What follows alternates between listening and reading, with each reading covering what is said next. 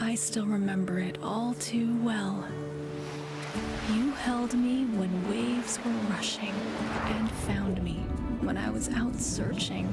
You restored while I dreamed of your beauty, recovered as I buckled up for the upcoming journey. And now it's time to find each other again.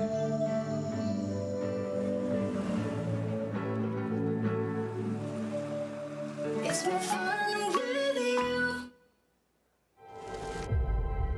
Come and see treasures yet unseen. Listen to tales untold. Fall in love with flavors from the past. Share memories you'll never forget. And feel a welcome you've never felt. Welcome to a journey you've never imagined. Welcome to Arabia, Saudi. Begin connecting again. Rediscover simple pleasures and get back to doing what you love. From reuniting to exploring and savoring every single moment. With fine hotels and resorts, travel is personal.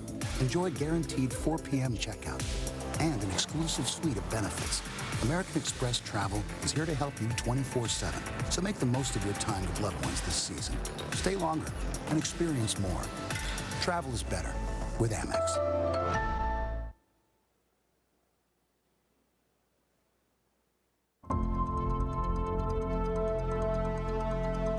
There was no choice. There had to be immediate medical intervention.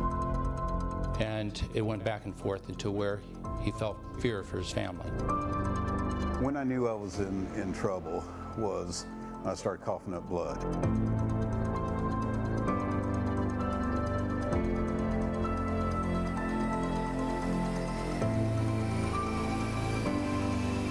I don't think we could do what we do without Global Rescue. Well, what I would tell a company that does not have a service provider such as Global Rescue is that they're not truly valuing their employees.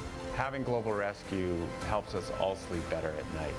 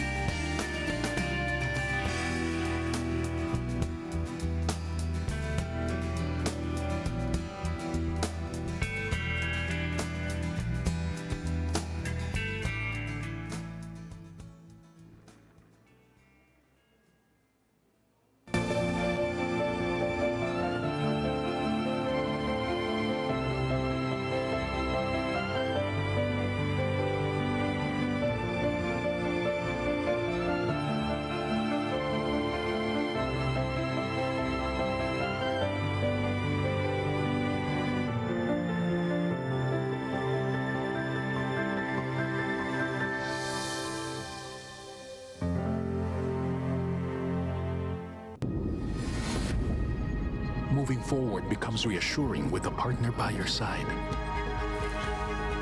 One that teaches you to trust. One that has been with you from the start. Through it all, whether you're thriving or still striving. A partner that pushes you to carry on and go the distance despite it all. Together, there are no boundaries, only possibilities. Together, we can go further.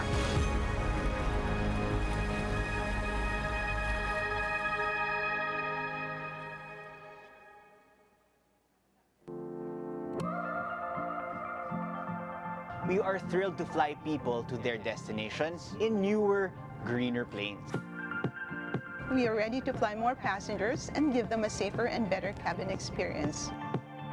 The design aesthetics were very meaningful because Cebu Pacific thought long and hard on how the design would come out, representative of who we are as Cebu Pacific.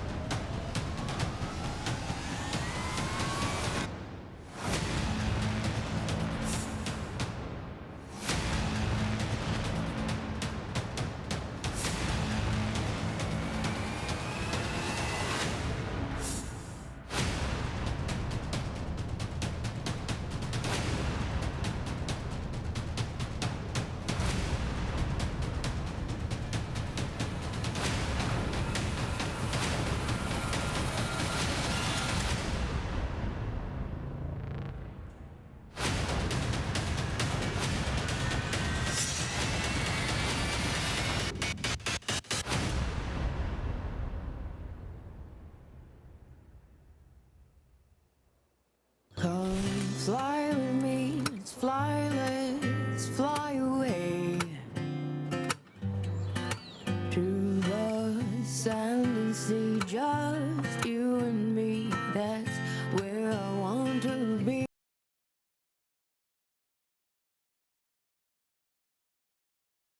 Mabuhay.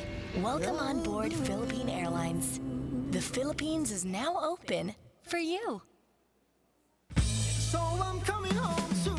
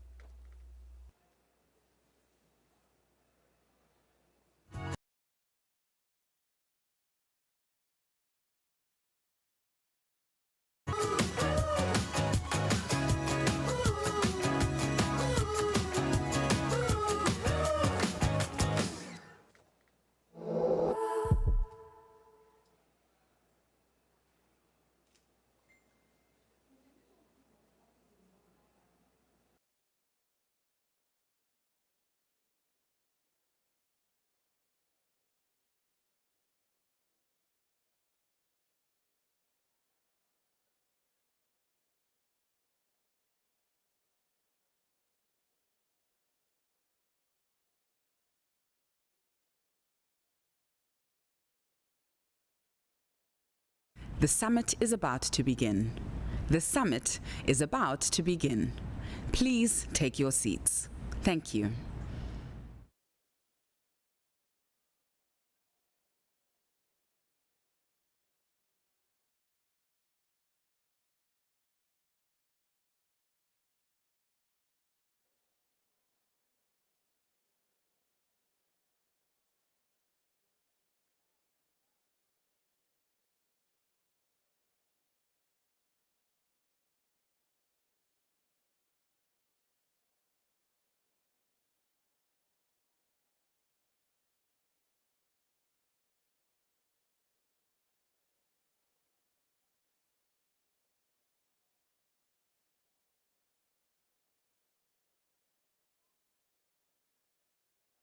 The summit is about to begin. The summit is about to begin. Please take your seats.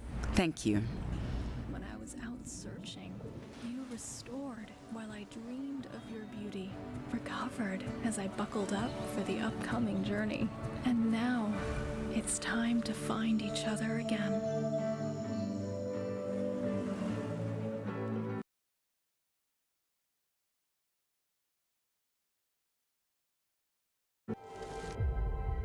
Come and see treasures yet unseen. Listen to tales untold. Fall in love with flavors from the past. Share memories you'll never forget. And feel a welcome you've never felt. Welcome to a journey you've never imagined. Welcome to Arabia, Saudi. Begin connecting again. Rediscover simple pleasures and get back to doing what you love. From reuniting to exploring and savoring every single moment. With fine hotels and resorts, travel is personal. Enjoy guaranteed 4 p.m. checkout and an exclusive suite of benefits. American Express Travel is here to help you 24/7. So make the most of your time with loved ones this season. Stay longer and experience more. Travel is better with Amex.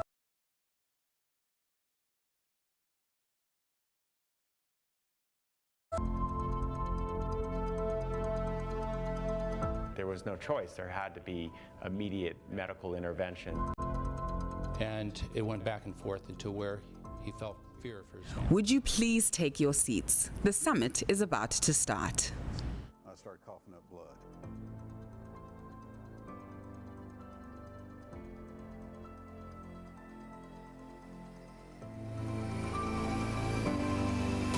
I don't think we could do what we do without Global Rescue. Well, what I would tell a company that does not have a service provider such as Global Rescue is that they're not truly valuing their employees.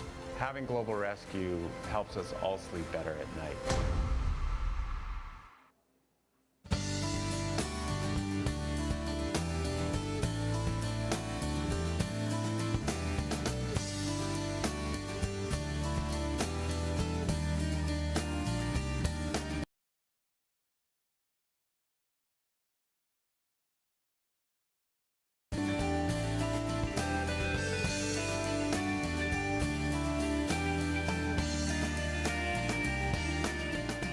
Would you please take your seats? The summit is about to start.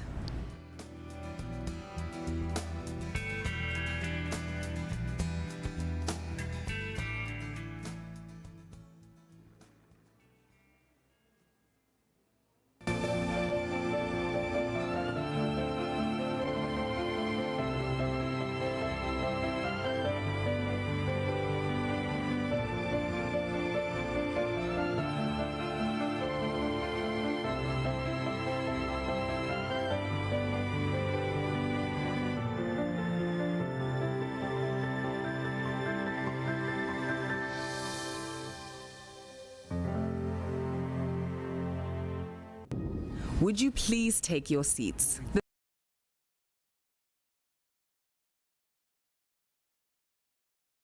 Trust. One that has been with you from the start. Through it all, whether you're thriving or still striving. A partner that pushes you to carry on and go the distance despite it all. Together, there are no boundaries, only possibilities. Together, we can go further.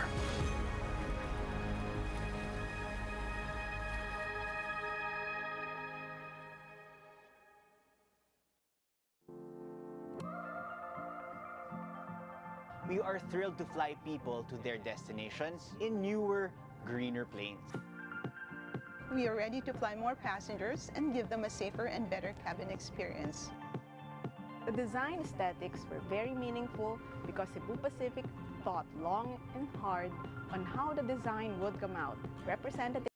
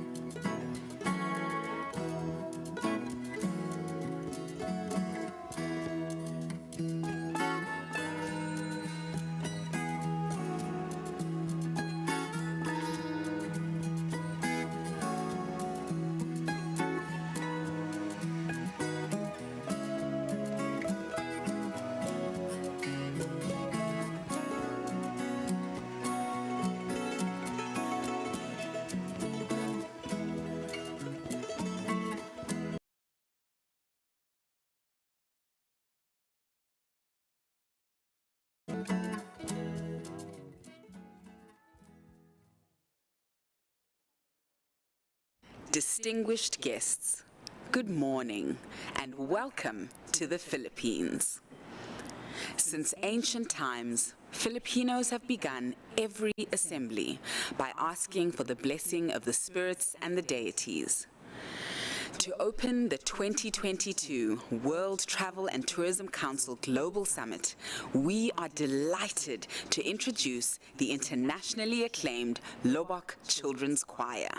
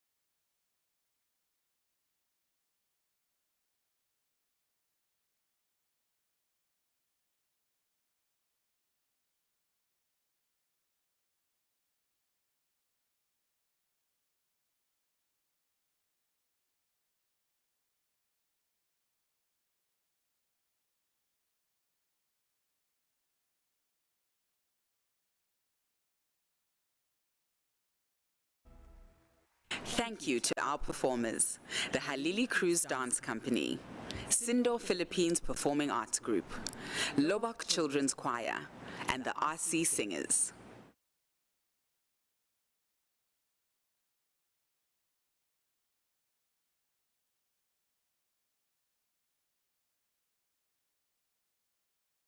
How do I meet new people? How do I meet a penguin?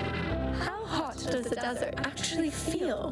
How can I build my confidence?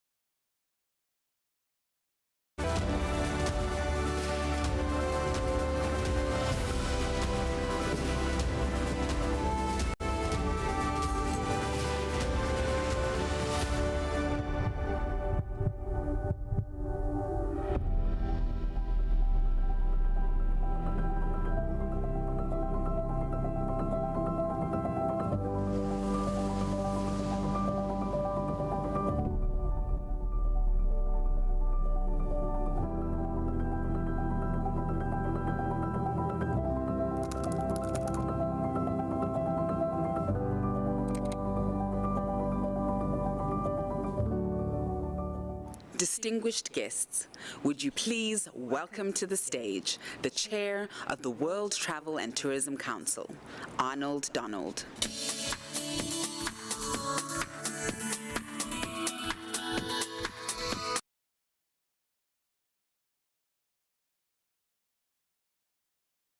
Wonderful to be here in person with all of you, and what a phenomenal warm welcome, from our hosts.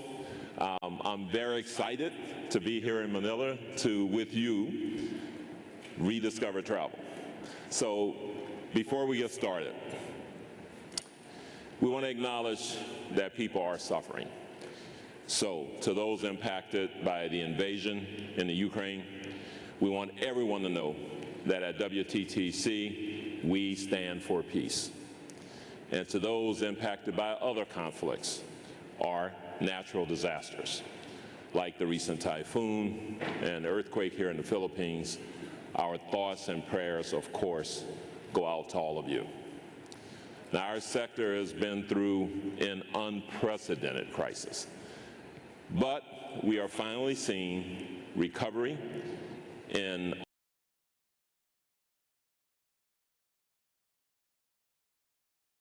This is a region that is absolutely crucial for the recovery of travel and tourism. So firstly, I'd like to thank you, Secretary Bernadette, and the entire Philippines government for welcoming us to your absolutely magnificent country. Thank you.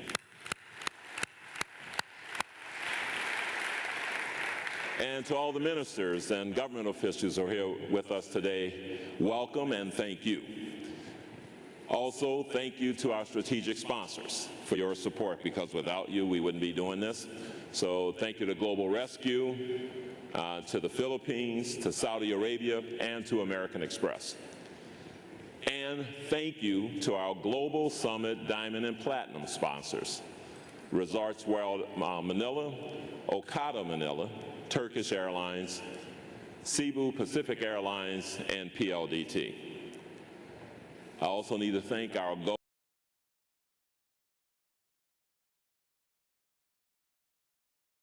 for everything you're all doing to make this event possible. So I'd like to extend also my thanks to Julia Simpson and our entire WTTC team, who have worked tirelessly, and I mean tirelessly, and they still are, to put this event together. Like all successful organizations, we thrive because of the great people that work within the organization, and we're very fortunate at WTTC to have an absolutely amazing team of passionate and dedicated individuals working on all of your behalf. So please, let's give Julie and her team a big round of applause. So this year's theme, Rediscovering Travel. It's all about recapturing that spark, that spark that makes our sector what it is. It's about redefining how we will shape the future so that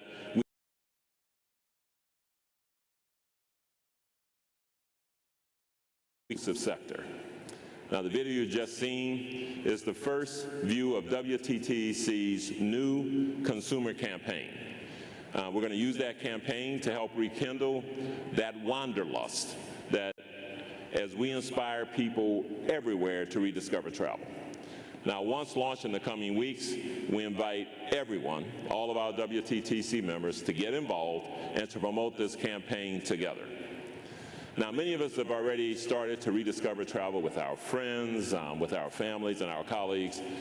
Restrictions are being lifted around the world, with some regions and industries reopening and resuming sooner than others. In fact, just a few days ago, although it's still a bit controversial in the U.S., where I reside, we began to lift the mask mandate. Every day brings us closer to where we once were. And as the leaders in our sector, we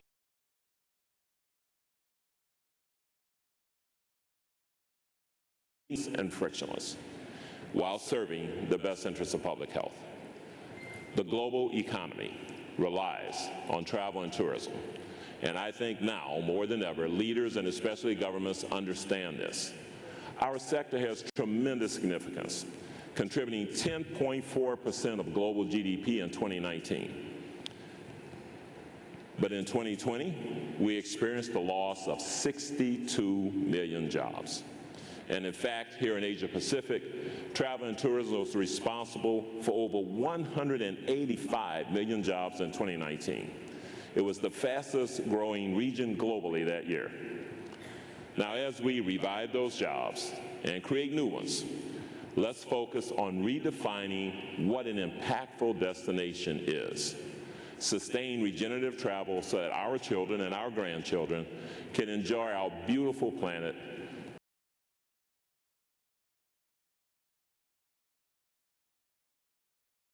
at a very rapid pace as the crisis evolved. Now, we know there are more challenges ahead, but if we continue to work together, we can create that sustainable and inclusive future for our sector and for our world.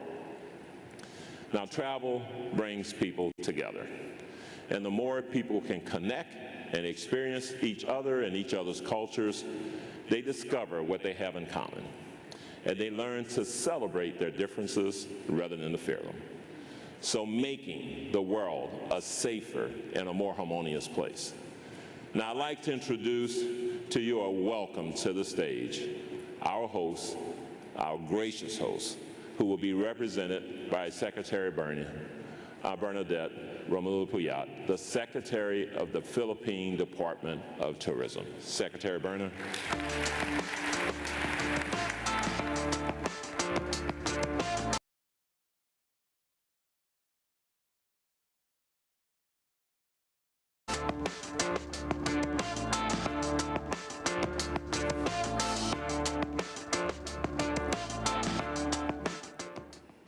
Mr. Arnold, Chairman of the World Travel and Tourism Council, Ms. Julia Simpson, CEO and President of the WTTC, members of the WTTC, and esteemed guests. On behalf of the Filipino people, good morning and welcome to the Philippines.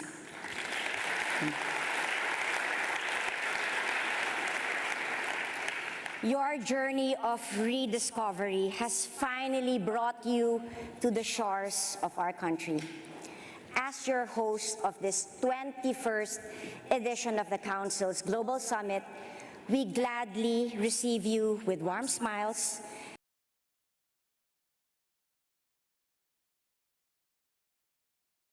Your summit suggests that we are here to rediscover travel and tourism and what it holds on the post-pandemic era.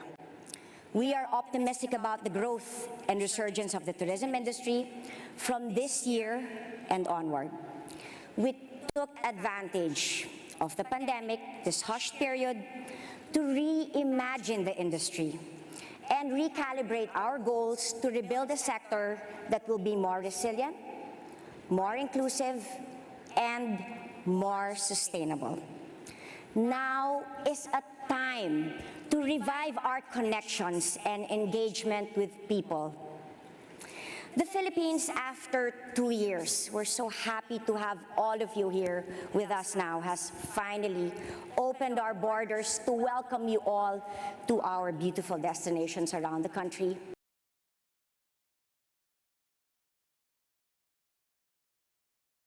For us, we continue to emphasize how both businesses and government, the private and the public sector, can accelerate recovery and sustain growth.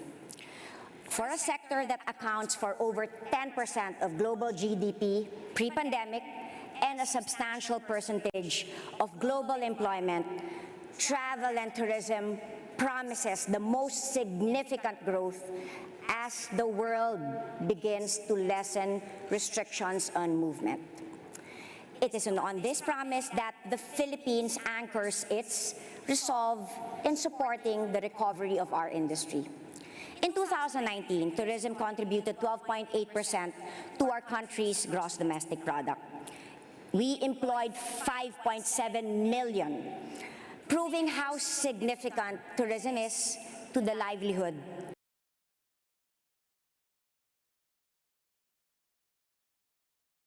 the tourism industry. The crisis has undoubtedly given the environment a reprieve and nature a chance to regenerate.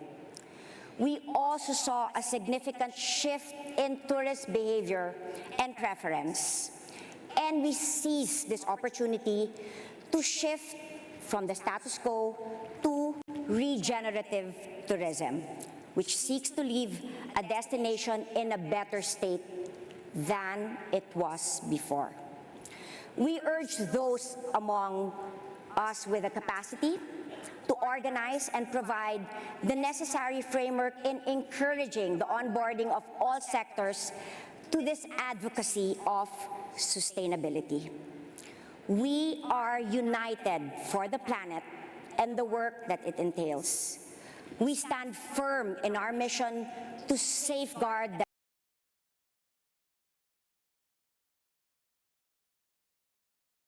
through with a stronger commitment to greening tourism.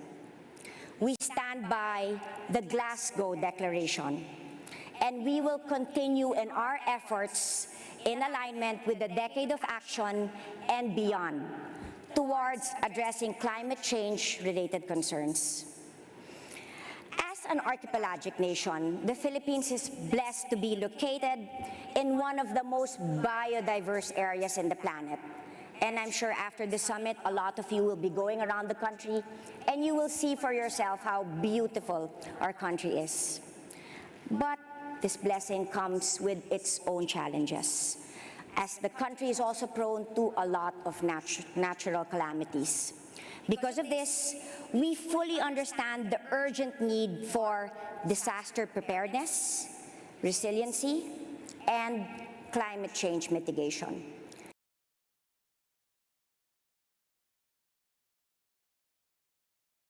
Of standards we have put in place for a safe, seamless, responsible, and fun travel. We have strived to promote programs that ensure the return of confidence in traveling. The Philippine Department of Tourism has campaigned for the use of the WTTC Safe Travel Stamp. We have developed numerous guidelines to institutionalize the lessons we learned from the pandemic and are hopeful that these will form the backbone of a stronger tourism industry. It's in the Filipino nature to face all challenges with a smile. But more importantly, it is in our heritage that we pull together as a community in a spirit that is called bayanihan.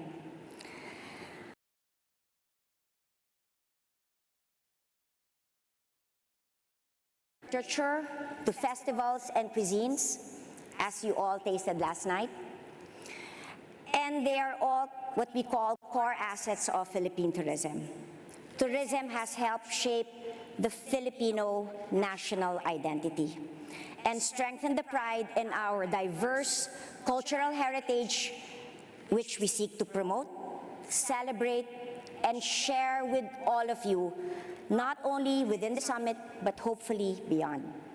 Today, as the host of this summit, we are once more crucially positioned in the age of rediscovering travel. We believe that all of you present today are catalysts of change in your spheres of influence and responsibilities. In this age of rediscovery, we have a greater understanding of what we need in order to advance. Acceptance, inclusion, and empowerment.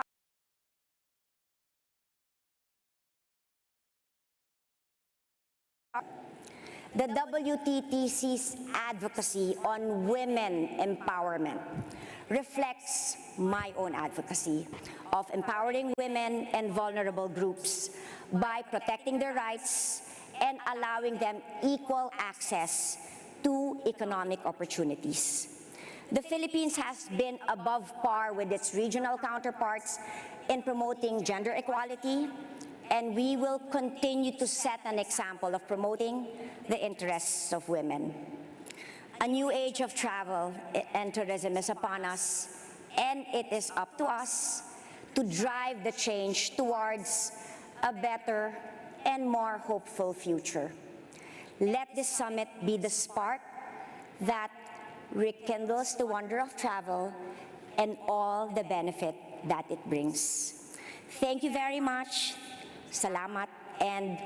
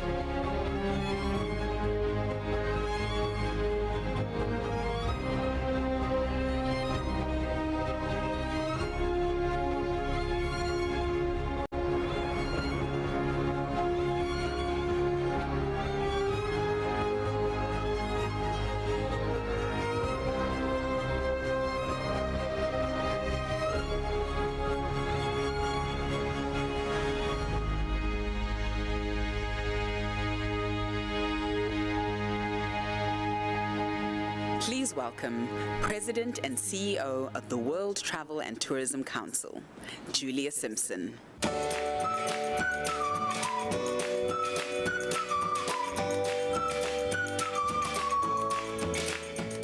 Mabuhay. It's incredible to think of what we've been through since we gathered for WTTC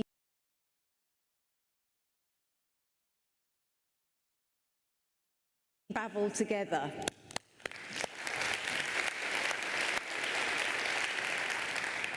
Dear members, excellencies, WTTC friends, I am honoured to address you at our 21st Global Summit and my first as President and CEO.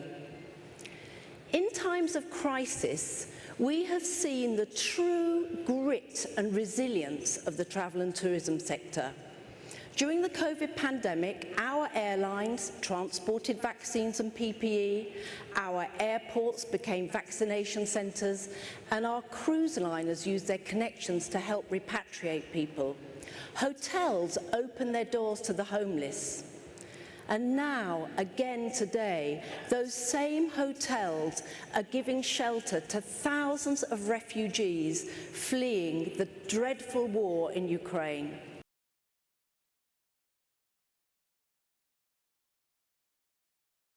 How we live and how we travel. It showed how totally interreliant we are.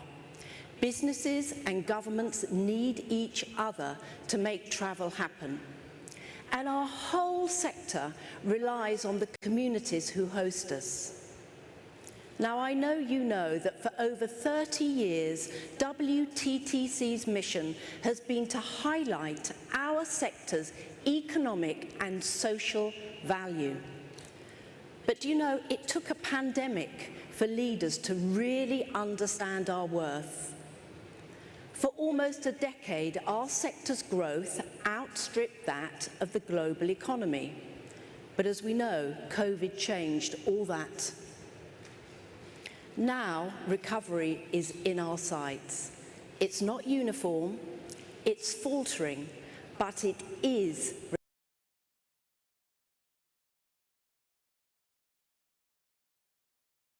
And I have to say, I congratulate the Philippines and Minister Bernadette, a nation that's shown determination and courage to reignite travel in this region.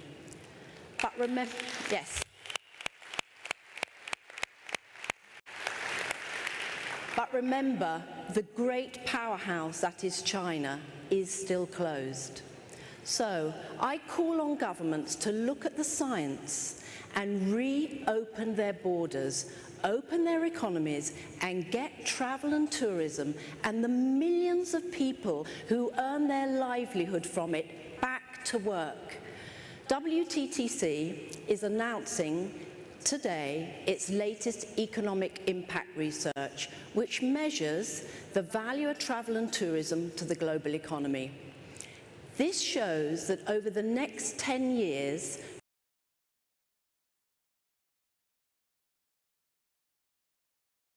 annual growth rate of 5.8%. Our sector's growth will again outstrip the global GDP. And of course, with it comes employment. 126 million new jobs will be created over the coming decade. That is the prize.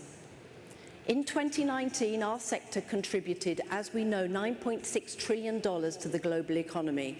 And as we said, that's 10% of global GDP. And everyone here knows, as Arnold said, how terribly we have been hit with the loss of 62 million jobs. 2021 was a stuttering recovery, regaining 21% globally and getting back to a $5.8 trillion business. This year, we are regaining ground, and our latest data shows that by the end of $1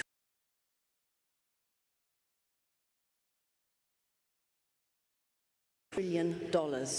So we are getting there, and our customers are rediscovering travel. You know, they say that necessity is the mother of invention. During the crisis, we have seen e-commerce cement its position as the DNA of businesses. In travel, digital technology has leapfrogged some of the old analog and manual systems. But the problem's been digital solutions to COVID have been terribly uncoordinated as nations made up their own rules to tackle the pandemic. And despite global leaders like the Saudis calling for harmonization globally, we have a patchwork of systems that hit customer confidence with costly tests and changing rules. If we're to survive another pandemic, we need to fully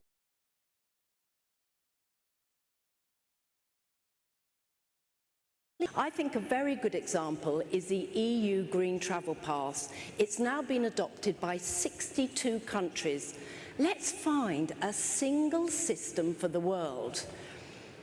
It's not just a human virus that threatens us. As we accelerate our digital transformation, the threat from cybercrime has accelerated. It's estimated that cybercrime will grow by 15% a year to cost the world $10.5 trillion annually by 2025. In our report that we're publishing today on cyber resilience, you must read it. It really helps you, and it is a great tool. And thank you, please, to Microsoft, who helped us to develop it. Now, these strange times have given us cause to pause, as Minister Bernadette said, and to reevaluate. There will be opportunities for those with capital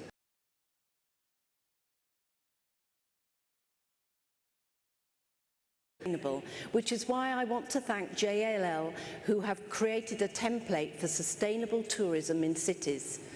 We, as we all know, are facing a triple planetary crisis of climate, nature, and pollution. Our carbon challenges in this room are all different, whether you're a hotel, a cruise line, or an airline. So for the first time ever in our sector, we have pulled together a single, clear roadmap to deliver net zero by 2050. And today, we want to show our support for small and medium-sized hotels.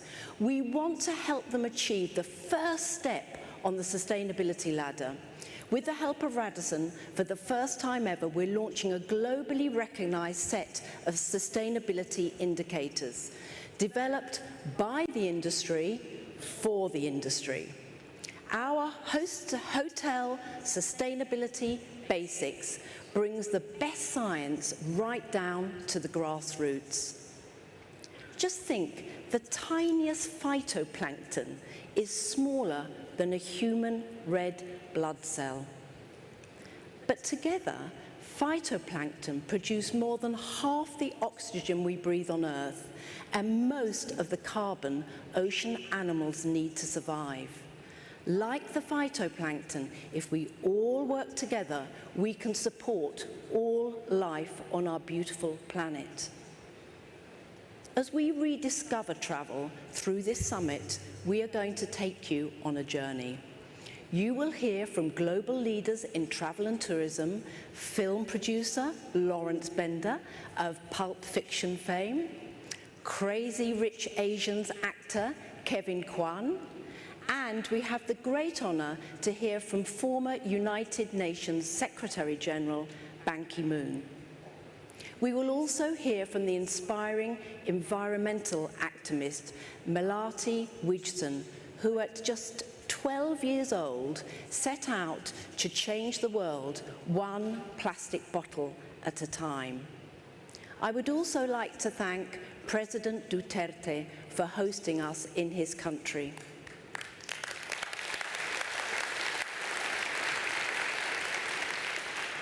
And thank you all for being here to help us shape the narrative as we rediscover travel and we reopen the world. Thank you.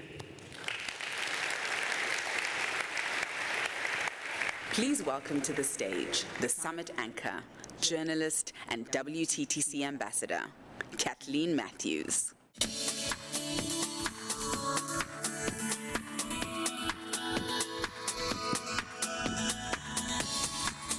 Welcome, everybody. Mabuhay. It's a wonder to be here in Manila and on my first trip to the Philippines. How many of you are visiting the Philippines for the very first time? Raise your hand here in the room.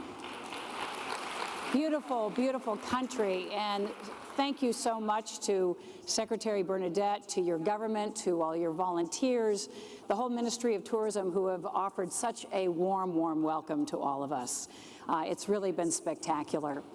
So my job is to keep the momentum going over the next 2 days here on stage, to introduce a host of wonderful guests and experts that'll be charting the course for how we rediscover travel. I also have to say, it's just great to be back on the road again and to be traveling and experiencing a new place. One of my very favorite apps that I discovered during the pandemic is an app called BEEN, B-E-E-N, as in I've been to the Philippines, I've been to China. What I love about the app is that it helps you chart the course of where you've been and where you have yet to go. So taking a look at that app, I've got some travel to do. I haven't been to Australia, I haven't been to a lot of North Africa, and so it's my pledge to begin to rediscover travel with a vengeance as we move forward in this post-COVID environment. I have to say, too, it's personally very meaningful for me to be here in the Philippines because I grew up with a father who served in the Philippines in World War II as an enlisted seaman.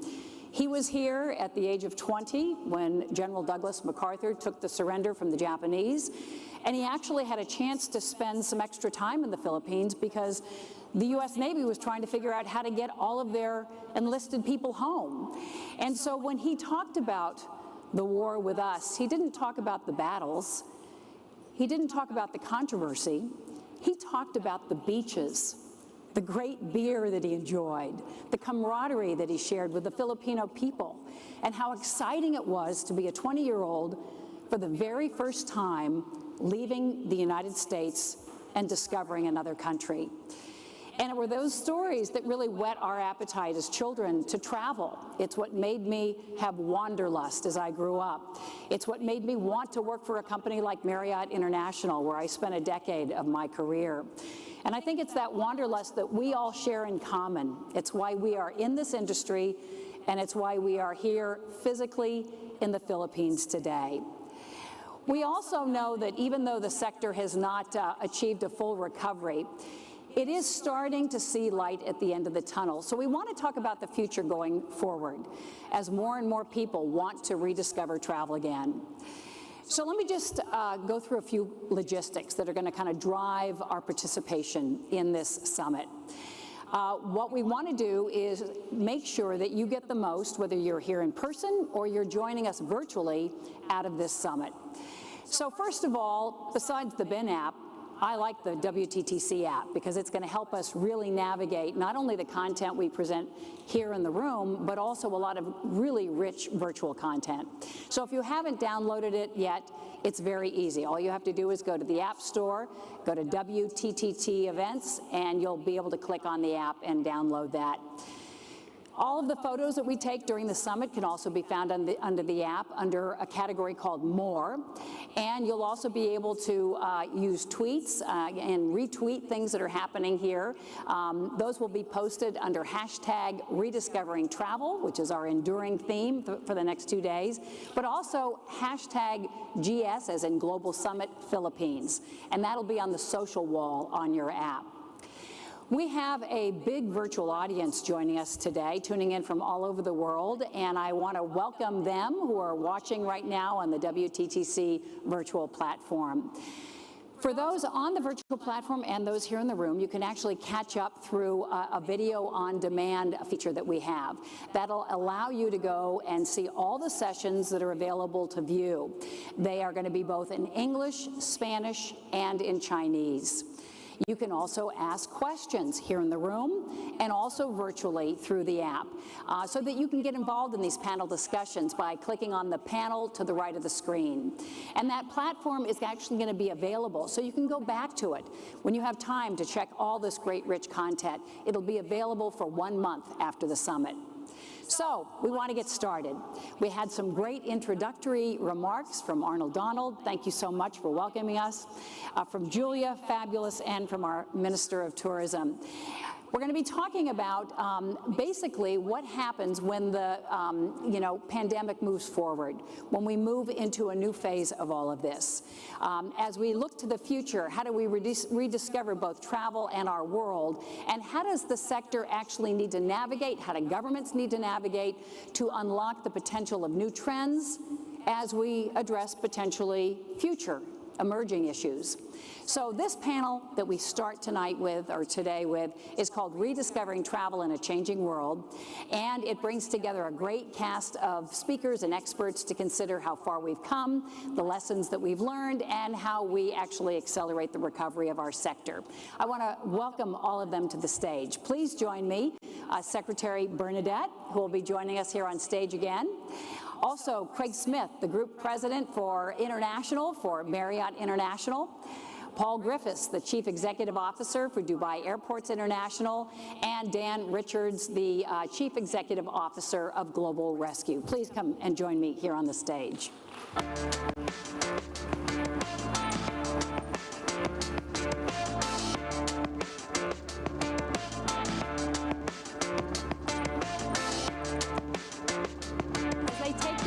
I want you to notice these fabulous bamboo indigenous chairs that we have to kind of feel like we really are in the Philippines and celebrating the green sustainability that you talked about earlier.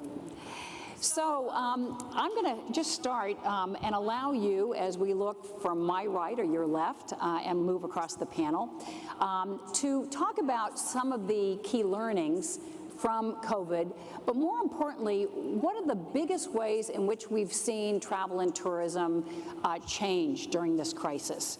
And I'm really interested in the long-term sustainable changes that we're seeing. Let me start with my former colleague from Marriott International, Craig Smith. It's great to be with you here in the Philippines. Great to be here. So you've seen some major changes in the hotel industry. Talk a little bit about them and the things that are going to stick as a result of what we've been through the last 2 years. I think standards are going to stick. I think efficiency is going to stick. We've seen a huge increase in people's ability to use tech. And so I think one of the things that was moved forward, most of us as companies have tried to grow quickly with touchless solutions for our clients. But clients have also learned about it and they're demanding it.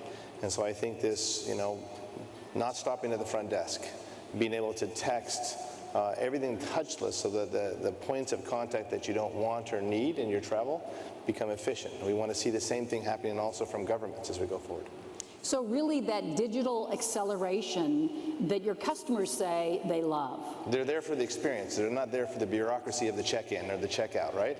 And I think that we need to do that not only in the private side, but also in the public side to make sure it becomes a very efficient and simple way to travel going forward so that they're there for what they want to do, and that's enjoy the experiences.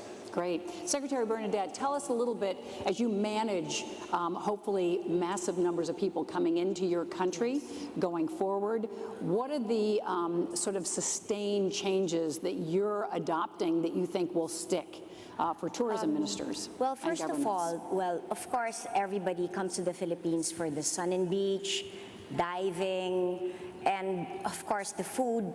But right now we notice that people really prioritize health and safety. So that's what we actually did at the start. What we did was all the policies that we made, of course we wanted to restart tourism, but we didn't want to compromise health and safety. So that's what we did. And we looked at the traveler preferences. They wanted open air, open space, well ventilated, and thank God we have 7,641 islands. So it was a chance for us to also promote the lesser known destinations and to promote all that the travelers are looking for. But of course now it's really health and safety, and we are so grateful to WTTC, to Julia, because they gave us, as early as 2020, the safe travel stamp, which means our protocols are the world standards. So that's what we did at the start, and what we are continually doing now. So you think things like the health passes to be able to show that you are healthy as you come into a country will stick? You think that some of the social distancing will stick? I mean, what is actually also important is the vaccination. Since we are fully vaccinated, as I've said, for the tourism industry, 98% are already fully vaccinated, and we are now in our booster program. So I think because we are vaccinated, we are boosted, that's why when you come to the Philippines, There's no more test upon arrival. There's no more quarantine. It's because of the vaccination. And as long as we continue to follow the minimum health and safety protocols, I think we're okay. And that keeps confidence high with the travelers. Yes, keeps confidence high, yes. So tell me, with Dubai airports right now, Dan, tell me a little bit about, Paul, tell me a little bit about what you see as sort of enduring trends that will stick within the environment of the airport, and where you see millions of people sort of in a concourse of convergence. Well, I think a lot of airport leaders around the world imagined they were in the infrastructure business.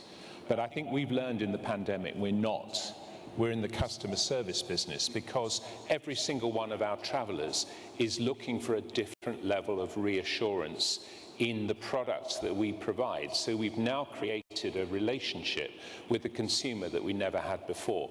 I think that's going to endure, because we've seen a complete inversion of the leadership pyramid. I think going into the pandemic, everyone expected that governments around the world would act with cohesion and provide a level of direction to the industry, but actually that didn't happen. We saw government decision-making that was far more interested in preserving a very slender demographic majority, and really not interested in actually preserving that $10 trillion of global GDP that serves from the travel and tourism sector. So we had to actually lead the world and show what happens when you make confident statements that you're open, that a government that actually led the way on the vaccination program and actually overcome some very significant challenges. And in our industry, in air travel globally, we saw in May 2020 the same number of passengers through our airports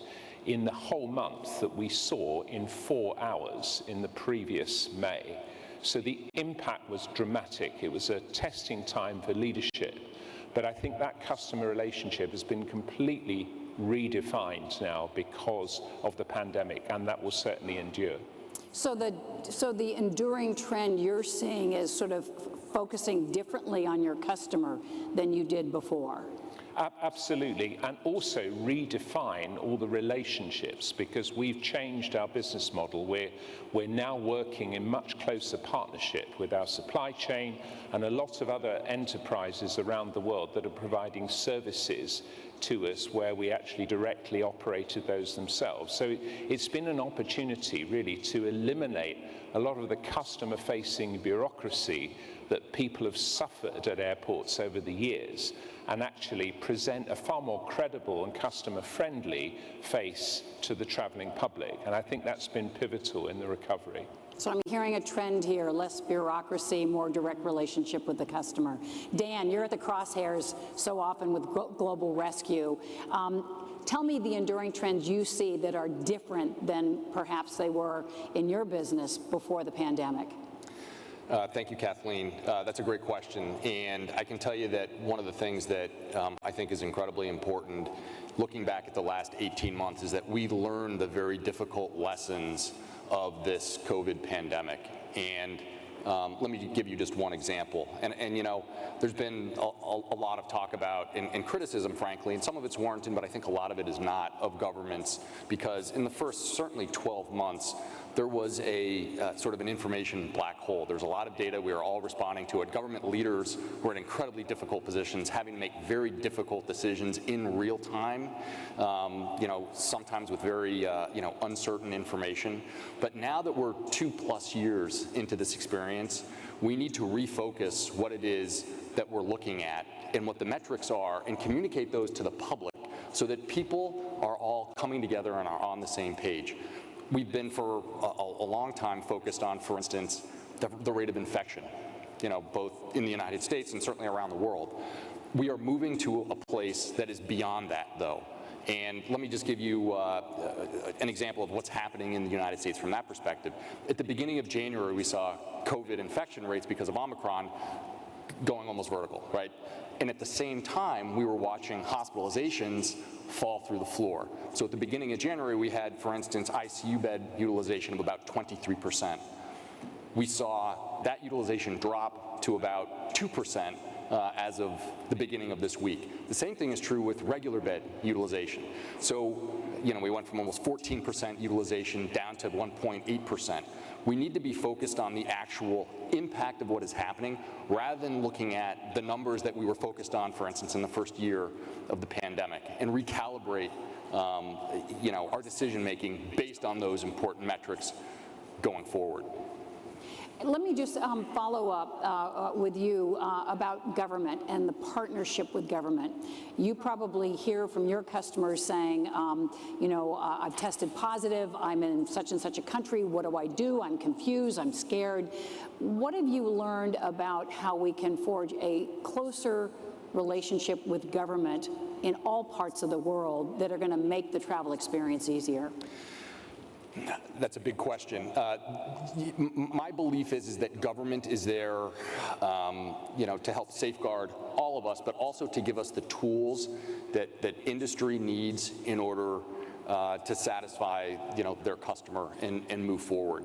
And what we have seen in some cases is, heavy-handed and sometimes politically motivated decisions that haven't been in the best interest and haven't invited everybody into the decision-making tent to get to those important answers. One of the things that we do quarterly with our clients is we do a survey, and we just completed our most recent survey at the end of March. And one of the things that came back was that they're nervous about what's happening in the world, not surprisingly, right? Between the end of COVID, war in Ukraine, a lot of the unrest and things that are happening. But they're willing to travel, the vast majority of them are willing to travel anyway. But when you ask them what is their greatest area of concern, it's not that they're going to get COVID and get sick and hospitalized, well, that's on the list. It's not that they're going to be caught in a terrorist attack or civil unrest or a war. It's that they're going to get quarantined and stuck somewhere. And so they're more afraid of the regulation and the possible bureaucracy that they're going to encounter than the actual problems that bureaucracy is trying to fix. So we need to recalibrate to get those barriers out of the way, and let's get on with our lives and satisfying the huge demand that's out there as safely as we possibly can. Secretary Bernadette, when I say government, even within government, there can be disagreements. The Ministry of Tourism can agree or disagree quite a bit with maybe the Minister of the Interior, which may be, or Ministry of Health. So how do you think this industry can be doing a better job of rationalizing a lot of the rules and regulations which differ country to country? Actually, with the Philippines, I was telling Julia that at the start, of course, we were always disagreeing with the Department of Health and with the other government agencies. And I think when I was listening to the ministers yesterday, that was the same problem. But we worked together for 2 years. We would have 12-hour meetings each day. And ironically, it just made us closer to each other. Suddenly, they realized the importance of tourism. Before, they thought that tourism was just about showing how beautiful our country is, but now they realize how important it is. It gives jobs, it's a contributor to economic growth, and in fact, last night in our dinner, we had no less than the Secretary of Health with us. And he was actually the one who pushed for the reopening of tourism. In the tourism sector, it also gave us a chance to become closer to the private sector. Every step of the way, I consulted with the private sector. And they knew before even the media what was going to come out the next day. And I also always consulted with them. So that was it. We got closer to the private sector. I got closer to the different government agencies. And last night we had the Secretary of Health, Secretary of Interior and Local Government, and the Secretary in charge of the vaccination program, because these were all the people responsible for the reopening of our tourism. Craig, you're responsible for making sure people can travel to Marriott hotels, all brands, everywhere in the world. Your sense of what this industry can be doing better to work with government, what government can be doing better to work together, united with this industry? So, we're a fragmented industry. You know, we are, I mean, think of it, we're the largest hotel company in the world, and we still have this big piece of the share.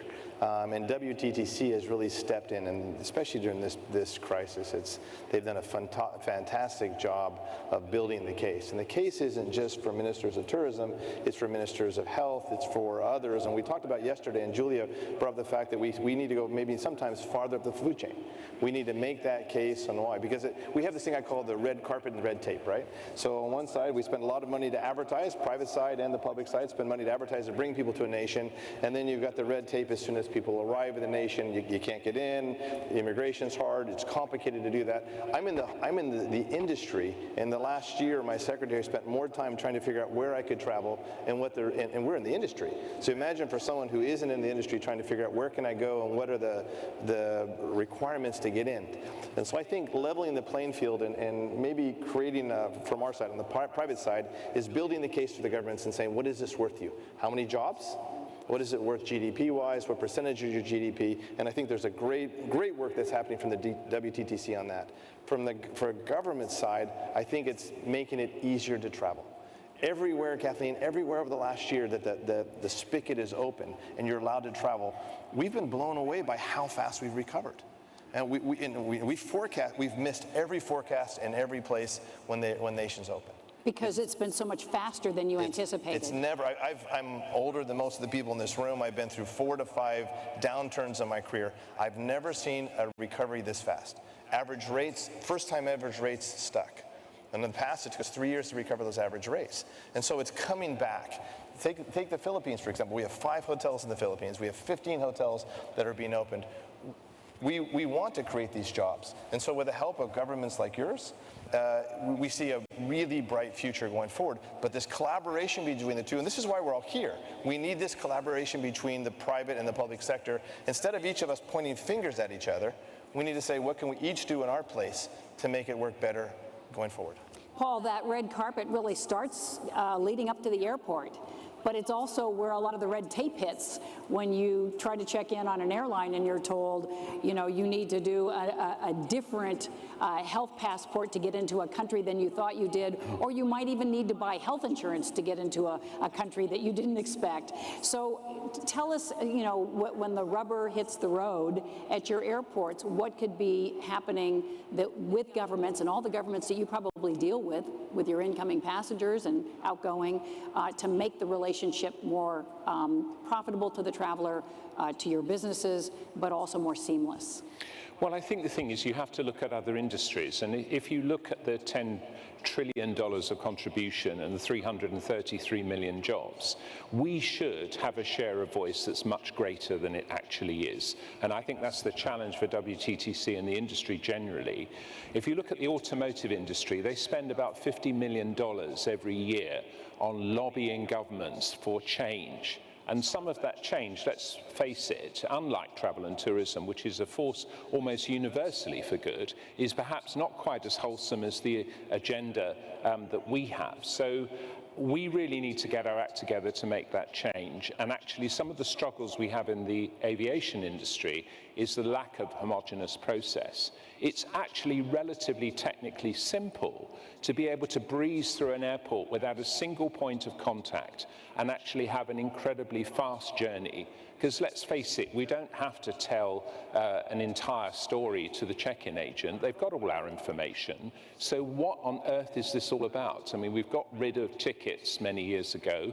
Now can we actually digitize health credentials, passports onto a single platform and get that adopted? And there's lots of great effort going on in pockets.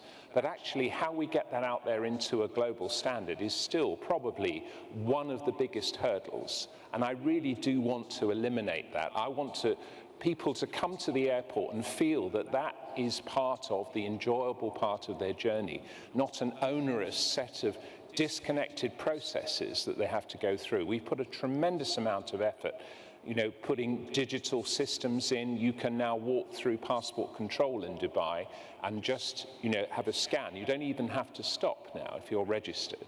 And it's that sort of technology that's relatively simple to roll out, but very, very difficult to homogenize. That's what we've got to do, try and find a way of getting a single global standard adopted and quickly. So let's do a lightning round on that, and I'll start with you. You know, how close are we to getting a global green passport for health, similar to what Julia mentioned, that the EU has adopted as a global standard, and how much of a game changer would that be? Well, I think the thing is, first of all, the technology is there. That's not a problem at all. It's just getting the different health authorities around the world to accept that standard. We had a slight hiccup that we actually announced that we were going forward and adopting a very, very similar technology, but a technician somewhere had accidentally left out the date of birth from the certification. Very embarrassingly, that was fixed overnight, and it was done within 24 hours, and we were there. So the technical changes are relatively easy. It's getting people to actually say, look, we used to do it this way, let's do it that way. And actually, that is unfortunately far more difficult than it really ought to be. Madam Secretary, I'm going to move to you. I filled out one of those health forms for my entry into the Philippines. I have to fill out another one tomorrow when I get my PCR test results to depart to go to Vietnam. Same information on both forms, same pictures of my vaccine card and my negative test on both. What do you think about a global health passport that would be adopted across governments? Yeah, actually we are talking in the ASEAN at least, that at least it's going to be. We start first with the ASEAN, maybe Southeast Asia, smaller, to see how we can all unify our health protocols. But actually, more importantly, is to make it less tedious. You don't have to answer so many things. And for the traveler to just not think that it's such a burden to travel. We wanted to make it as seamless as possible, but as you said, we hope that we can do it first in the ASEAN and then eventually global. Craig, what do you think? You're heading from here to London and then to Rome. And how many forms are you filling out in the process? I'm filling out a lot of forms, and I'll tell you, in each one of them, you're not sure what to do. There's a stress. I mean, it's a stress about, you get to the airport and you're stressed. Am I going to have the right form? Am I set? And we want to take that out of travel. It's supposed to be fun and exciting in the old days. It would be a game changer. It would. The hardest part is going to be convincing different governments that it doesn't have to be theirs. It's out there, right? I mean, geez, I do banking on my phone, I do FaceTime, I do everything on my phone. It would be nice to be able to use your phone to just show the same form everywhere you go and say, I'm healthy. Dan. Well, I think in addition to convincing the governments, you also have to convince the people that are going to be the users of this thing. So, I live in New Hampshire, I'm from New Hampshire. There's I think a distrust of government after the experience of the last 2 years where, government, and not just the U.S. government, but, governments in general are viewed as not handling things as well as they should have. And then when government says, hey, trust us, hand over your data, and, we'll be good custodians of it, and we'll help you, sort of, breeze through the world, some people have a real issue with that. So I think we have to come up with a better set of talking points in marketing if we're going to get widespread adoption for folks to support it. Because at the end of the day, the network effects are so huge, you want everybody to use it. Otherwise, we end up in the situation that we have now where, you have bits and pieces scattered all over the place and it becomes a nightmare. Let's do a shift from leisure travel to business travel. The numbers are so good, as you said, kind of beating all of your forecasts for the return of travel, but business travel is still lagging, and a lot of people have learned to do business on Zoom or other virtual apps. Maybe not all their business, but a good portion of it. This is probably a big shift in a company like Marriott International, which had as its bedrock of guests the business traveler. What do you see as the future of business travel, returning? Will it be a hybrid in the future? What do you think, Craig? Yeah, well, listen, I love the fact that, I love this question because I love to define, everybody gets on TV and says people are only going to do business meetings over Zoom. And I say, when your competitor flies across the world and visits their client in person, what are you going to do? Business travel is going to come back. The world is a world of relationships. There will be some conveniences being done over Zoom. But I think what we are seeing, though, is this combination of business and leisure travel, so the bleisure. We're seeing a lot more, someone goes somewhere for 2 days, they stay for 4 days. They may work half a day each of those 4 days instead of 2 full days. And what this has created for us is it used to be in business in certain hotels, it was Monday through Friday, or other hotels, it was a 3-day week that we sold. Now we're seeing is this, there's no seasonality during the week, and we've also seen the seasonality come out of seasons for the first time. And how about changes in kind of the way you manage a workforce? Why don't you address that too? You said people may work 3 days a week, they may work a half a day. So how do you manage a workforce like you have at Marriott with those changes that we're seeing? So these are one of the big changes that we've seen in this pandemic compared to this crisis compared to other crises in the past, is that we've had to pivot. In the past, we woke up, crisis is over, everybody came back to work, it was easy. This is the first time that we're having to shift.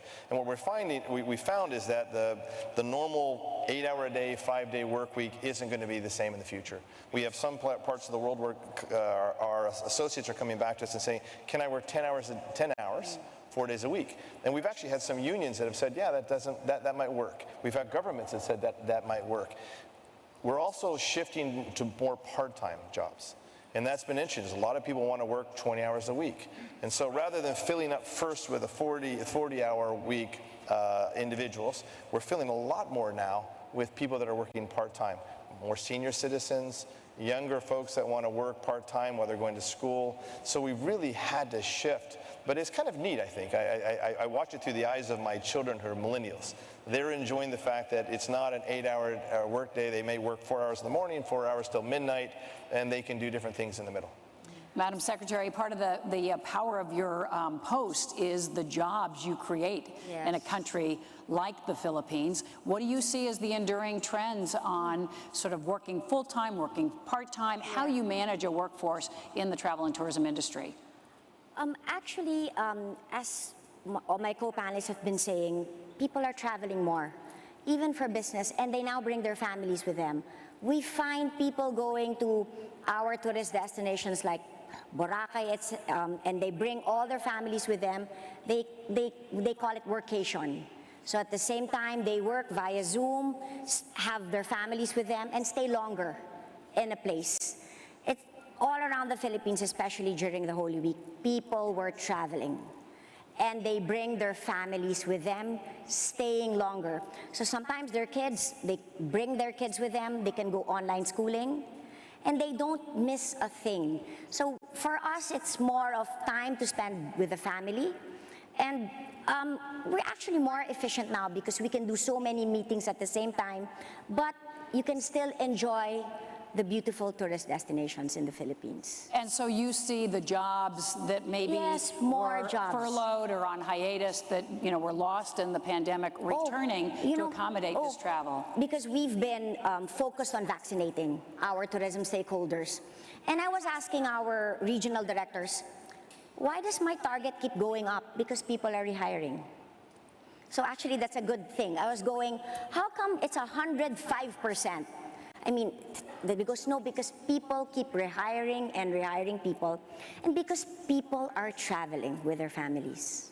Paul, how many people do you employ at Dubai airports, and sort of what has been the shift in terms of jobs, part-time, full-time? What do you see as sort of the emerging trends on managing your workforce? Well, the total number of people employed in the airports are close to 90,000. So it's a huge number. But actually, I think the shift is technology is going to largely take out a lot of the back office processing jobs, leaving people more free to serve the customer. That is the shift. I'm a great cynic when it comes to predicting what technology does, because I think history shows that in the 60s we were told that power was going to be so cheap because of nuclear energy we wouldn't have to insulate our homes. Then in the 70s we were told that we had a 3-day extra leisure time every week because computerization was going to create leisure time. None of that has actually happened, and it's a bit like the recovery of business travel. Are people going to do things on Teams and Zoom? I don't think so. And actually, people are here because that three-dimensional contact is so important for humanity. You can't negotiate a business deal. You can't read body language. You can't do all of those things in 2 dimensions. So actually, I think technology will accelerate the rate of deal making. We may travel per deal less than we are so far. But I mean, if you remember when we used to write to people and wait 2 weeks for a response, now if someone hasn't come back to you on email within minutes, you're getting very edgy. Technology actually does the opposite of what people think it's going to do. So I think what's going to happen is, particularly in travel and tourism, a lot of people will join the industry because they love working with people, and service to people is best delivered by people. And if technology can take all the horrific processes out and leave people to serve people, I think we'll be in a much better place. And Dan, what do you think? I mean, I guess a volatile world probably means a bigger workforce for companies like Global Rescue. So it does, and we're seeing, so our company provides these travel risk and crisis management services for enterprises and companies and for their employees. And so while we haven't seen the business trip volume recover yet, what we are seeing are increasing inquiries from our clients about how to manage what travel is going to look like. And we've got some precursors where they've come to us and said, we have people who are, working remotely for a month or 2 months, or they're taking a business trip somewhere, and then they're going to stay for, 3 weeks. So, which brings up very interesting and challenging duty of care issues, how you manage this remote, workforce. Are they on business travel? Are they not? So I think companies need to evolve to figure out how to, best manage, the new travel profile of their employee and stakeholder base. So. I'm going to let you lead off as we sort of wrap up this panel. You each have a minute, basically to discuss with us what you see sort of the future kind of big picture of travel. We talked about the golden age of travel that really led up to 2019 and the record numbers that we saw in terms of travelers, record business revenues. If that was the golden age of travel, Dan, what would you call this next age of travel? How would you describe it? I'm in the crisis business, so I see things through a crisis lens. We've just been through a 2-year unprecedented crisis. So I think what's going to characterize this next stage is recovery and resilience. And we had a conversation yesterday about making sure that the experience of the last 2 years, those so difficult lessons that we've learned, that they're not lost, and that we never let this happen to our industry in the world ever again. Our industry was a vector for the pandemic, right? It's travelers that spread this thing around the world. We have the technology now to detect these breath-borne illnesses. We can deploy them at scale, and I think as an industry and governments, we need to be focused on making sure that that technology gets institutionalized, those learnings get internalized, and that we deploy it so that it never happens to our industry or to the world again, and we have that power. Paul, what would you say if that was the golden age of travel? What do we call this future age? Well, I think the thing is we've had 3.9 billion people at some stage of lockdown over the last 2 years. That's half the global population. And quite honestly, if you take something away from a population that large, then you can see the impact that that has. We've all missed travel, and I think people are absolutely desperate to get back out and travel. And I think what will happen in the future is we need some bold leadership in the world. We need people to actually take a sense of personal responsibility. We're now at a situation, I think, with the global pandemic that it can be managed, as Dan was saying earlier. The important statistics about the threat to human life have receded hugely, and we need to start being more confident about travel. I think people will be more demanding about the quality of the experience they have, the safety of that experience from, airlines, airports, hotels, all of the component parts of travel and tourism will have to take a real quality perspective of their products. And if we can reassure people that they can be bold and reach all the corners of the earth, then actually we'll be in very good shape as an industry. Madam Secretary, what do you think will define the future of travel and tourism? Still, the importance of sustainability in building a better tourism industry, and the importance of working together with other government agencies, and the importance of working with the private sector. that should continue so that we could be, all our policies are harmonized and we can rebuild and our tourism recovery, and we will build back stronger after this. I bet you wish you would hear that from all government officials, Craig. This is why we're building more hotels here. Listen, it's the platinum age of travel.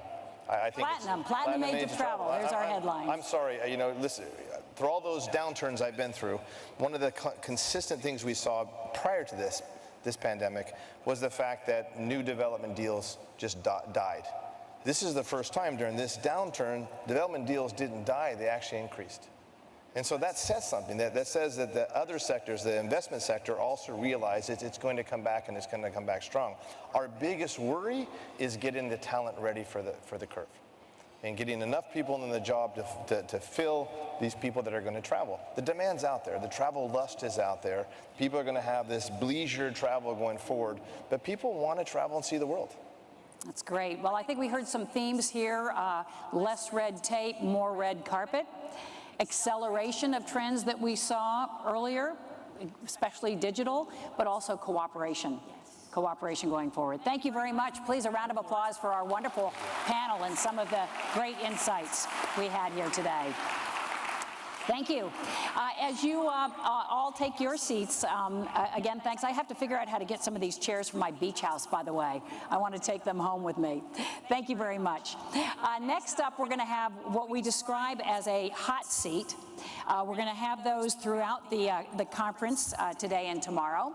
And this one has a very interesting focus. We all know that 2020 and 2021 have been really challenging for travel and tourism, requiring really agility from our industry, agility from all branches of government, and also the ability to change to this rapidly changing context, which we know is not going to go away.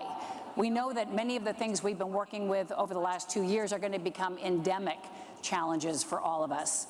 Many COVID-19 related policies were initially implemented with the notion that this would be a short-term crisis. I think a lot of us sat in our homes thinking we would be quarantined for a week, maybe 2 weeks, no more than a month, and yet the crisis persists in many ways. So what have been the implications of the extended nature of the crisis? What should be done and prioritized in the financing of our sector's recovery? To lead this first of several hot seat conversations, please welcome to the stage international news journalist Charanjit Leal, who will join us again. Thank you very much, and I'll give the stage to you.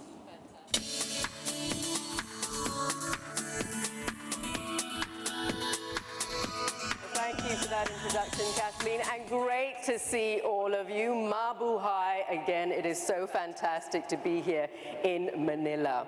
Now, of course, you don't need me to tell you that 2020 and 2021 were really very challenging years for your industry. You all know this. This is the reason why we're here. Of course, we know 62 million jobs were lost, a devastating loss of livelihood for so many people around the world over that time. And of course, we saw furlough schemes, subsidies, and other support measures from governments around the world to respond to the volatile nature of the pandemic and its many, many variants. And as you heard Kathleen say there, many COVID-19 related policies were implemented with the expectation that the crisis would be over in a few short months. And yet we know it persisted. It went on and on. So really, we're looking at what should be prioritized in terms of financing the sector's recovery in this session. So please join me in welcoming Elena Contura, the Committee on Transport and Tourism from the European Parliament. Please join me here on stage. And we've also got Beth Potter, the President and Chief Executive Officer of the Tourism Industry Association of Canada. And Ashok Lavasa, the Vice President for the Private Sector Operations and Public-Private Partnerships, something we've been talking a lot about here, from the Asian Development Bank. Welcome to all of you. Great to see you. I'll wait for you all to take your seats. Excellent, thank you. Well, we've got 25 minutes for this session, so not very much time at all, and amazing expertise from all three of you, so I do want to get right to it. So from your experience, what would you say were the key areas for financial support as the sector looks to recover? Let's start with you, Ashok. Thank you. I think as far as the tourism industry and travel industry is concerned, there are three elements that I would like to focus on, which is what the Asian Development Bank also looked at. In the sense that in the beginning, as you said, and as everyone recognizes, that people thought this was going to be short-lived, but then it was realized that the industry would need support, tax relief, or other kinds of sustainable support. So the Asian Development Bank put together a 20 billion package to support governments who might like to provide this assistance to different categories of industry. But as the pandemic prolonged and it was realized that the vaccination is very important, and without the vaccination, things will not open up. So in the second stage, the ADB put together a package of $9 billion provided to different countries in order to access vaccines. And in the third stage, we are looking at specific requirements of industries, whether they are the airways or there are other financial institutions which are providing money to the various categories of industry. So I would say that these are the three elements which are important as we look at this pandemic and the recovery. Absolutely. I mean, you're talking about the crucial areas that require support, vaccinations being really very, very important. Now, Beth, it's really interesting because you represent sort of the private sector for many Canadian companies. So what did you see that was needed desperately at that time? Well, first of all, thanks for having us here. It's great to have Canada on the stage. We saw a huge need for support for private companies that allowed them to continue to keep their employees engaged, so wage subsidies, but also that the overhead costs, the ongoing, whether it was rent or mortgage payments, the ongoing fixed overhead costs really were something that the businesses needed an opportunity to continue to cover. So, you know, when we looked at the impact of the pandemic on businesses and on international rivals. I mean, we were down 86% on international rivals 2 years in a row. We had businesses who just did not have the opportunity to get any kind of revenue coming in, or even enough revenue to really hold them through. So working with government, we were able to get a, you know, once kind of the main subsidies were coming to an end, we were able to encourage government to implement sector-specific support for the hardest hit sectors, you know, including travel, tourism, hospitality, to ensure that those businesses were, you know, continued to be supported as we got closer to shore. I would love to hear more about that sector-specific support. We'll get into that a little bit later. But Elena, obviously from the EU perspective, there were a lot of demands for what you could do to help support the industry. Which areas specifically needed the most priority, do you think? Well, the pandemic has changed the way we travel and the way we live. So we need to work all together. So from the European Parliament, that is the institute that is elected from the people, the demand was huge. And as you understand, we had to take care about countries, 27 countries, member states, but also private sector. So we have to work all together. And the European Parliament took this incredible, historic, I would say, initiative. Why? Because it's the first global tourist destination. 10% of the GDP of Europe depends on tourism, and it's more than 27 million jobs directly and indirectly in this sector. And it's not only tourism. You have to think that transportation also was hit very much, so it's a combination. And this was the reason that in the European Parliament we did 3 resolutions, and we demand for bold policies to make sure that we will protect first of all, the private sector, but the public sector as well.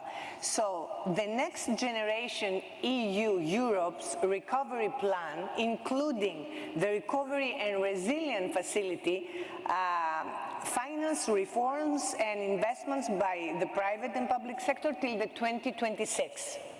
And this is very, very important because like this we support not only the tourist big sector chains of hotels, but also the small, medium businesses that everybody says that is the backbone of the economy. And we have to think that except the pandemic that is still here, but we want to look in the future and feel more, how can I say, optimist that things will go in a better way soon. Unfortunately, we had the hit of the Ukrainian war. So we see prices to raise in fuels, energy, goods. So we have to be very cautious also for that. So what the European Parliament says to the countries, make your plan, your economic actions, work with the private sector, make sure that you will understand the needs and provide the money and the funding where they need. Yes, I mean, so this is the most important thing. Absolutely. I mean, so many demands, so it's such a struggle and a challenge to work out where the funding should go. And as you say, yet more uncertainty brought on by, the war in Ukraine, for instance. So hopefully we'll get into that as well in the conversation. We only have 15 minutes. So, we mentioned the extended nature of this crisis. Interesting, Elena, you said that some of the sport's going to go on till 2026. That's very generous of the EU. But that extended nature of the crisis surely must make it incredibly challenging for governments, for loan distributors like the ADB, for instance. So from a policy perspective, what should be prioritized in financing the sector's recovery? Let's start with you, Beth, because obviously you've got a very innate ability to understand the needs of many of the people who use sport. Yeah, so we've been working with our federal government on helping them to understand the situation that businesses are in, and that, going forward, we're going to continue to need investment in the industry, whether it's supporting businesses as they manage the massive amount of debt that they've taken on during the last 2 years, or investing in the infrastructure and investing in sustainable practices, investing in technology, investing in ways in which they can improve and increase their workforce. So it's a very different conversation than we've had in the past, because the conversation has very much been around how do we promote our destination as a destination of choice, and now we're saying we are going to be much more selective in how we promote, but we need the infrastructure investment now so that we can, when we do get those visitors coming back to the country, we can deliver on their expectations, which we've already heard from other panelists. They've changed. The expectations have changed, and we need to change with them in order to continue to provide them with the experiences that they're looking for. Yeah, and Ashok, I know obviously the ADB is an incredible lender, mostly for infrastructure projects and other things. So give us a sense of, the kind of demands that have been on the ADB to fund projects, and particularly travel and tourism related projects, with sort of the goalposts changing all the time because we know this crisis has been extended. I think there are 3 types of challenges when it comes to funding. As I said, in the first phase, the challenge was that how do you let the business sustain itself? So many of these businesses, whether they were travel or other forms of businesses, supply chains, they wanted the wherewithal by which they could sustain themselves. So liquidity support was provided in order to make them remain afloat. The second challenge, I think, is now to recover. How do you recover? And in this case, I would give an example of the ADB providing the first time funding to an airlines. All right, Fiji Airways. The Fiji Airways was given a 60 million support, 65 million support, with the help of our co-financers. And I think being one of the arteries of travel to the Pacific Islands, that served them very well to maintain their fixed costs during that difficult period. And the third stage, of course, is now when you reimagine the industry. Everybody has talked about, yes, you revive, but you also not only rediscover, you reinvent yourself. So how do you make the industry sustainable? How do you retrofit climate-friendly technologies? Or in terms of the additional demands of the digitization of industry, are there going to be areas where digitization is desirable, but the infrastructure doesn't exist? So that is an area where the bank looks at providing funding to those who can create the digital infrastructure, or for that matter, any other form of infrastructure which is required to connect the tourist places with the market. Yeah. You anticipated my next question, but I will come back to this notion of digitization and sustainability. Now, Elena, as you mentioned, the EU's been incredibly generous. Some of that support measures going on till 2026, but surely that must put a lot of strain on government budgets. Yes, well, you see, in the European Parliament, we need to focus also in the future. So we have to the new Green Deal program and the technology, as was mentioned. So both, they have to progress the same way.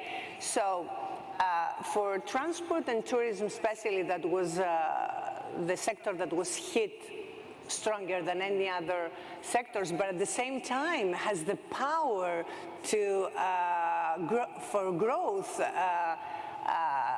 The local economies and communities, and is also the driving force, I would say, for other sectors to growth economically. Don't forget the entertainment, the restaurants, even the goods that we buy. I mentioned yesterday in another panel, the ministerial panel, that there are countries that the whole economy depends of tourism, because the tourists, when they go in a country, they buy things. Like France, like this industry of fashion, I mean, are the tourists that they consume a lot. So there are so many things that we have to think for the future, and we have to help the small and medium businesses, because they have accumulation of costs, and they need to survive, because the truth is that in the last 3 years they're in survival mode, I would say. Yeah. So we need to see what is going to be and push for more bold politics. And also it's very important the countries, when they make their action plan, as I mentioned before, to give the money where they need to be for infrastructure, for example, or to do new investments for what actually each country needs is different. For example, I'm coming from Greece. That's Greece is the Polynesian of Europe. It's the vacation that Europe, I hope, has as a first choice for vacation to come, and has so much to offer: the culture, the beautiful beaches, the weather, but the gastronomy. There are so many varieties. So it's important to see. And also, I have to mention, is our 20% of our GDP. So it's huge for us. It's enormous, yes. It's enormous. And there are countries like Spain, Italy, Malta, Cyprus also as well, that the Mediterranean countries that tourism is important. So another thing, and the last thing I want to say is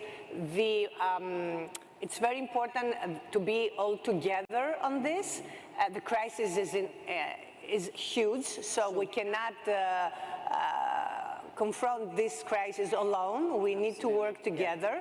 And we ask for a crisis management mechanism. Why? Because if you think all over the world, we have extreme weather conditions, we have problems with safety and security. In some countries, we have also the climate change. Now, the pandemic, unfortunately, this war that creates the humanitarian crisis and also rises all the prices and everything is so expensive. So if we see it in a global way, we need to be all together, be ready. Right. Have our, you know, This needs to be poised to be ready to deal with anything unexpected, as you say. Exactly. We have 5 minutes, so honestly, we're running out of time here. We need to get on with the other issues, but I mean, those are big, big issues you just mentioned. There's so many things to think about, so many challenges.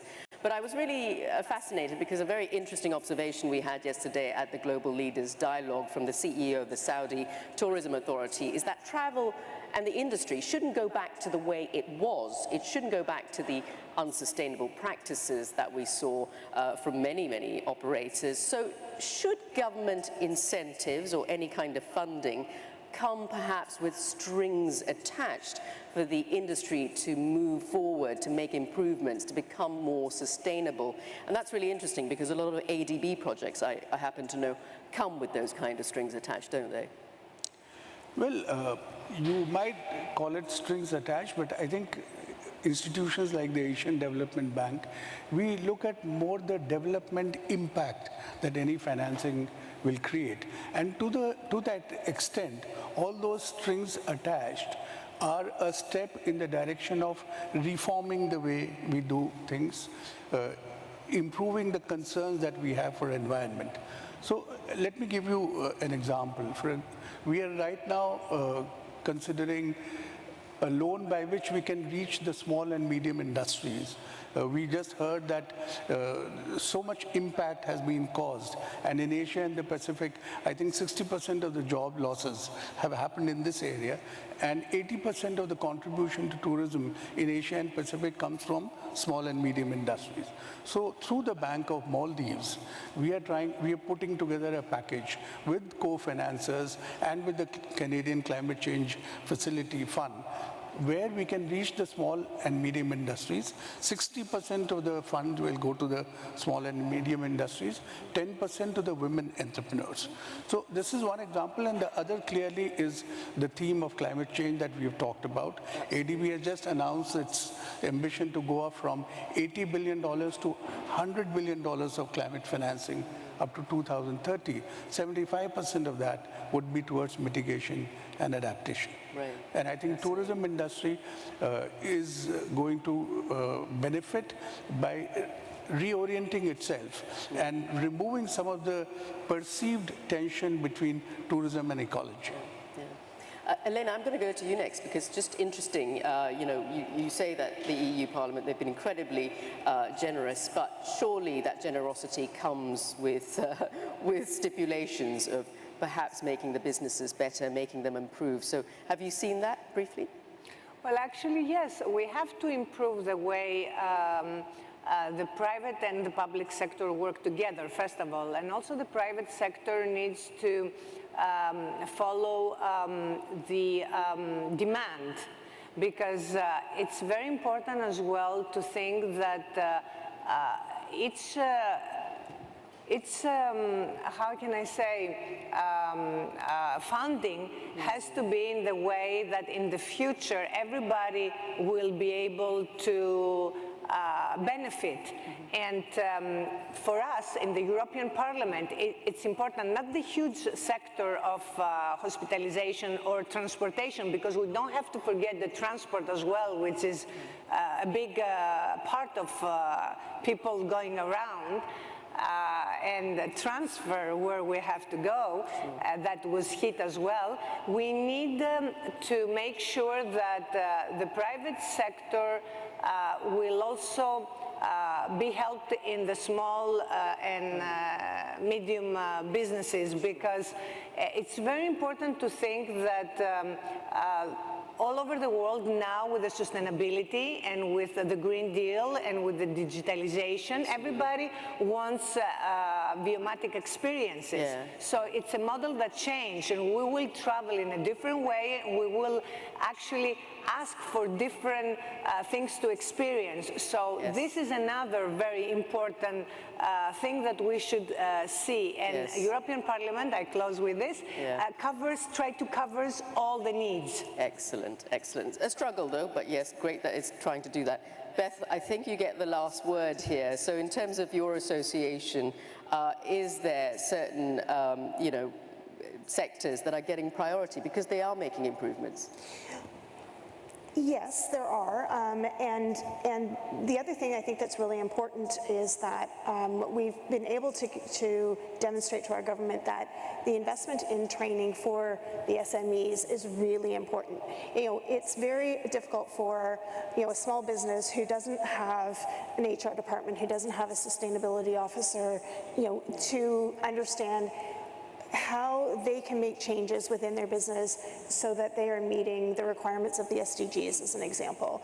So training them, helping them understand what works within their sector, within their business, and that will have an impact, and to show them how that impact can actually come to reality will be incredibly important for us as we go forward. So our government has certainly come to the table. We are in this fiscal, there's $750 million on the table for investment into new practices, training, and hoping to address the demands that the visitor is looking for, but the demand that all of us are looking for as citizens of the world. Tourism is a global sport, as I say. So we want to make sure that what Canada is providing is in line with the global travelers' expectation. Wonderful, wonderful. Well said, all of you. I did say 25 minutes was going to be a massive struggle to squeeze all of this expertise in, and indeed our time is up. But you gave us so much to think about there. The need for funding towards recovery in the sector is absolutely pivotal. It is happening. It's good to know that governments are giving the support. Multilateral development banks like the ADB are giving the support, but it is absolutely imperative that support continues during this incredibly unpredictable period of volatility with the pandemic, with wars and everything else that we're all worried about. So thank you once again. A big round of applause for our amazing panelists, Elena Contora, Beth Potter, and Ashok Lavazza. It was great to speak to all of you. And thank you all to the audience. Thank you.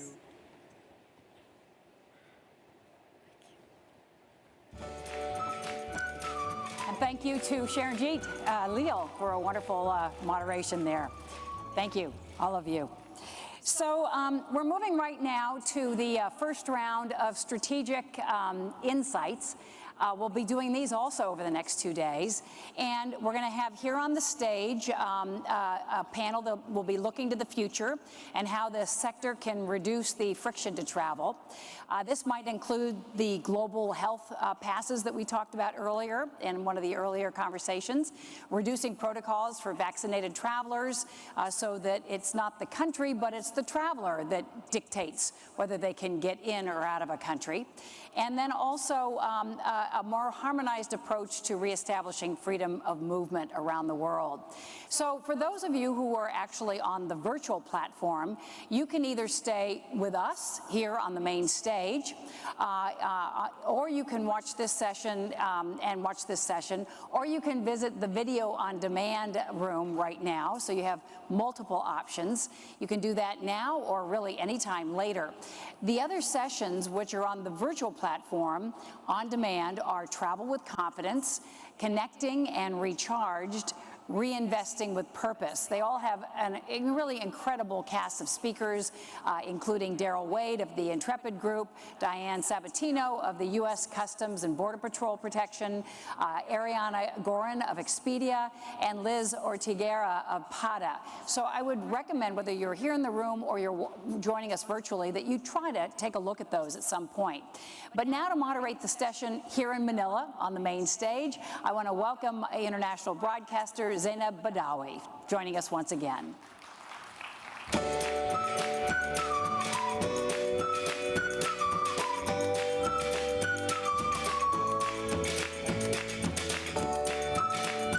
Isn't this music lovely?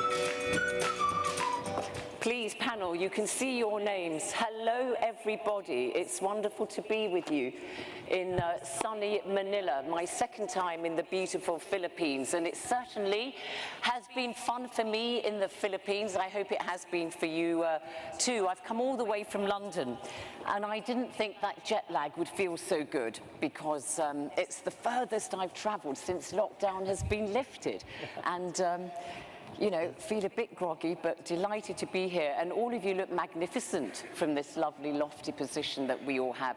You know, I was listening earlier on to the Minister, Secretary Bernadette, and it just got me thinking about life here in the Philippines and how appropriate it is that we have this global summit, the 21st of the WTTC, here in the Philippines, because she said some words which really resonated with me. She said that, you know, there's a great deal of diversity in the Philippines, and you know, when we all travel, that's what we're seeking, isn't it? To see this wonderful, diverse world that we all co-inhabit. So that resonated with me. And then also she talked about that famous hospitality that you have in the Philippines, and boy, have we been subjected to that. Absolutely wonderful. But then people often say that the people of the Philippines are very resilient, and resilience is what we need now in the travel and tourism sector. And that's what we're going to be talking about now, beyond traffic lights. You remember all that during lockdown, this is a red country, this is an amber one, this is a green one. Okay, that's all behind us, but where do we go from now? So, this session, Beyond Traffic Lights, and I've got these terrific chaps keeping me company, so we can go through it all. I'm going to start with you, Alan Watts. Now, Alan, you represent the Hilton Group here in the Asia-Pacific region. You're the president of the group here. And Hilton, as a lot of us know, is everywhere in the world. You've got 7,000 hotels globally, but here in your particular patch, you've got 500 hotels existing and 760. I was doing you out of 10 there, under construction, under development. And you've had a great deal of experience in this sector because you also ran IHG a few years ago from New Zealand, which is a beautiful country which I've been lucky enough to visit. So look, when we are talking about beyond traffic lights, I want all of you just to sum up very quickly, what is the big barrier, in your opinion, that's stopping us from resuming international travel with that fluidity that we all seek? Well, good news first. Everything that we've already heard from stage is true. Pent-up travel demand is a real thing. Leisure is a real thing. Where we have markets open, people are staying longer. They're buying up in brands. They're spending more money, and they're being joined by their families over the weekend. What is true is domestic travel has been the gateway to travel return. So Japan for Japan, China for China, India for India. But to your question, the biggest challenge we have at the moment is, I would call it a two-stage challenge. The first is the inconvenience of the paperwork and the uncertainty of what may happen if you get it wrong on entry. But really the single biggest barrier is the fear of getting caught. And that's the ongoing testing regime and the sensibilities of that testing regime as the health crisis declines. To put a finer point on it, we're all here in Manila today, depending on where you come from, if you PCR test negative, you may not be able to return home. And it's that is the single biggest barrier. PCR test positive, you mean? If you PCR test positive, you may not be able to return home. And it's that's the biggest barrier to leisure and travel. Not only the uncertainty, but this feeling of getting stuck and exactly what getting stuck may mean So a bit of fear. A bit of fear. A bit of fear there. Roberto Martinoli, ciao. You are from the beautiful city of Genoa in Italy, but you are also a very important person because you are president and CEO of Silver Sea Cruises. And for those of you who don't know, it's a wonderful cruise line because you have nearly 1,000 destinations. You go to 100 countries and you go to all 7 continents, and you have more destinations than any other cruise line. So that's a terrific feather to have in your cap. And Roberto Martinoli, I should say that you've been with the group since 2016, and you were founded in 1994, based in Monaco, but it's part of the Royal Caribbean Group. Yes. You wanted me to mention the Royal Caribbean Group, didn't you? So I've done it twice for you. There you are. Roberto, so what in your view then? You've heard what Alan has said. He said fear. Do you agree with Alan? Yes, absolutely. I fully agree with what Alan said, and I would add to it that given the profile of our operation, of course, the lack of consistency among the different countries that we visit, and we go from country to country, and even, I mean, like there is even more to it, because even inside the same country, you see, different regions that are applying different rules, and this confuses people a lot and make people to be extremely concerned about what do I need to do, what I need to do to, to be able to comply with all of those regulations that are all different. So the lack of consistency is a big driver of uncertainty in passengers. That, as Alan said, also in our business, we see that pent-up demand is very strong, and that's not a barrier, is it? We were talking about barriers. No. Oh yeah, sorry, you can come up to pent-up demand in a moment. Of course. Okay, so you've got nothing more to add to what Alan said? You just said you agree with the uncertainty is a big element, but can you think of another barrier?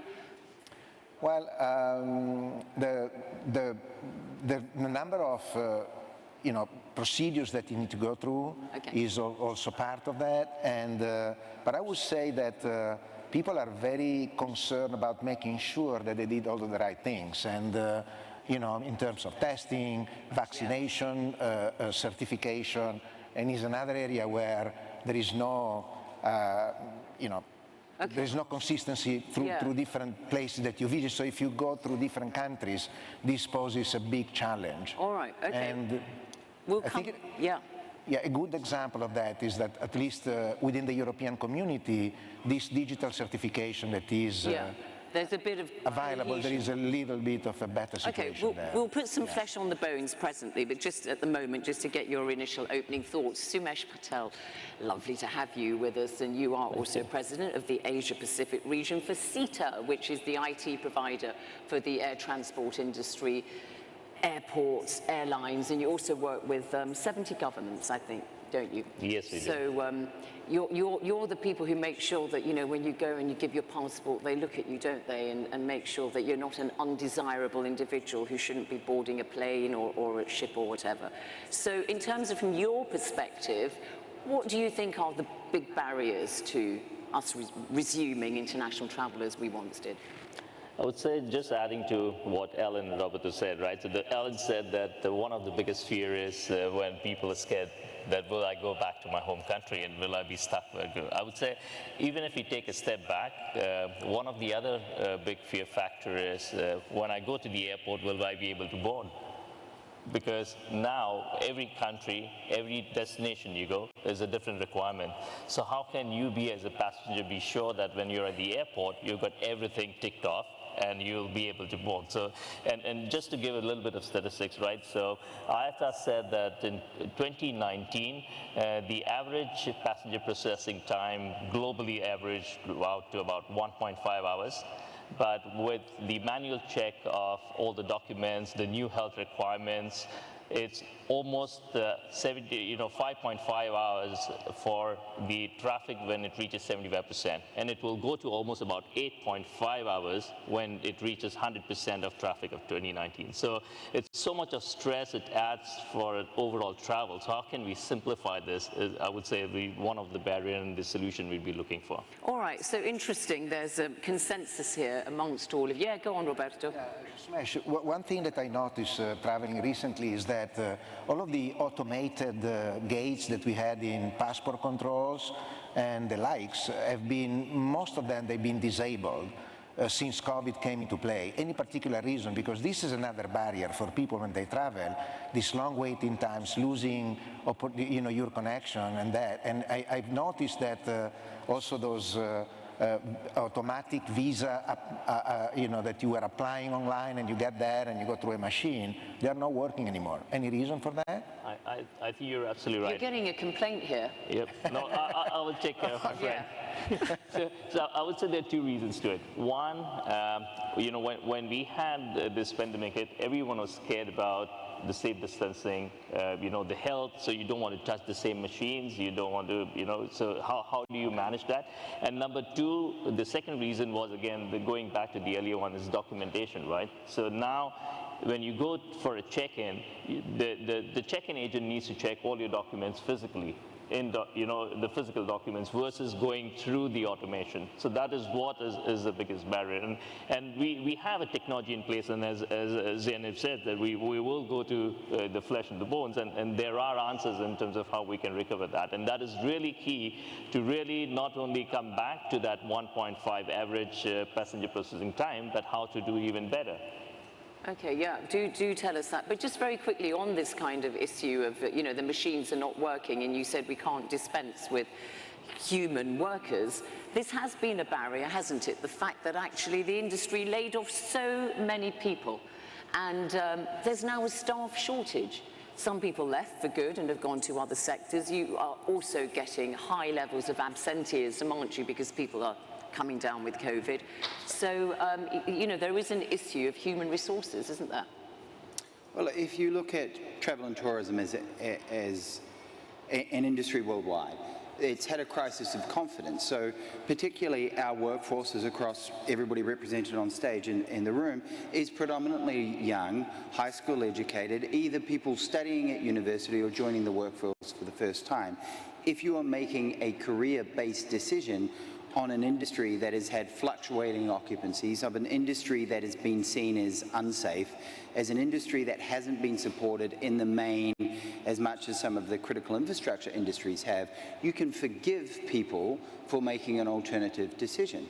And those industries that have done well, if you think of warehousing or work from home environment industries, that has seen our industry lose some shine. Yeah. There's a big role that we all need to play in re-educating particularly young talent and coming back to travel and tourism.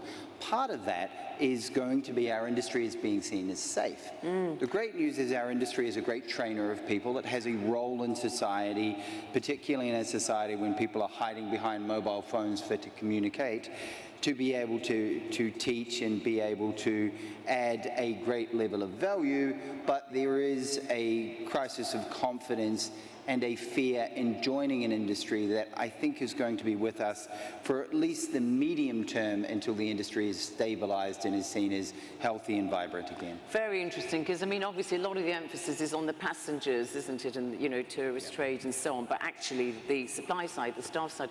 Are you having problems getting people onto your 65 ships to work as staff? Well, we are having more challenges on the shore side part of the business, so in the more on the commercial offices and the headquarters. On ships, we are quite fortunate, and actually I have to say that being here, I can't avoid mentioning that the vast majority of our crew are from this country, and they do an incredible job. So, they are most of our hotel personnel is coming from the Philippines, and they are absolutely great. They're brilliant, aren't they? They have the real service mentality here. You just see it everywhere. Yeah, it's an amazing performance, and our guests love it.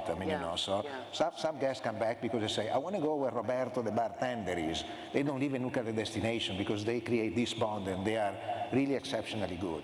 But going back to the staffing problems, on ships we are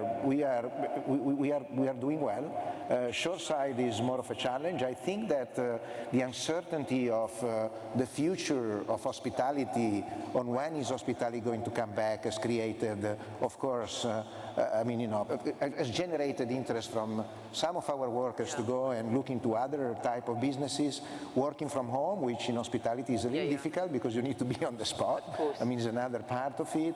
But so you agree with Alan that it is the industry has lost a bit of its shine, to use his words, because of these. So the uncertainty affects the staff too. Yeah. But Julia mentioned very briefly earlier on in her opening remarks that, you know, China is still being subjected to these draconian, you know, lockdown rules, and of course they provide a great deal of the tourism. So, I mean, I'm not singling out China at all, but, you know, we have had to deal with sudden border closures, haven't we? Which again adds to that atmosphere of uncertainty. So, is that something anybody wants to pick up on? Yeah, Alan. Well, certainly our industry, particularly here in Asia Pacific, is heavily influenced by China. So, I mean, China in 2019 was 125 million outbound trips. Now, what's true of China is if it can travel in amongst itself, then domestic China, as we saw pre the current lockdowns, can overperform what was 2019. In China, inbound is dwarfed by the outbound numbers. So for China itself, if it remains with borders closed but domestic travel open, the industry can do well. But what affects the rest of us in the global industry is that travel. Now, what we are seeing in China is what we have seen everywhere else. Although China's approach is relatively unique, to say the least, we've already seen Shenzhen came out, and similar to India at the start of this year, we're seeing the Omicron gestation period be 45 days from, if I use India as an example, from 2019 level occupancies to single-digit occupancies in the latest wave to then returning to 2019. So we know that China will come out of it. What we need to be mindful of is... But when? That's the question, isn't it? In some parts of the world, the health crisis has yet dissipated, and in other parts of the world, the legislation has yet to catch up. But you know China well, actually, don't you? Because don't you guest lecture at Tsinghua University sometimes? Is that how you say it? We've got 400 hotels in China, and the majority of our 700 opening. So I have a large role in making sure that we attract people to the industry in China, which is as difficult as it is given the last 2 years in China as it has been elsewhere. So you know Chinese. You don't speak Mandarin too, do you? I could try, but I would upset many people. I wouldn't understand it anyway, but it's very impressive, Alan, all the same. So, all right, good. We've looked at that. Did you want to pick up anything on what your fellow panelists have said, Simon? So I would say for us, when we look at China in terms of the technology, they are picking up really, really quickly compared to the rest of you know, they are comparable to the rest of the world. But one thing which we see a bit different is in terms of the domestic demand itself. So like you said, in hotels, right? So they are contributing a lot to our Asia Pacific travel and tourism. But I don't know when they will come back to that normal, but within the country, they have been able to reach the 2019 level much earlier than a lot of other countries. Obviously, they had to slow down now. But the question, like you said, Jen, you know, it's when is the biggest question. But, you know, frankly, if they continue with the COVID zero policy, it's really hard to sustain. So, you know, positively, on a positive note, I think that it's a matter of time that they will have to follow, and, you know, and join the rest of the world. Yeah. Okay. I agree with you, and in principle it's a matter of time before China comes back, and in an election year you may imagine that's within the next 2 quarters. I think the point you raised though is as well as China is doing in technology and automating COVID passes and COVID apps for the domestic travel, I'd love to hear your thoughts on how that's going to interface with the rest of the world, because we know that China technology in general across all sectors interfaces less than well. How is that going to be? How are we going to accommodate 125 million Chinese at our airports around the world? That's a really good question. So from the technology perspective, you know, what we are looking at, you know, if I take a step back, if you look at the 1980s, when you go through the airport, every airline had their own dedicated check-in counters, right? So sometimes at the point in time when there are 2 airlines at the same place, that part of the airport was really congested and the other part of the airport was empty. Yeah. And then came in the technology, which is kind of a common use, where we introduced for the Olympics in the US, where any counter can be used by any airline, and that really helped. So we are trying to do a similar thing on the health passes.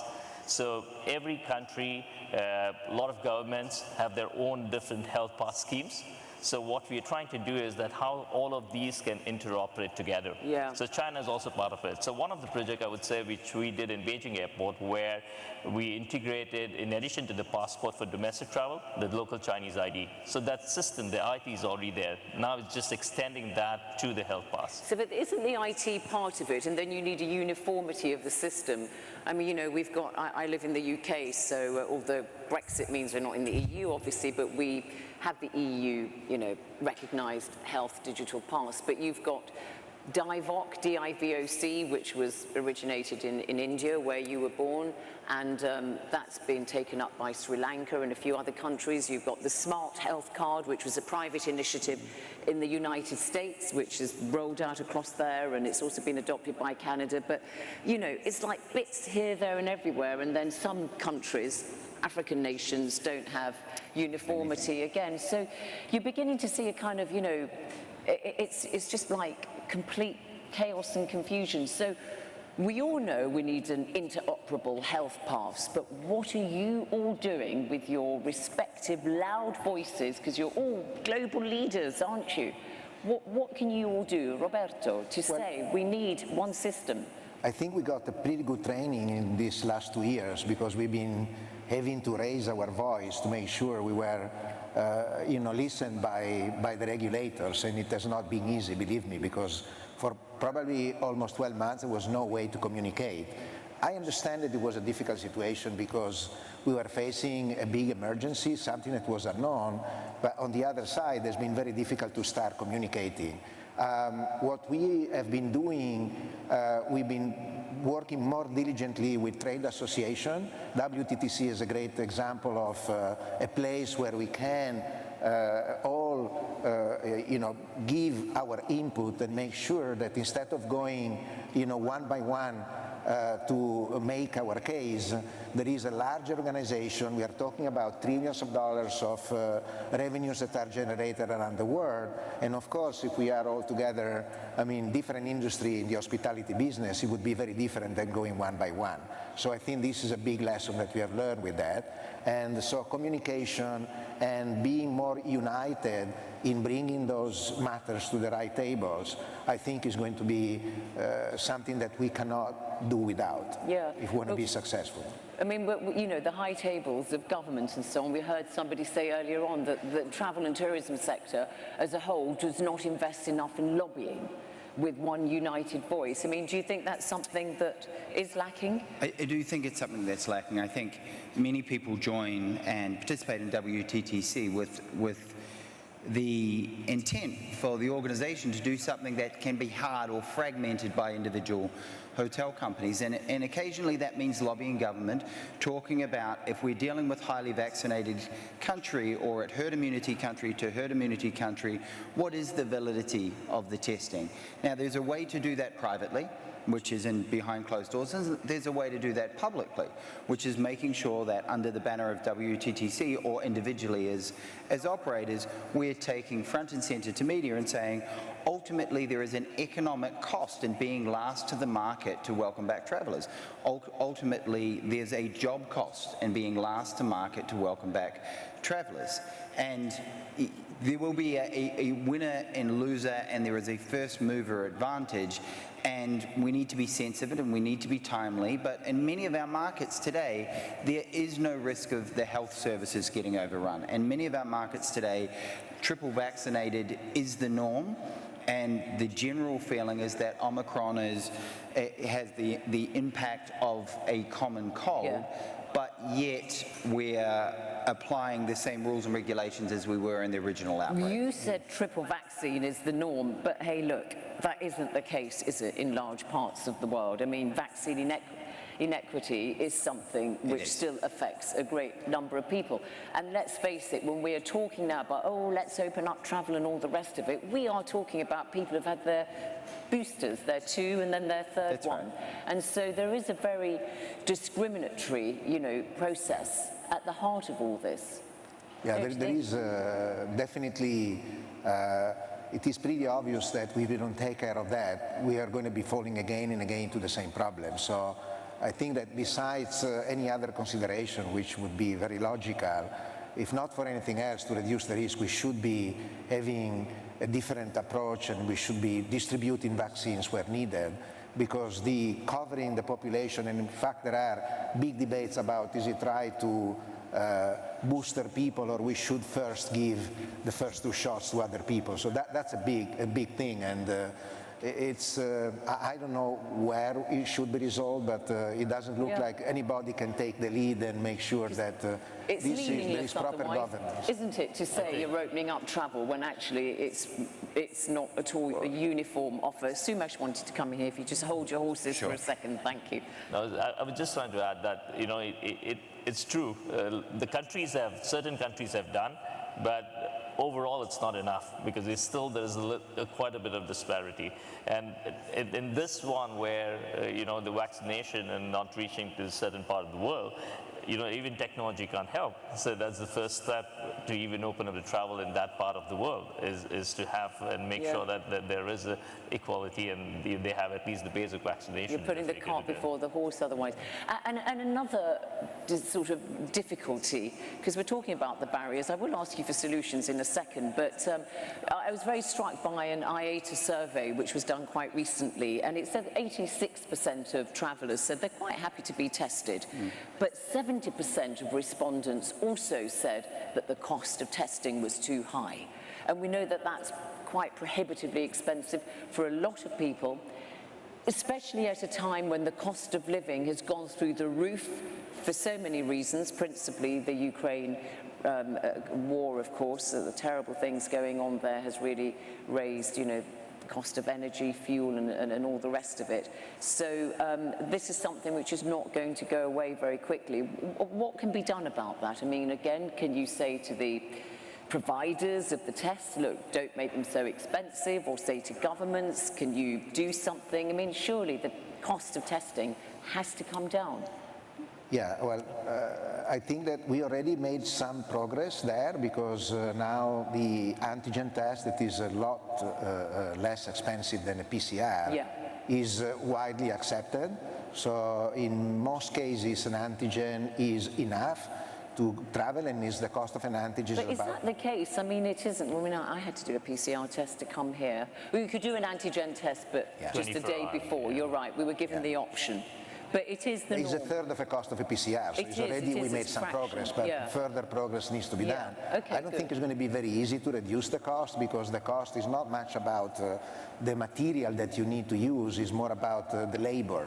You need to have the nurse, I mean, you know, and you need to run the test, you need to have you know, established procedures. So that's it's going to be difficult to reduce it. So I don't think that this is going to be possible unless someone would be subsidize it, which I mean, it's a possibility, but I don't know, Alan, I mean, if you, from your perspective, what you've seen with that? Well, I think all three of these things need to happen in parallel. Seeing a traveller as a vaccination status as opposed to a geo-source of country where they're coming from, in parallel to global vaccine distribution, and we are seeing many countries now becoming vaccine exporters, and we need to see the cost of testing for the period that testing remains. I still feel that testing in the longer term needs to come under pressure, and the validity of needing to test needs to come under pressure. But in the short term, I do think the private market is starting to solution solve for it. We are seeing more virtual antigen testing where somebody can video conference in and authorize it and issue you a letter. And of course, from a hotel sector, we're providing the service in hotels to make it as painless as possible for people. So I do think it's a moment in time. I think the earlier point on vaccine distribution and seeing customers as vaccine status as opposed from a country of origin is what's holding us back. Right. And we need to continue to push for parallel process, not this sequential, we'll continue to lock down a country until further notice. Interesting. So you all agree, see the individual, not the geography when it comes to the antigen. But the other thing what we notice is that we've been subject to stricter regulation than anybody else in the cruise industry for whatever reason. Fortunately, things are changing and people are understanding that we are a similar industry to any other hospitality business. And so what we have seen is that the repeated testing, so we've been testing people before, during and after the cruise, and still, so until Delta variant was around, that was working very well. It worked well. When Omicron came, it didn't make any difference. Yeah. I look at it on the positive side. I would say last year, in the middle of last year, when we were traveling, we had to do like 8 tests if you want to go to the one destination. But now it's maybe 2, and in some countries 1. So for example, if you go back to Europe from here, you don't need to test back. You go back to India, you don't need to test back. So overall, the cost of the test itself is not, I would say, come down to the level, but the overall cost for the travel for a passenger is certainly getting on a positive side. All right. So in your closing remarks, I don't want you to address these 3 issues, chaps. So we've talked about the antigen testing and so on, but now that we know that COVID-19 is endemic as opposed to pandemic, and we're going to have to live with it. I think you said it's going to be like the flu or whatever. So where do we go from here? What are you all doing in your respective sectors, and what can you do collectively, to ensure that we do make sure that these barriers are not insurmountable, that we can all start traveling again? And when do you think that will happen? This year, next year, 24? So I'll start with you, Roberto. Thank you, Zeynep. I've been, the last 2 years, making, I think, about 26 wrong forecasts. Because every month we were discussing internally what is going to be the future, so every month we were planning for the next 2 months, and it was always wrong. So it's very difficult to predict. I would say that in this moment there is a lot more optimism, and the things are probably going the right way. There might be some more bumps here and there. The biggest fear that, as was said before, is the fact that people don't want to think to be isolated or quarantined in a place that is not familiar to them. That's the biggest issue. But you talked about your pent-up demand. Do you remember at the beginning? Your pent-up demand, don't forget that. But the pent-up demand, fortunately, offsets a big part of that. So this is pushing people to come back.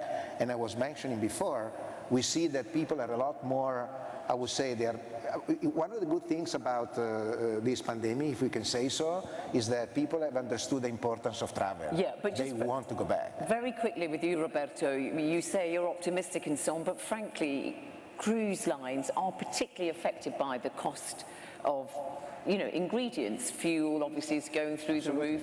Food has really become so expensive, and you have to provide stacks of it when you've got all those people. That's going to be a big issue for you, no? Well, the thing is that, the cost of food is increased because of the upsetting of the supply chain because of COVID. Because one of the reasons why we have all gone through so many challenges is that we've been having limited staff to count on, especially during Omicron. That was unexpected, and we have a lot of people that couldn't go to work because of that, and this has created big challenges. Plus, the war in Ukraine that is not helping at all. Of course. Thanks. Sumesh Patel from CETA, what are you doing? I think from CETA perspective, we are looking at 2 areas. One, health, which is certainly critical. So how can we have an interoperable, one single health pass to go all over the world? And on the second part, what we're trying to do is that for, going back to your earlier question where you said there are certain countries who have a bit of challenge in terms of they have not even invested or they don't even have the system in place. So we have our digital travel declaration, which we are offering free to those governments who need it for the first 12 months. So they can come up to speed, they can see what they want, so at least getting back the travel back on their own feet. And the second area I would say, in addition to the air transport industry, we are expanding this digital token for an individual who controls it. So you have your own data, but you can extend that just beyond the air travel to even train, cruise, hotel. So the person having their own identity and having that seamless journey, not just at the airport or the airline where they're traveling, but all the way wherever they travel. Oh, I like that. Can I be one of your guinea pigs for that one? Certainly. We have it on our still. You can come down and visit us and we can give you that application. I'll be your experiment. Just leave out my date of birth. Somebody said that there was a glaring omission. I'm happy with that omission. Yes. Alan Watts, Hilton. Yeah. Well, what we're trying to do is help our customers and facilitate getting over the hurdles, and that means antigen testing on properties before people leave. That means helping people comply. That means making sure that while the hurdles exist, that we help people and give them the comfort that it's safe to travel. In parallel, we're lobbying as hard as we possibly can. We know that leisure gives way to business, business gives way to in-person meeting. We've seen the US lead the way as to what pent-up travel demand looks like. So we know it's a real thing. In the moment, I think we need to, as an industry, continue to push for parallel pathing to recognize people as individuals, make it easier while it exists with us, but ultimately get back to a single source of the truth of vaccine certificates, and that being the only catalyst that you need for safe and clear travel. 23, 24? 23. 23, 23, 24? I would say 23. 23, 23. 23. 20? 23. 23, I'm sorry, I must be getting there. Right, okay, 23, so there, you've heard it. It's not too long to wait then. Yeah. Chaps, thank you so much. It's been my pleasure to be with you. Thank you very much. Thank you. Thank you.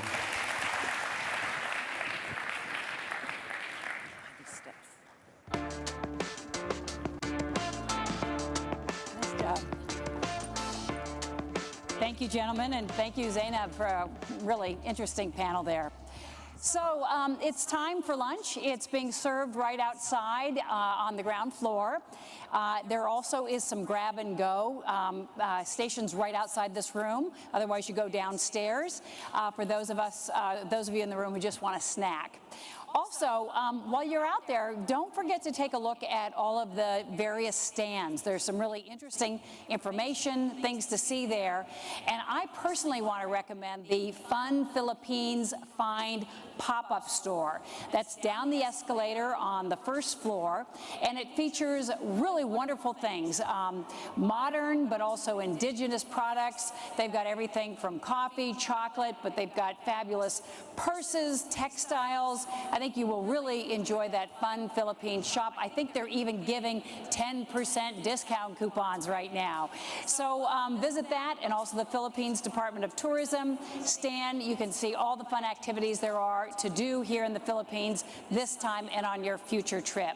Also, as you walk out of the room, you can catch up on the latest news. Summit attendees can download the Press Reader digital platform and get free access to 7,000 publications for the next 6 weeks. All you have to do is click on Press Reader on the app, and that is all for free. This is the important thing, folks. We want you to know that we have to be back in the room at 1:05 so that we can begin at promptly 1:10. That gives you almost an hour for lunch. So thanks so much. Enjoy that. Enjoy all the things that the app has to offer. Have a great time over lunch, and I'm going to leave you with some sponsor videos. Thank you, everybody.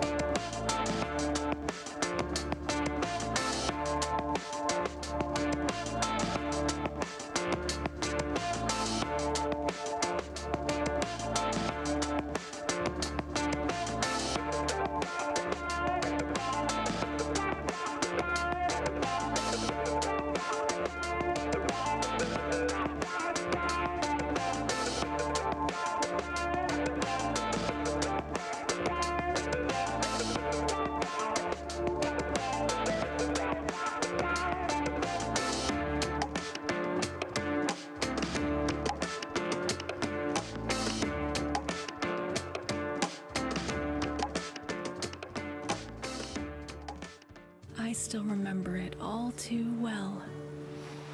You held me when waves were rushing and found me when I was out searching. You restored while I dreamed of your beauty, recovered as I buckled up for the upcoming journey. And now it's time to find each other again.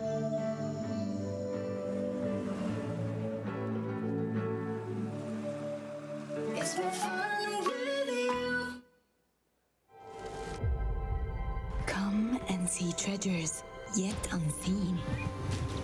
Listen to tales untold. Fall in love with flavors from the past.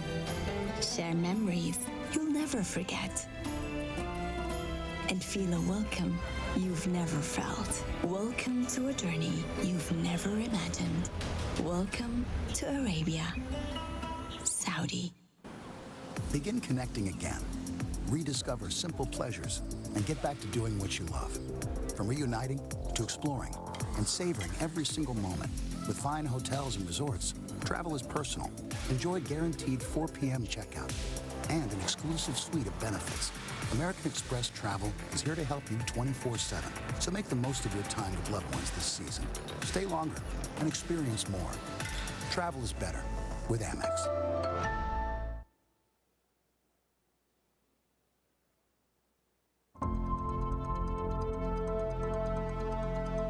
There was no choice. There had to be immediate medical intervention.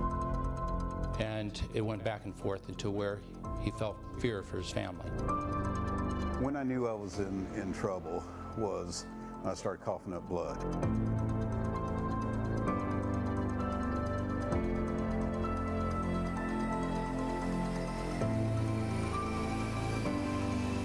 I don't think we could do what we do without Global Rescue. Well, what I would tell a company that does not have a service provider such as Global Rescue is that they're not truly valuing their employees. Having Global Rescue helps us all sleep better at night.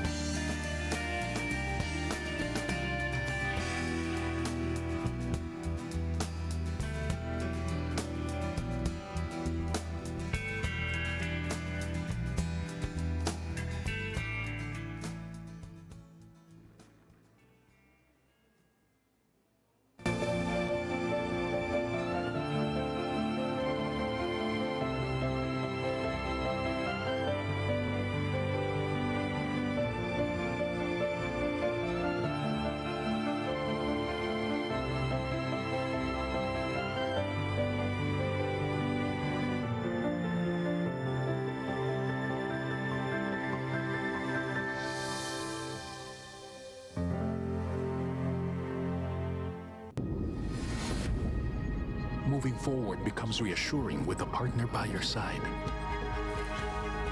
One that teaches you to trust. One that has been with you from the start. Through it all, whether you're thriving or still striving. A partner that pushes you to carry on and go the distance despite it all. Together, there are no boundaries, only possibilities. Together, we can go further.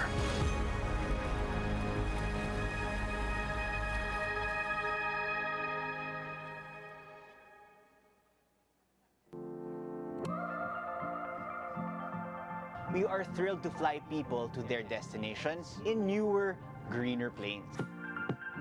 We are ready to fly more passengers and give them a safer and better cabin experience.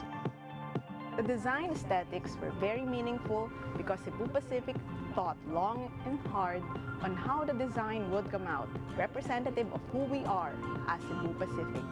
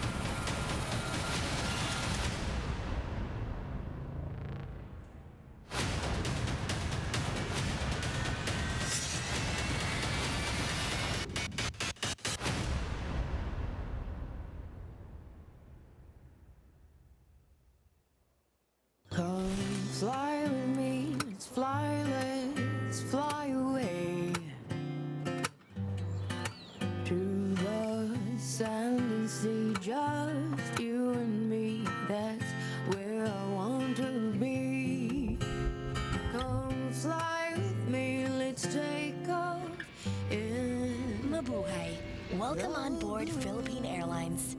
The Philippines is now open for you. So I'm coming home to you.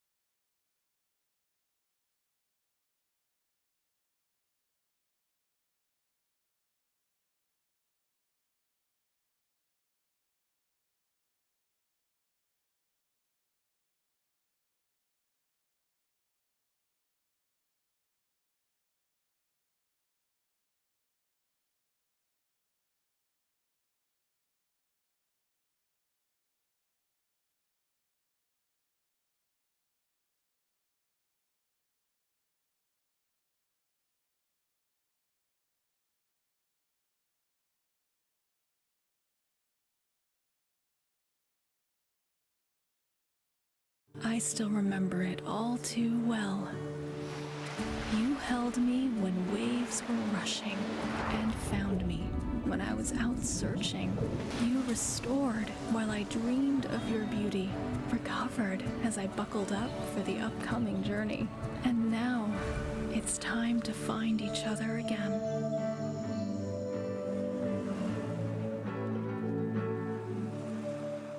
It's been fun with you. Come and see treasures yet unseen. Listen to tales untold. Fall in love with flavors from the past. Share memories you'll never forget. And feel a welcome you've never felt. Welcome to a journey you've never imagined. Welcome to Arabia, Saudi. Begin connecting again. Rediscover simple pleasures and get back to doing what you love. From reuniting to exploring and savoring every single moment. With fine hotels and resorts, travel is personal. Enjoy guaranteed 4 p.m. checkout and an exclusive suite of benefits.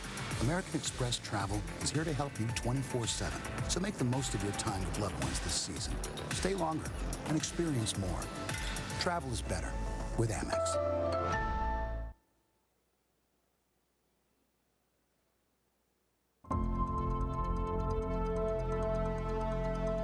There was no choice. There had to be immediate medical intervention. And it went back and forth into where he felt fear for his family. When I knew I was in trouble was I started coughing up blood.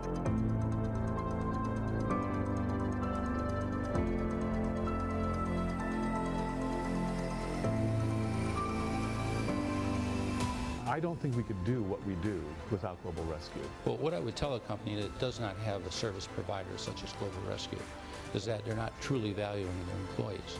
Having Global Rescue helps us all sleep better at night.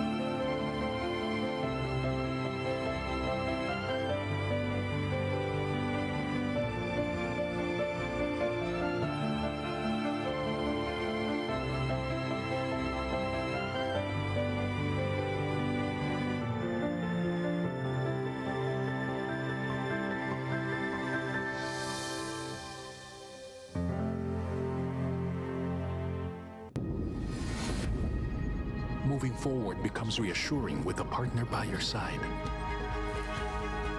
One that teaches you to trust. One that has been with you from the start.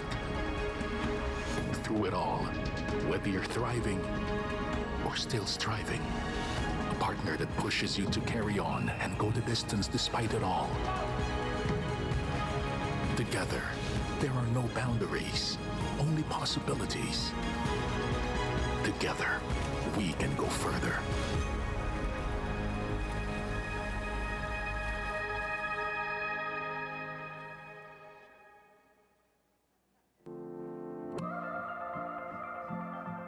We are thrilled to fly people to their destinations in newer, greener planes.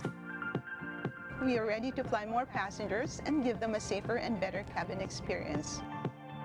The design aesthetics were very meaningful because Cebu Pacific thought long and hard on how the design would come out, representative of who we are as Cebu Pacific.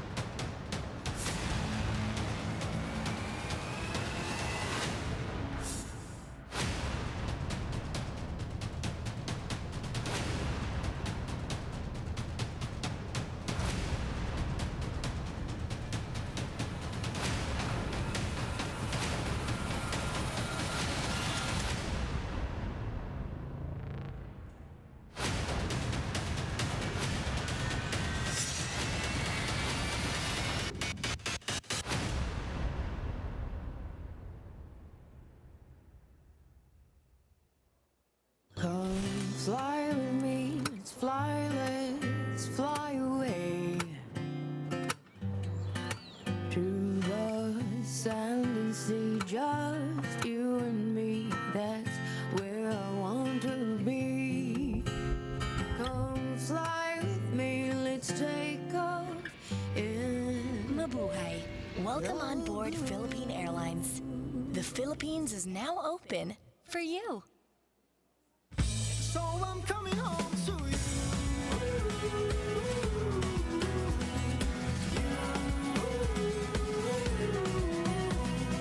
All I need, the very air I breathe, you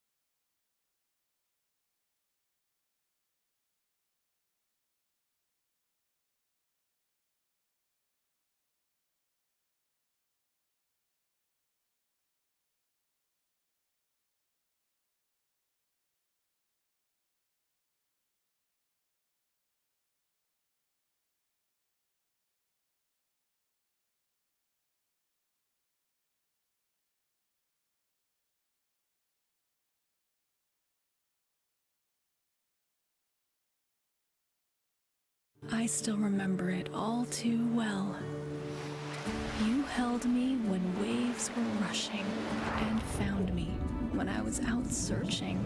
You restored while I dreamed of your beauty, recovered as I buckled up for the upcoming journey. And now, it's time to find each other again.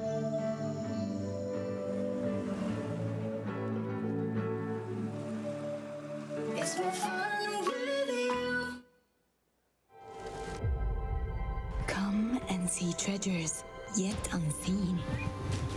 Listen to tales untold. Fall in love with flavors from the past. Share memories you'll never forget. And feel a welcome you've never felt. Welcome to a journey you've never imagined. Welcome to Arabia, Saudi. Begin connecting again. Rediscover simple pleasures and get back to doing what you love. From reuniting to exploring and savoring every single moment. With fine hotels and resorts, travel is personal. Enjoy guaranteed 4 p.m. checkout and an exclusive suite of benefits. American Express Travel is here to help you 24/7. So make the most of your time with loved ones this season. Stay longer and experience more. Travel is better with Amex.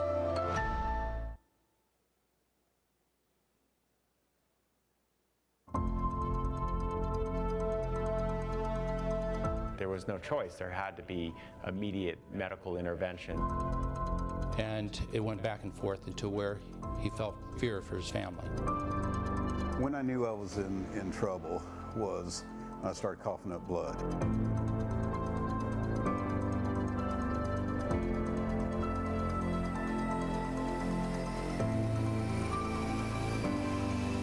I don't think we could do what we do without Global Rescue. Well, what I would tell a company that does not have a service provider such as Global Rescue is that they're not truly valuing their employees. Having Global Rescue helps us all sleep better at night.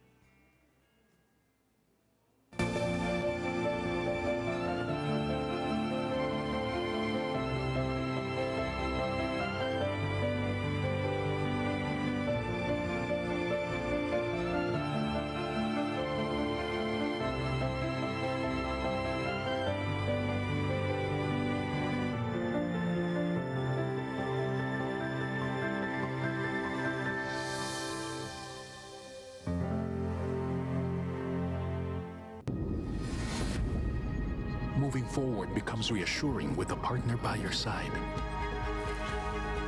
One that teaches you to trust. One that has been with you from the start. Through it all, whether you're thriving or still striving. A partner that pushes you to carry on and go the distance despite it all. Together, there are no boundaries, only possibilities. Together, we can go further.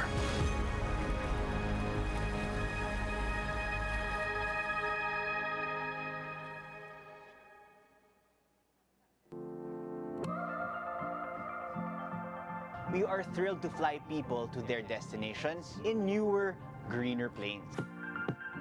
We are ready to fly more passengers and give them a safer and better cabin experience. The design aesthetics were very meaningful because Cebu Pacific thought long and hard on how the design would come out, representative of who we are as Cebu Pacific.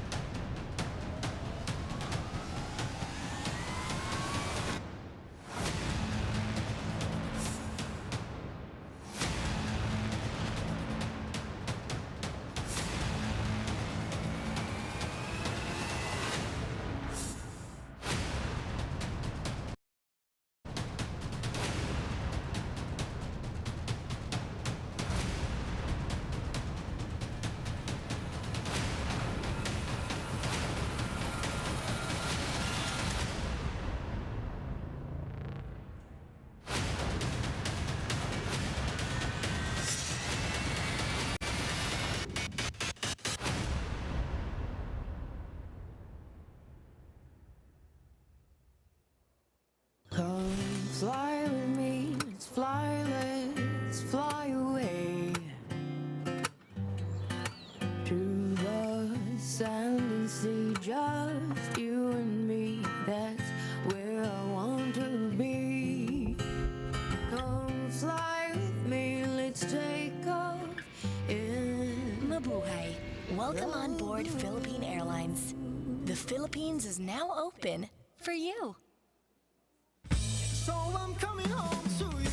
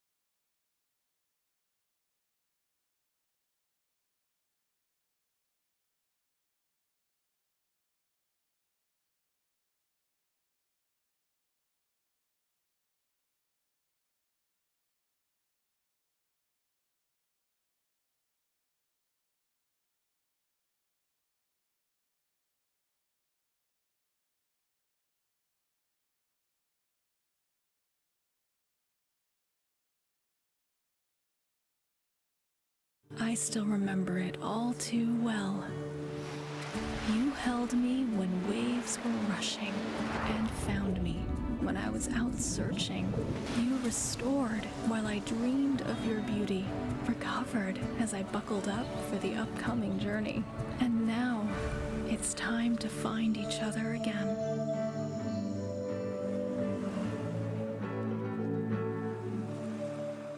It's been fun with you. Come and see treasures yet unseen. Listen to tales untold. Fall in love with flavors from the past. Share memories you'll never forget. And feel a welcome you've never felt. Welcome to a journey you've never imagined. Welcome to Arabia, Saudi. Begin connecting again. Rediscover simple pleasures and get back to doing what you love. From reuniting to exploring and savoring every single moment. With fine hotels and resorts, travel is personal. Enjoy guaranteed 4 p.m. checkout and an exclusive suite of benefits. American Express Travel is here to help you 24/7. So make the most of your time with loved ones this season. Stay longer and experience more. Travel is better with Amex.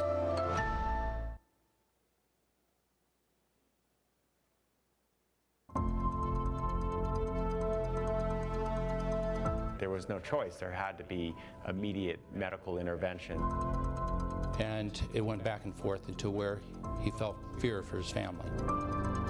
When I knew I was in trouble was I started coughing up blood.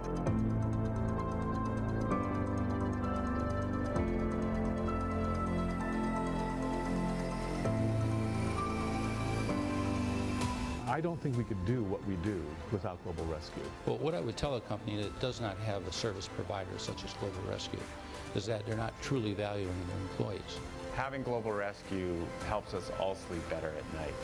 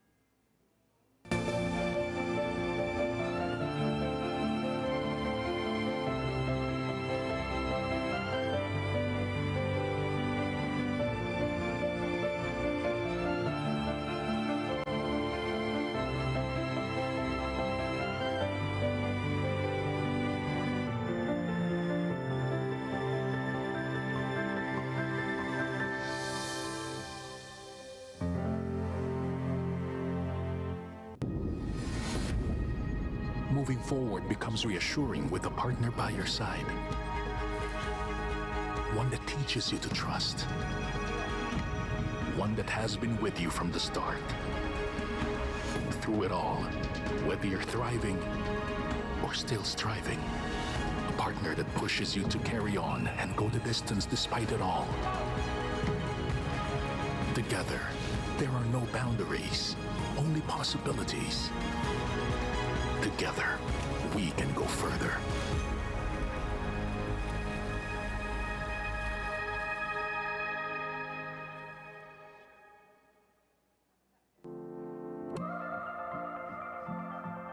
We are thrilled to fly people to their destinations in newer, greener planes. We are ready to fly more passengers and give them a safer and better cabin experience. The design aesthetics were very meaningful because Cebu Pacific thought long and hard on how the design would come out, representative of who we are as Cebu Pacific.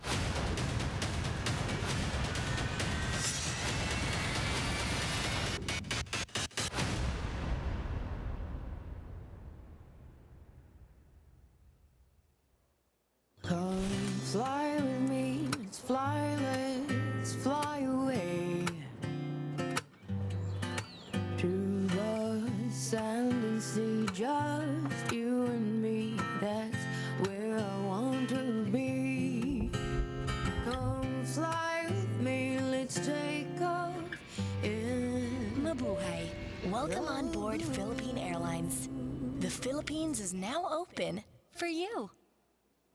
So I'm coming home to you.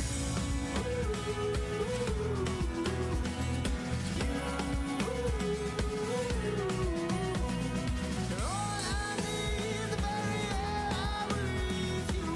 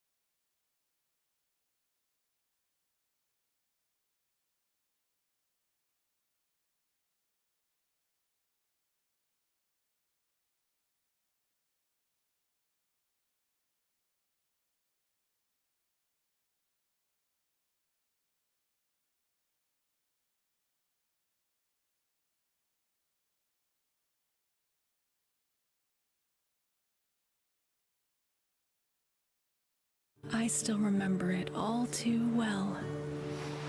You held me when waves were rushing and found me when I was out searching. You restored while I dreamed of your beauty, recovered as I buckled up for the upcoming journey. And now it's time to find each other again.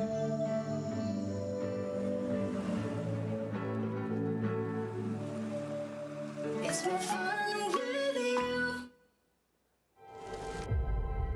Come and see treasures yet unseen. Listen to tales untold. Fall in love with flavors from the past. Share memories you'll never forget. And feel a welcome you've never felt. Welcome to a journey you've never imagined. Welcome to Arabia, Saudi. Begin connecting again. Rediscover simple pleasures and get back to doing what you love. From reuniting to exploring and savoring every single moment. With fine hotels and resorts, travel is personal. Enjoy guaranteed 4 p.m. checkout and an exclusive suite of benefits. American Express Travel is here to help you 24/7. So make the most of your time with loved ones this season. Stay longer and experience more. Travel is better with Amex.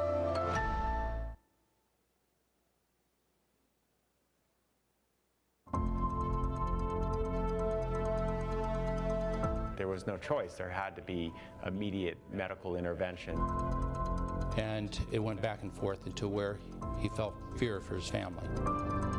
When I knew I was in trouble was I started coughing up blood.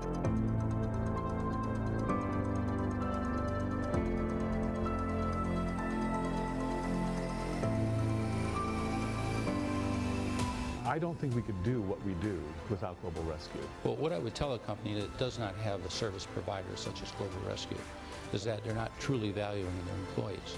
Having Global Rescue helps us all sleep better at night.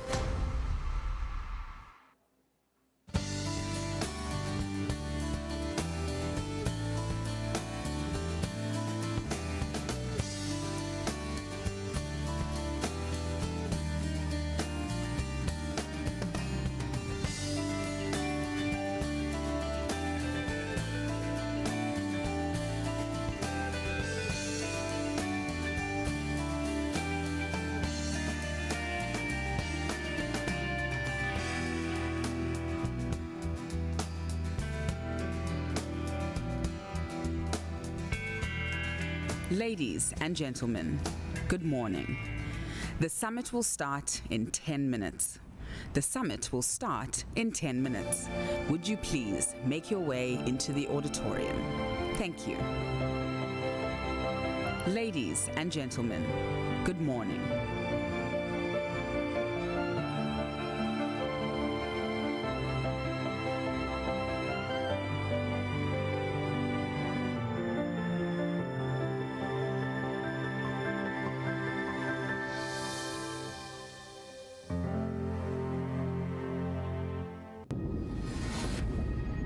Moving forward becomes reassuring with a partner by your side.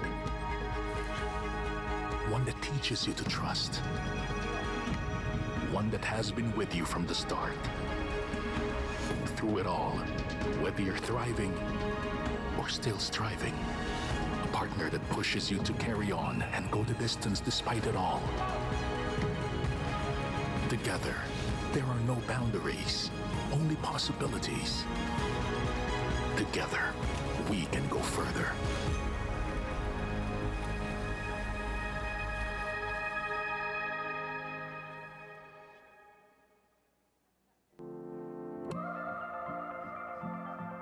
We are thrilled to fly people to their destinations in newer, greener planes.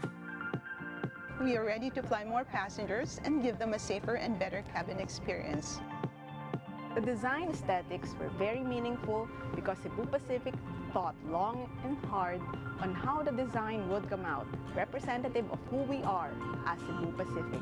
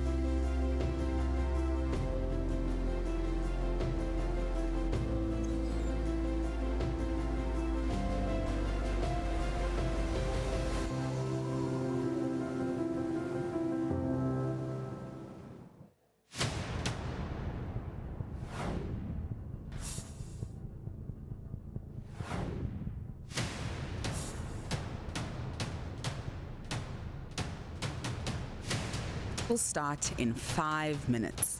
The summit will start in 5 minutes. Please take your seats. Thank you.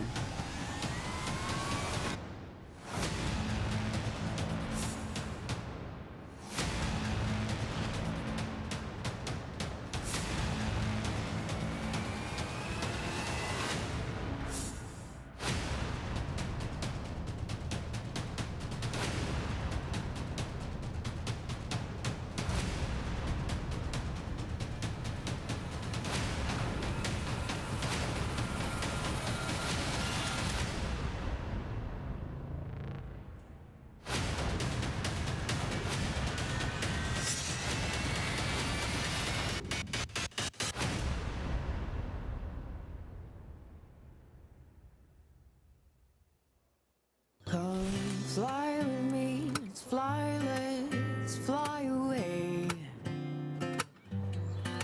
to the sand and sea, just you and me, that's where I want to be. Come fly with me, let's take off in Mabuhay. Welcome on board Philippine Airlines. The Philippines is now open for you. So I'm coming home to you.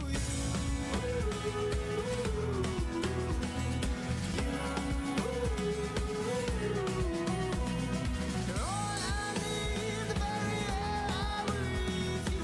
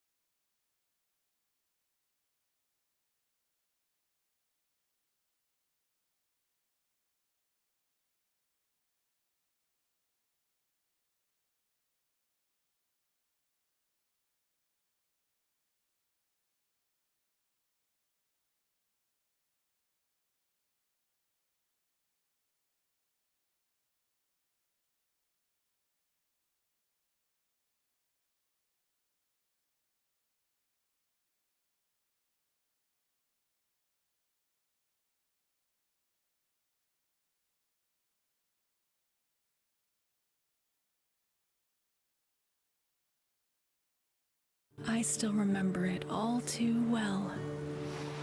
You held me when waves were rushing and found me when I was out searching.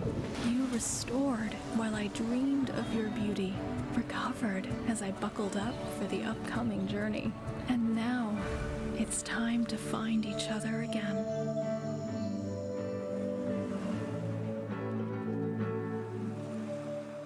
It's been fun with you. Come and see treasures yet unseen. Listen to tales untold.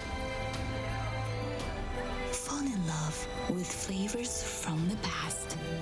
Share memories you'll never forget. And feel a welcome you've never felt. Welcome to a journey you've never imagined. Welcome to Arabia, Saudi. Begin connecting again. Rediscover simple pleasures and get back to doing what you love. The summit is about to begin. The summit is about to begin. Please take your seats. Thank you. 4 p.m. checkout and an exclusive suite of benefits. The summit is about to begin. The summit is about to begin. Please take your seats. Thank you. Experience more. Travel is better with Amex.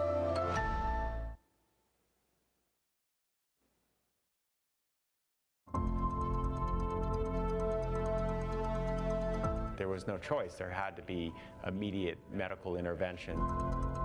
And it went back and forth until where he felt fear for his family.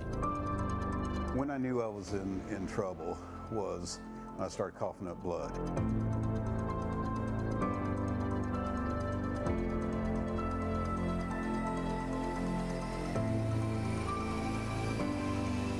I don't think we could do what we do without Global Rescue. Well, what I would tell a company that does not have a service provider such as Global Rescue is that they're not truly valuing their employees. Having Global Rescue helps us all sleep better at night.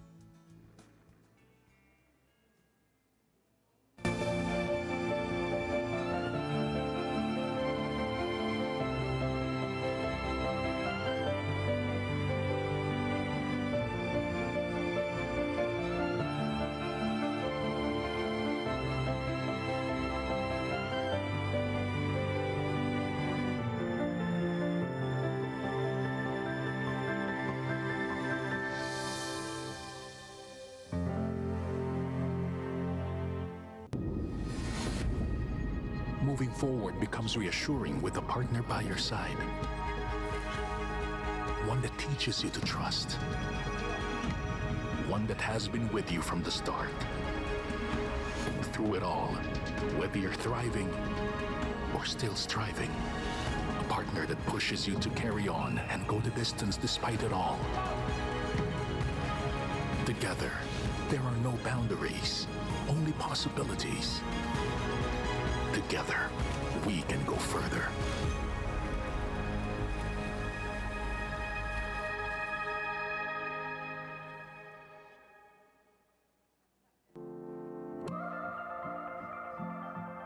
We are thrilled to fly people to their destinations in newer, greener planes. We are ready to fly more passengers and give them a safer and better cabin experience.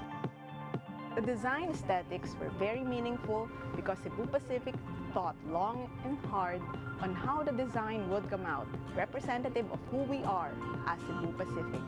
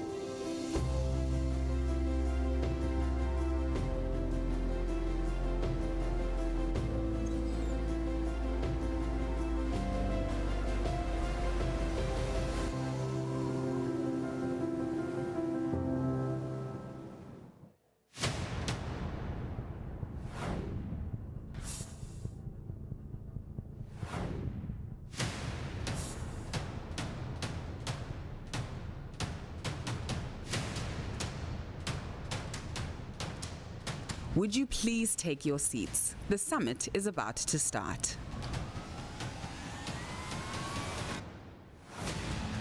Would you please take your seats? The summit is about to start.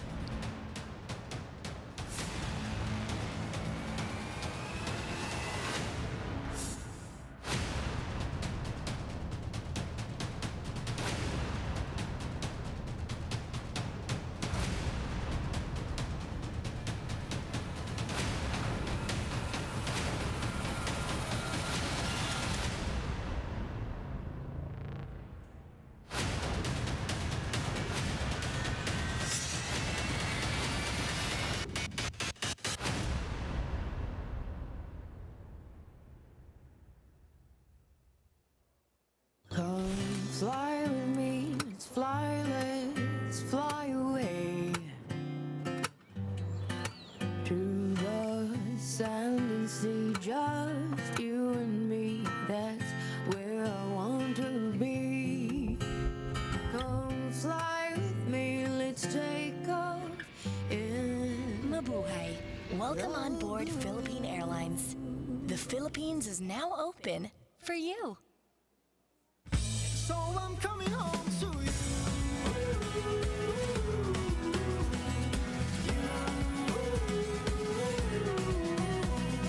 All I need, the very air I breathe, you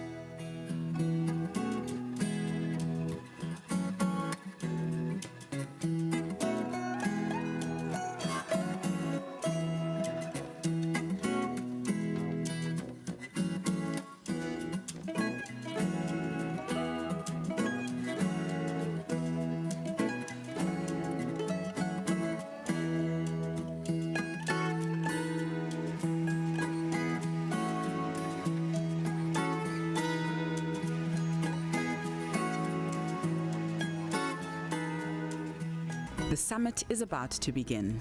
The summit is about to begin. Please take your seats. Thank you.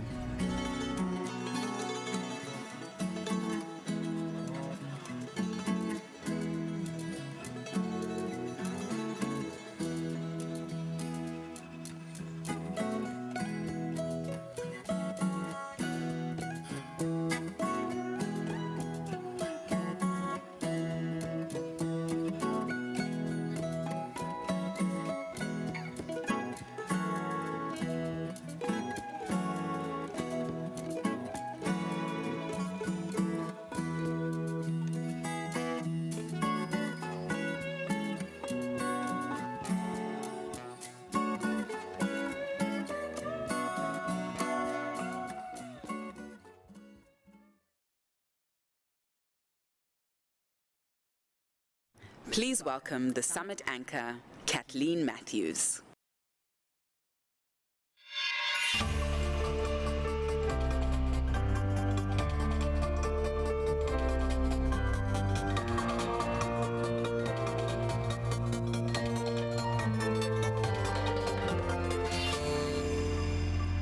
Welcome back. I hope you enjoyed your lunch and also the opportunity just to be with friends from the industry and to be able to talk to each other and share stories about all the things that have been happening over the last 2 years. We're excited to kick off session 2 now, which is going to focus on how the industry is adapting and moving forward. Now, again, we have some logistics for you. So with the app, you can ask questions of our panelists today and tomorrow, and you can also customize your summit experience to get the latest announcements. Now, let me just give you some tips on asking a question. It's very easy. You just open up the schedule and the program, and you click on the relevant panel discussion. And you'll see a button that says Submit a Question. That's an option for the panels. And then you just press Submit. So, first up, we have 2 flash learnings. We're going to hear from Jane Sun, the Chief Executive Officer from Trip.com Group, about how they're accelerating the return of travel in China and beyond. But first up, we're going to hear from Certares about how they are moving forward. So let's hear from founder and managing partner, Greg O'Hara. Great to have you back on the stage with us again this year, Greg.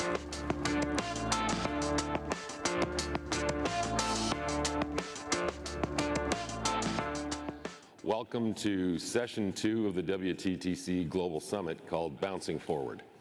I'm Greg O'Hara, Managing Director at Certares, one of the largest global investment platforms focused exclusively on travel, tourism, and hospitality, with billions of dollars of assets under management. Most of you know me. I've been involved in the travel industry now for over 30 years, first as an operator, then as an investor. I'd like to take a few minutes to provide an update on the travel industry and how the industry is bouncing forward from the pandemic. 2 years ago, the novel coronavirus brought forth unprecedented uncertainty and change in the travel industry, in the global economy, and in our own personal lives. As of today, there have been over 480 million cases globally, a simple stat that speaks nothing of the hardship and heartbreak countless of communities have endured. In every crisis, there's an industry at the center of it. And it'd be hard to argue that anything's been more affected than travel. Some of our companies lost 95% of their revenues virtually overnight. What's most surreal is for how rapid and severe the COVID-19 dislocation has been, the rebound has been equally powerful. I'm happy to say that many travel companies have fully recovered, and the rest seem to see a clear path to that recovery. For example, both TSA checkpoints and hotel RevPAR have been meeting or exceeding 2019 levels, despite variants this past winter. In addition to this general recovery, there are certain segments of travel that have emerged stronger since the pandemic due to a shift in consumer preference and/or the acceleration of pre-COVID trends. For example, there's renewed emphasis on travel that focuses on what you do rather than where you go. Outdoor experiences, glamping, adventure travel, and health and wellness are trends that are all here to stay, and that travelers are showing a preference for local drive-to destinations while near-term uncertainty around cross-border travel continues. We believe that trends like remote work and distributed workforces will lead to more business travel as people will commute less but want to gather more. Proof of point, American Express GBT, meetings and events forward bookings are actually outpacing broader business travel recovery, meetings like this one. And that demand for high-end luxury travel will continue to grow unabated due to record level savings and continued growth of the global middle class as well as the ultra-high net worth sector. Part of travel's robust rebound is directly attributed to the actions and hard work of, one, the broader travel community. Travel companies continually adapted to ever-changing COVID regulations. Wow, you can't underestimate that. And they've now adopted new technology to enhance the travel experience. They've showed incredible resilience through 2 years of challenging operating conditions, and most of our management teams are sharper and better for it. Two, government responses were also crucial. In regions that experienced the most robust rebounds, governments understood just how critical the travel sector is to their communities, right? And they provide certainty of travel regulations while working tirelessly to lift restrictions and encourage the return of travelers. Greece, if any of you visited in the last 2 years, is a great example. Finally, it's important to give credit to the travelers themselves who've adopted to the new normal. We plan around endless rules and precautions, especially difficult where governments frequently modify them. But as governments learn that certainty of regulation is of paramount importance to the traveler, regulations in many places change less often. Many people took advantage of remote work from anywhere conditions, where actually some traveled more during the pandemic than they did pre-pandemic because they were commuting back and forth and traveling to different locations. We've rethought travel with an ESG conscious mindset, taking fewer but longer trips, with both companies and individuals monitoring their carbon footprints. And during this period of lockdowns and restrictions, we realized that life is so much more than sitting in front of a computer screen, which has only galvanized our desire to travel more. As a travel specialist, we had front row seats to this difficult period and knew that during a crisis, it's the best time to take action. Like many of you, we right-sized our businesses and cost structures to accommodate the new environment. We closely monitored and accommodated new customers' sentiments and behavior. We also went on the offensive to invest for future growth, as well as we increased our market share and we acquired our competition. After being in the travel industry for over 30 years, we knew that right when others were governed by fear, we'd lean in and invest at a time when others were not. So over the last 2 years, we've invested billions of dollars into iconic brands such as Hertz, TripAdvisor, and Azul, among others. We began lending to travel companies during the most difficult period through a newly formed credit business and assisted businesses suffering from the dislocation in the sector.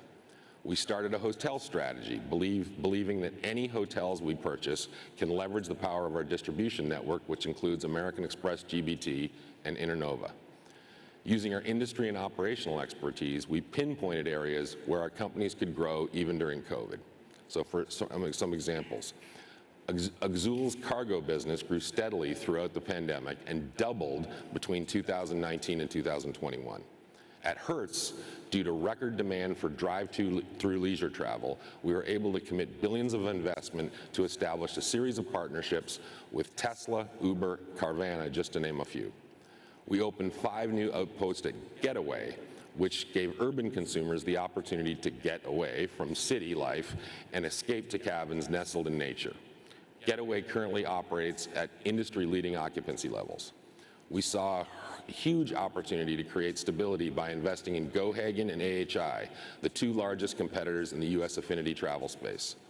At American Express GBT, in addition to continuing our commitment to improving technology, we made investments in Agencia and Ovation, key players in the small and medium-sized enterprise space, which is key to business travel recovery. Because of these and many other actions, these companies have not only weathered the volatility from the crisis, but they're now better positioned than ever to take advantage of what is yet to come. While the industry made tremendous progress thus far, there is still some ways to go and new obstacles to face, such as potential new COVID variants and the fallout from the recent geopolitical conflict in Russia and the Ukraine, inflation, increasing interest rates, just to name a few. But I'm confident that the travel industry will endure and come back stronger than ever, just as it did post 9/11 and every other crisis it's faced. What I like most about the present recovery is travel is evolving from once-in-a-lifetime black swan event. Why is that? I've always believed that travel was a force for good and promotes learning.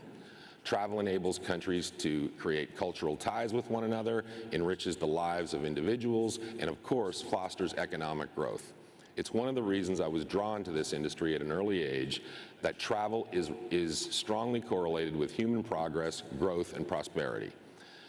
As the travel industry continues to bounce forward, it's important for all of us to continue to, 1, work together across industries, governments, and individuals to foster an environment that encourages travel, 2, be nimble and adapt to whatever is thrown at us, and 3, take advantage and lean in, believing in an industry that is emerging from the center of a crisis, but is also at the core of the human experience. to explore, to learn, and to share each other's cultures. I'd like to thank the Philippines for hosting the WTTC meetings. I took the opportunity to do some domestic travel here prior to the conference, and I can tell you it's a great place. And also say a personal thank you to all of those who took the time to attend in person. Myself and all of Certares remain committed to our industry, and thank you for the opportunity to speak with you at WTTC. Thanks for today.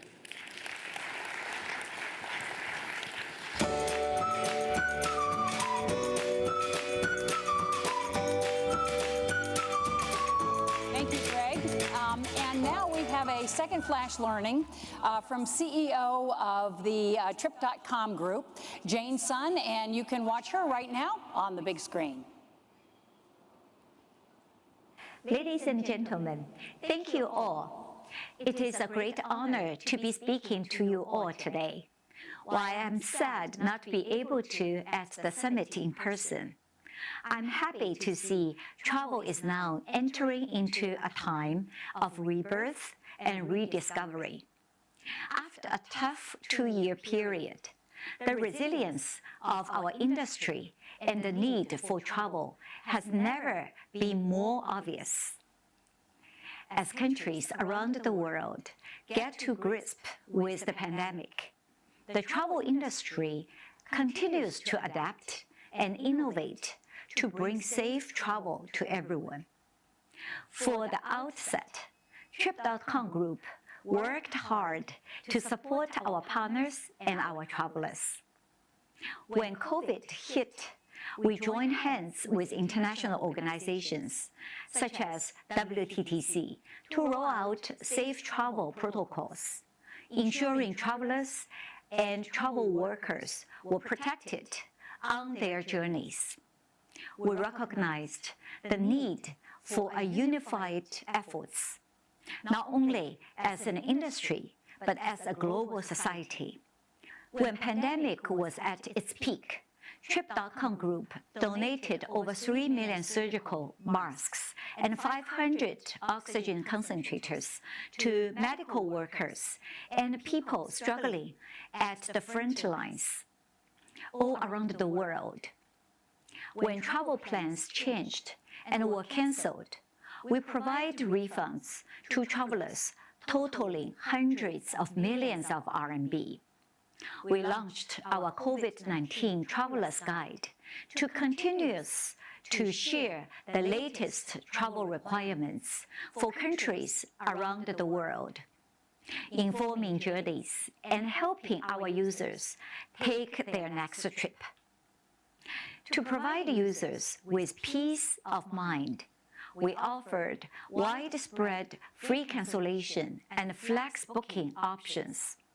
And during a time when people were feeling the pinch, we roll out discounts to reduce costs for eager travelers and give a much-needed boost to our partners. The bond forged in the midst of the pandemic have only strengthened our partnerships and built resolve in our industry. In the past year, we have gained hundreds of new partners. Together, we recognize it is human nature to explore our planet. From Fiji to Macau and Argentina to Portugal, we're working with destinations to ensure they're engaged in global travel recovery. We're partnering with hotels, airlines, attractions, and providers globally, using the strengths of our platforms and connect our users with the content and products to inspire their next trips. We all know travelers are willing to begin their rediscovery. Now, more than ever, it is crucial to be front of the mind, and that means content. Over the past 2 years, Trip.com Group has built our content ecosystem as travelers search online for their next trip. Live streams, community spaces, dedicated provider pages, and detailed product reviews are reaching more and more users. Last year, our trip platform content generated over 220 million user views. And in July, we saw 30% users making purchase within 1 month of viewing content. Our own data shows in markets where travel opens, bookings surge. For example, when travel became easier in Europe in the third quarter of last year, Trip.com's air ticket bookings in Europe grew by 170% quarter over quarter. In our partnerships with WTTC, we released the Trending in Travel report that delves into the trends defining recovery. From safety concerns, small group travel, short booking windows, and shorter trips, traveler behavior is changing, and we must adapt as we always have to ensure travel continues to flow. This is a crucial moment for travel. We have weathered the worst storm and learned to remain agile in the face of uncertainty. Let's carry the lessons and the successes from the last years as we go forward together. Now it is time for rediscovery and a reconnection. Thank you all for listening, and thank you to Julia and WTTC for hosting such an informative and energizing summit.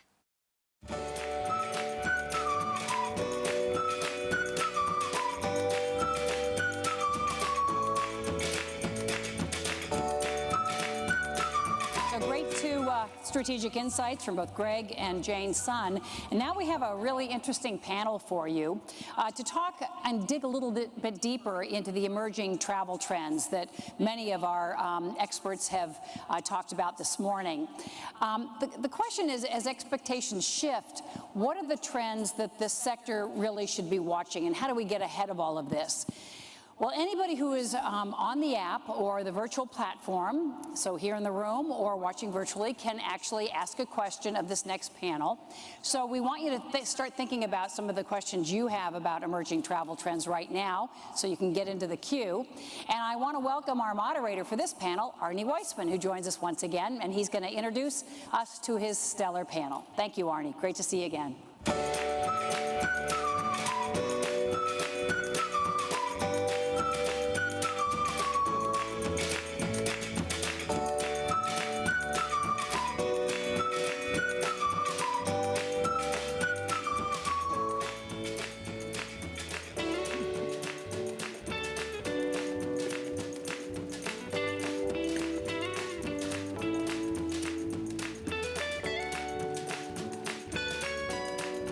Thank you all for coming in person to the Philippines, and also I'd like to thank all of the virtual viewers. I've been receiving WhatsApps and texts all morning from people around the world who are watching and are looking forward to hearing even more of the insights that this morning's presenters were able to provide for all of us. So many of the trends that we heard discussed today are examples of how the industry has been changed by the pandemic. On this panel, we're going to dig a little bit deeper, find out specifics about how it's impacted the trends within businesses, within destinations, and importantly, with the travelers themselves.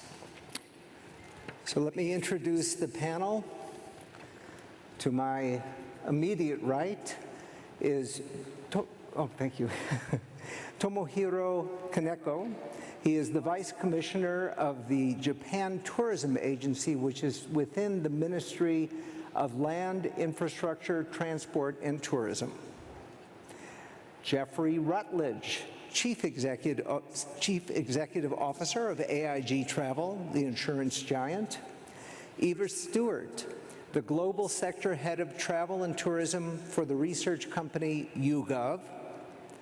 Gaurav Bhatnagar, he is the co-founder of the TBO Group and Managing Director of TBO Holidays, which is a travel distribution platform.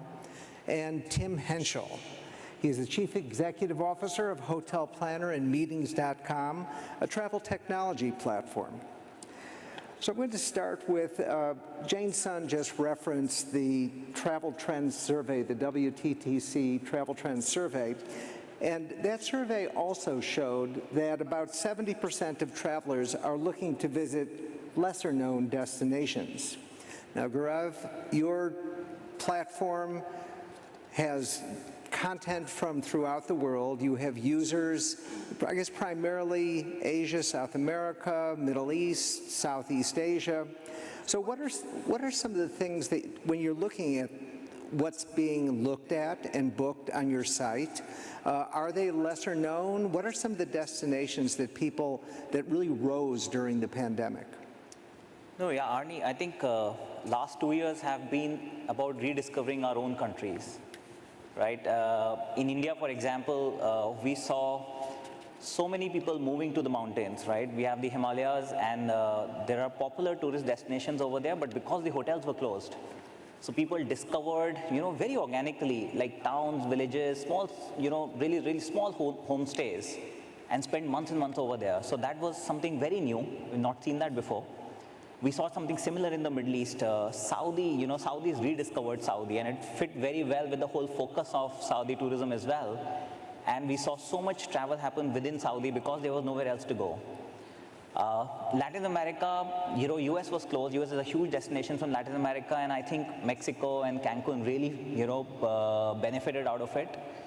On the international travel, one very interesting trend especially from India, was Maldives. Maldives is a well-known destination. But it is not a mainstream destination because it's an expensive destination and limited inventory. We used to have one flight every other day to Malé from Delhi, and through the crisis we had 3 flights going in every day. Right? So it's incredible how mainstream Maldives became and how well they marketed themselves as well. Every wedding happened in Maldives, every honeymoon happened in Maldives, every celebrity went to Maldives. Very interesting trends came out, and I think some of them will continue in the future as well. It's interesting, you mentioned Mexico, and Mexico was, of course, one of the only countries that just, it was sort of, you did have to test when you left, going back to whatever country you came from, but otherwise it was really open. Do you see, has that momentum from when they really were in North America, certainly the most open destination, has that momentum continued for them now that there are more countries being opened? I think there is a residual effect everywhere, right? Once you've experienced a destination, you come back and talk about it as well. And I think one revelation has been for people that, when you go to a new destination, often it is cheaper to travel over there, it is more convenient. And we had some preconceived notions on why we're not going there, right? In India, we saw that as well. Domestic, a lot of people would travel to Europe in summers. And now because they could not travel to Europe, so they had to travel within India, and they realized that, there are great places to visit in India as well. So I think that will continue post-pandemic as well. Maybe not at the same pace, but some residual effect will definitely happen. Yeah, and I know that in the US, a lot of the domestic resorts that were within drive range of large cities saw unbelievable RevPARs, unbelievable average daily rates, and they reinvested that money into those resorts to try and keep the momentum going. So it'll be very curious to see, as things continue to open, whether the pandemic winners continue to benefit from that.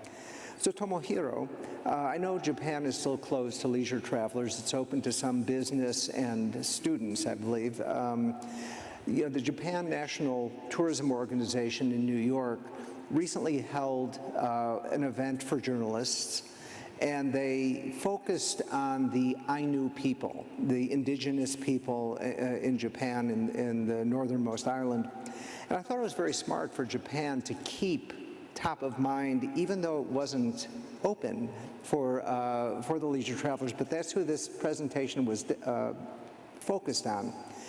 So, first of all, is this something that's a strategic thing for Japan? Are you going to be looking at sort of the lesser-known destinations as you begin to open up? And when do you think things might open up? Okay, thank you very much for questions. And I would like to talk about a little bit the recent situation of foreign tourists into Japan, because before the outbreak of COVID-19, the 60% of the foreign tourists visited only Tokyo, Osaka, Kyoto, those famous cities, not in the regional area of Japan. So we would like to promote the other regional areas, like, as you mentioned, Hokkaido, northern part of Japan, or Kyushu Island. This is southern part of Japan, as the very attractive travel destinations for foreign tourists. In particular, for Hokkaido, we will host the Adventure Tourism World Summit in 2023. So it will be a good opportunity for us to present the charm of Hokkaido, including the food and, of course, cultural heritage, and, of course, the beautiful scenery. So we would like to promote these very attractiveness of Japan as a part of Japan once we open the borders to the foreign tourists.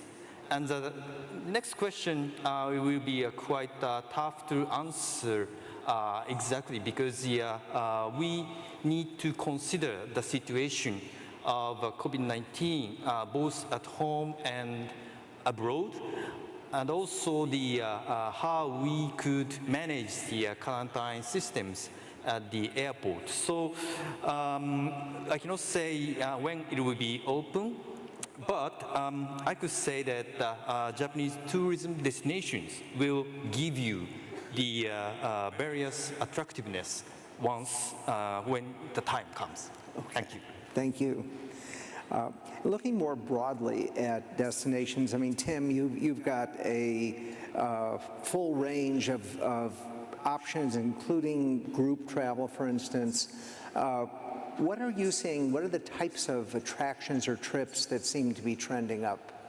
Well, right now for us, we're seeing a huge rebound in weddings. Obviously, a lot of pent-up demand for the wedding market. Getting married virtually is not ideal.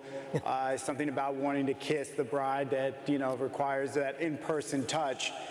And so weddings are just exploding right now, and you know, next is youth sports, especially in the domestic U.S.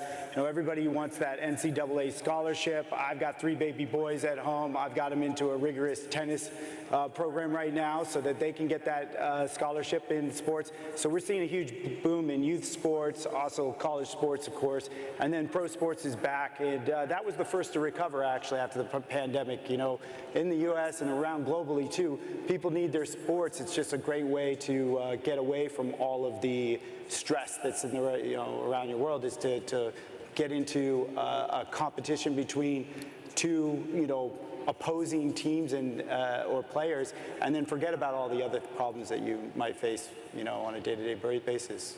Yeah, the weddings trend you mentioned is interesting.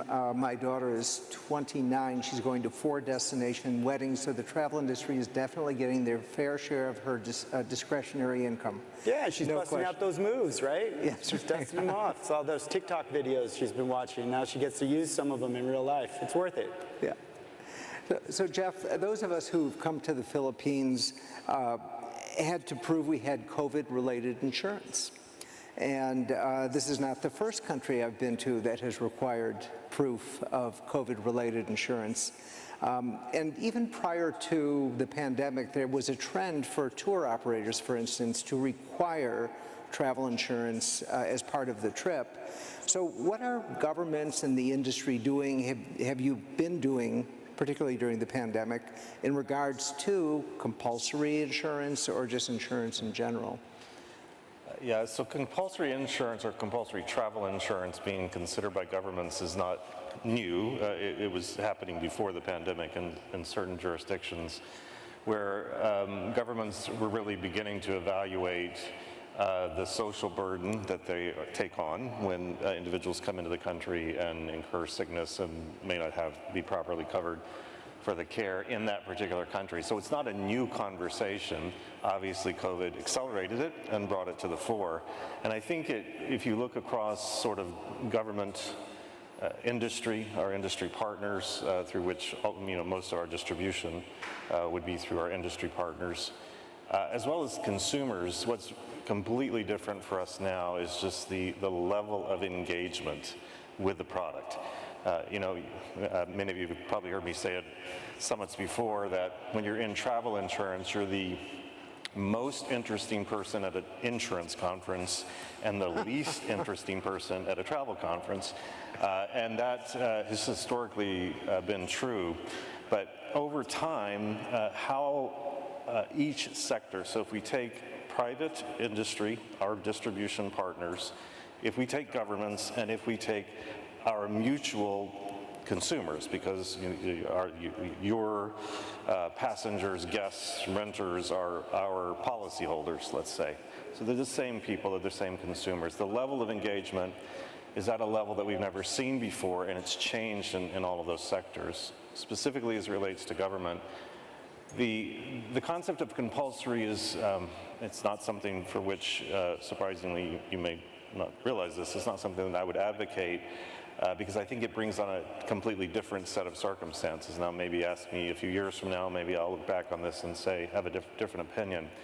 But I think what is important, and for certain countries, they have to make their own decision based on sort of their tolerance or what their healthcare system is or what they're able to do as to whether or not they want to accept that risk or they prefer that individuals take care of that before they come to their jurisdiction. And we certainly we've implemented programs like that as part of COVID to be part of that. Now, to be clear, our policies covered people for if they were sick from COVID or any illness when they traveled anywhere in the world from the 70 countries where we underwrite already. So that wasn't new. It's just it needed to be understood, and so it's that level of engagement from consumers that is so critically important. One of the biggest challenges for our industry is education.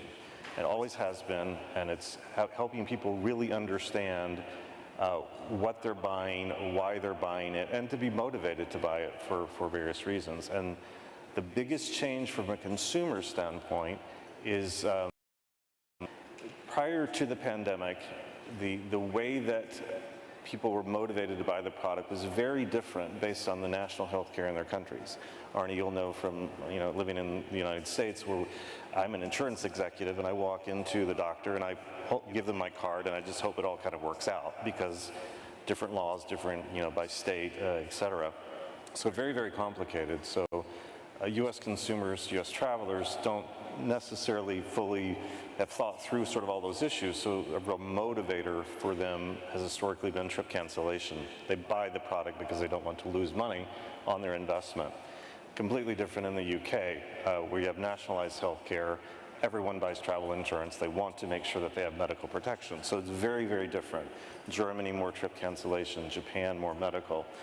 So that disparity for communication, for information to our consumers has put an interesting sort of burden on us as an industry as well as our distribution partners. That is the primary thing that I see changing post-COVID, because now every consumer is interacting on that same level of concern, primarily about health-related concerns, and those post-departure benefits that make sure that they're taken care of on their journey is critically important. And just finally, we see that with our distribution partners as well, where they are, we're moving well beyond just being another ancillary revenue generator, which we are, to being transitioning from the duty of care that was in business travel over to leisure travel, where across that entire trip and journey, there's information, connectivity, provision, assistance that individuals need regardless of what happens. So. I'm curious, I have a follow-up for you. With when the pandemic was declared, it is possibly the only, and everybody's trip was canceled. And people may have gotten a top-line understanding of their insurance policy and maybe not a full understanding of what it covered and it didn't. And I believe most policies in those days had an exclusion, either for a pandemic or for unless a country was saying you can't come very, very specifically. So a lot of people all at once may have had a negative reaction to having bought travel insurance. Were you concerned at that point that that was going to be an issue going forward? And is that why a lot of the policies changed to include these sorts of provisions? Well, yeah, obviously, we had the same level of concern that the entire industry or world did at that point in time, a level of engagement where we were processing, for our millions of customers and, hundreds of thousands of claimants, literally processing all of that business and that inquiry and that customer engagement, which we would normally see over, a period of 12 months and 4 months, if you will. So very truncated, very focused. But and as I mentioned, our policies provided that cover, right? So it, we were able to stand behind those promises for our customers and make sure that they had that. So that the exclusionary language is a critical part of education for customers to understand as well.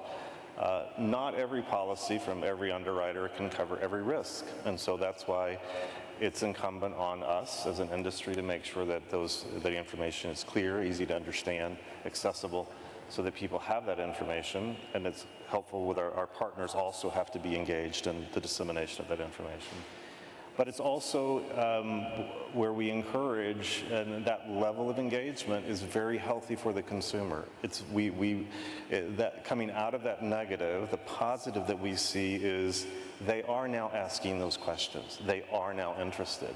They will be certain the next time they go, and that's a wonderful thing for the consumer and for all of us in the industry, both from distribution as well as underwriting.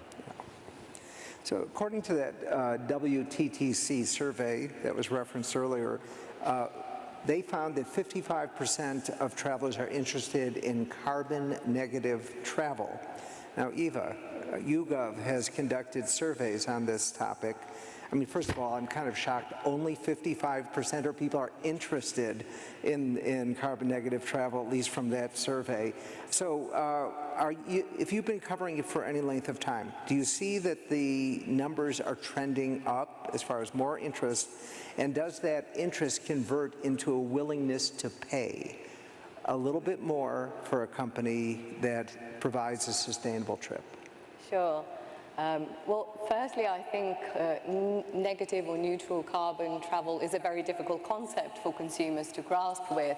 But if you talk about sustainable or responsible travel, that's a lot easier to relate to, right? So people definitely want more of that kind of responsible travel. And so at YouGov, we continue to monitor this on a daily basis around the world. And what we have what we've seen in data, these big shifts in how people think, feel, and also the changes in their behavior. And this is very important because when you see the change in behavior, you can anticipate that this is becoming really important to people. So in our day-to-day lives, when we had the chance during the pandemic to stop and consider what impact we have on the environment, we saw, freak weather events and whatnot. And when we paused to think about that impact, we started, conserving more water and energy. Some people chose to consume less meat. They started to recycle more. They started to buy more local produce. And so these considerations then shift into travel naturally. So what we saw in our data around the world was that people were starting to look for more remote destinations, more popular destinations, for less popular destinations, those that provided an opportunity to explore lesser known places because they were less populated. Second shift that we saw was people wanting to buy more locally produced goods, and they wanted to contribute to communities which have suffered tremendously from the loss of income because tourism dissipated from their lives, right? And they depended a lot on it. So travelers were empathetic to local communities, and so they wanted to kind of disperse that economic benefit as much as they could. And thirdly, we saw a big shift across all age groups looking for green accommodation, for eco-friendly accommodation. I think that's very important. And as an industry, if we help consumers find those options for less touristy places, perhaps more eco-friendly or more responsible lodging and accommodation options, that's definitely going to help resonate with the responsible travelers, of which we estimate to be around 300 million around the world at the moment. But then only 300 million. In one sense, is there any indication that people will pay? Is that rising, the number of people who absolutely said, you know what, if it costs a little bit more, but it really, I believe it has sustainable practices, is that, because I know there's a number between people who are interested and people who will pay. Sure. When we ask consumers, are you willing to pay more for sustainable travel or sustainable options, very small percentage actually indicate that they do, and only up to about 10% more. We saw that initially it was the affluent, more luxury consumers which drove that initial international travel demand. Then we saw the adventurous travelers take over. And, you know, you kind of really need to see whether certain groups, certain market groups respond to that marketing message, whether it's important to them. Because what's really interesting, in Scandinavia, you have such wealth and experience of everything sustainable in your life. And yet when people think about their holidays, they want to get away to a sunny location. They want to go and relax. They want to enjoy their time. So sustainability is actually not that high in the priority list. But if they have an ability to combine both, I think that's the winning combination. If you feel good about going somewhere and being able to offset your travel and stay in eco-friendly accommodation or accommodation that actually says that they are responsible, that they, you know, consuming energy and water and other things more responsibly and engaging local communities and training local communities, I think as a traveler you then feel, okay, I'm going to vote with my booking, and so I'm going to direct my booking to this organization rather than another one. Okay. Gaurav, you had an interesting observation on this. Yeah, you know, I think one of the big realizations we had during the pandemic was that climate change is reversible, and we saw it happen. Like, I live in Delhi, it's a very polluted city. And when Delhi locked down, within 2 weeks, you know, we saw the skies cleared up and the pollution levels were really, really down. So I think a lot of skepticism comes in when people talk about sustainability, because, you know, you feel that, what is it, you know, am I really going to make a difference, right? Can it really be reversed? And that realization, when you saw it in front of your eyes, it was huge. And I think that is also leading to, you know, more willingness to think about sustainability when we travel and pay a little bit more for it. So I'm going to go ahead and jump to one of the questions that has been sent in from the audience. Which is how are climate change concerns impacting travel desirability among younger generations, particularly in non-European markets? Does anyone have any insights into that specifically? Well, I would say, you know, sustainable travel is big. When you see what happened to the beaches in Thailand before we hit COVID, and overcrowding caused them to have to close some of the beaches, I do believe that with the influencer generation that we have now, that you put up a destination that was attractive because it was remote and not that populated by tourists, and then instantly within months it becomes a hotspot and all the natural beauty is destroyed, and then you have hundreds of street vendors there too, hawking umbrellas or anything else under the sun on the beaches.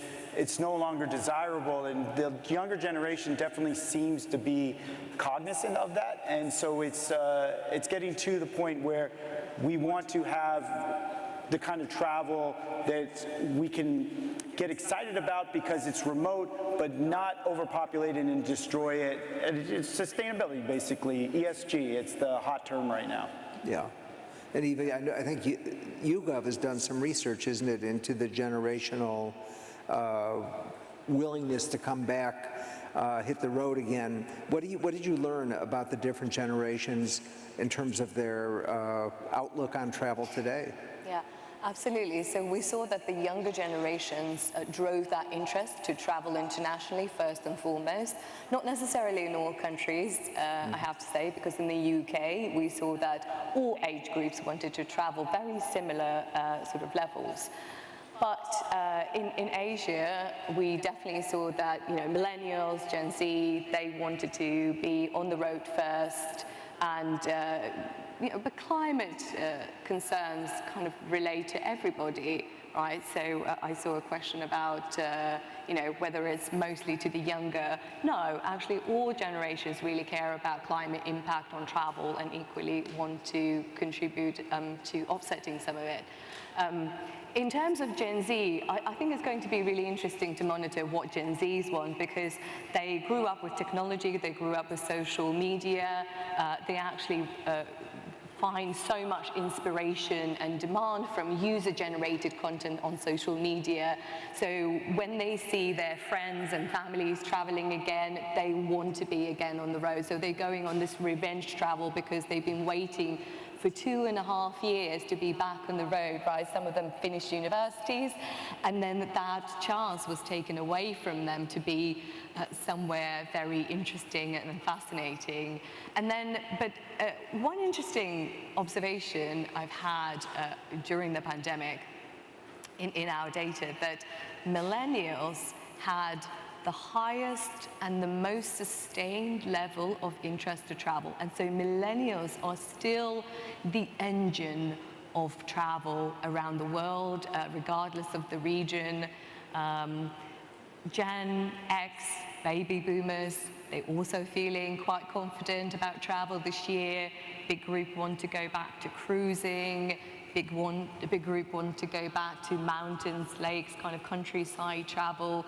For baby boomers in particular, they want to reconnect with their friends and family, so they will be going to destinations where they have some relation to that, or where they've been before and really enjoyed it. So these are some of the observations that we've seen coming back from all the recent surveys. And in terms of spend, I don't know if you look at this as well, millennials may have the numbers, but are the boomers spending the dollars? Yes, absolutely. Well, they are in the best position to spend the dollars, and they certainly have accumulated, their wealth over a period of time, which they can, of course, attribute a lot of that disposable income to travel. But even Gen Zs, they feel so much more confident about their finance now than they did before the pandemic, and so there's a good chance to lure them as well. Tomohiro, I don't know, I know that there's so many restrictions around inbound travel, but if Japanese citizens are willing to quarantine, are they traveling outbound, or is there still outbound restrictions as well? If the Japanese people who go to abroad, then there will be no restrictions for the for returning trip. So it'll be okay for the outbound trip for the Japanese people. That's the current situation. And are you seeing a generational change? Well, I would say the younger generation would like to travel because for the past 2 years you cannot travel anywhere with your friends and enjoy the beach or something like that. And seniors like over the age of 65, those people are a little bit worried and afraid about going to trips. So there will be a difference between the generations. Okay, so the time has just flown. I'm going to take one more audience question. How can we ensure equal travel rights if vaccination is the entry requirement for international travel, even as many countries can't vaccinate all their citizens? So this is definitely an issue that will impact the revival. Do any of you have any insight into that? Well, I'd have to say, I mean, in regards to ESG, I mean, that talks about the E in ESG, equity. And yeah, equity is a problem right now when you look at, they took the travel industry, made it the whipping horse for getting people vaccinated, and travel should be a human right. And there's just huge questions in this, and the world has not had this conversation. We're having it now. But yeah, we're going to have to make decisions at the ballot box to decide if there is another pandemic. Can travel rights really be restricted based on vaccination status, or anything can the government compel you to do in order to take away your travel rights? Well, yeah, I think there's a sense that as an American, I have to get vaccinated 24 hours before I return. The spread that's happening is community spread. It's not coming off the airplanes at this point, you know, whatever the percentage is, and so there's this wonderful annoyance and hassle that we all have to go through on that. You know, I believe in following the science and the data, but it's not the international travelers that is creating any sort of surge. It is ridiculous. We have about a half a minute left. One last Tim? trend I'd like to point out that haven't seen before, that's emerged in the domestic market of the U.S., but now just seems to be going international, is the rise of cancel culture. And now that really makes a difference in how people pick their venues and what your corporate culture is, or even your personal brand, and what kind of destination or hotel you decide to do an event at. I mean, just look at what happened to Ryan Reynolds when he got married at a southern plantation with his wife, and then all of a sudden the woke Twitter mob came after him because it was like promoting slavery.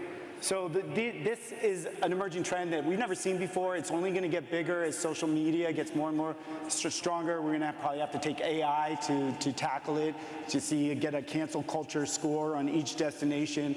But yeah, it's an interesting thing to talk about for another time, I guess. Yeah, I'm afraid it will have to be another time. I'm looking at 4 zeros in our time left. But thank you all, panelists. It was really an interesting conversation. Thank you. Thank you.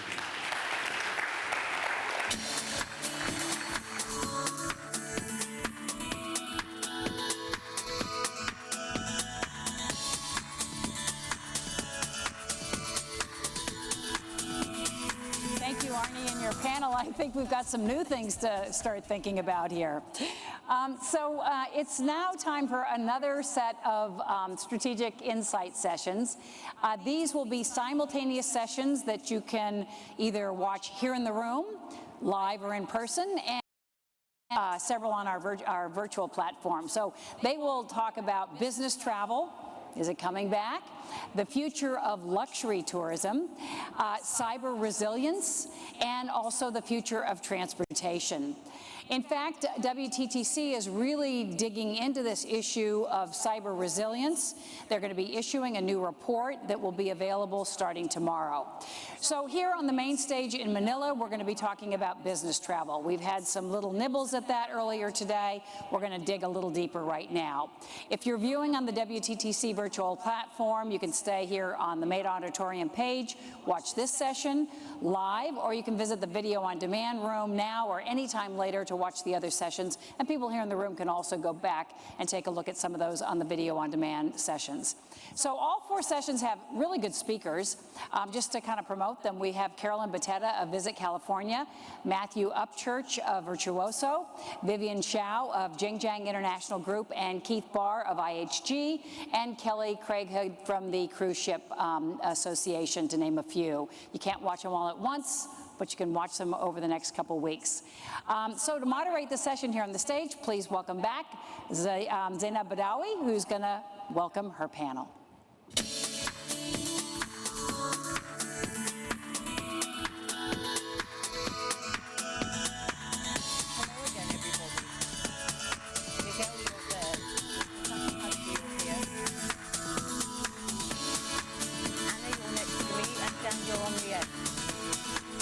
Everybody. Nice to see you all again. Did you all have a good lunch? I did. My plate was like this. Such delicious food in the Philippines. So yes, thank you, Kathleen, for saying that we've had a few nibbles at this topic of business travel. We're now going to give you a bit of a substantial meal. I've got 4 panelists, but also another one joining us via video link. He will be with us, I hope. Yeah, there you are. Hi, Carlos. Nice to see you. Carlos Mercado Santiago, Executive Director of Puerto Rico Tourism Company. So he can hear everything. And let's kick off then.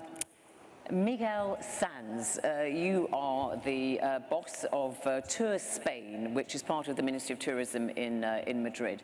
And on this question of business travel, just first of all tell me, why is business travel important? Because we all know it's taken more of a hammering than any other part of the travel sector. I've got one figure in my head, which is 2019, there was 21.4% of travel was accounted for by business, but they spent a disproportionately large number of spending in tourism and travel, which is 1.3 trillion. So you can see it's a very, very profitable slice of the tourism sector. So is that the only reason why it's important? Well, you said it. I think that business travel is the perfect complement to leisure travel. It happens normally between Monday to Thursday, Friday. It doesn't happen on holidays, so it happens when people are working.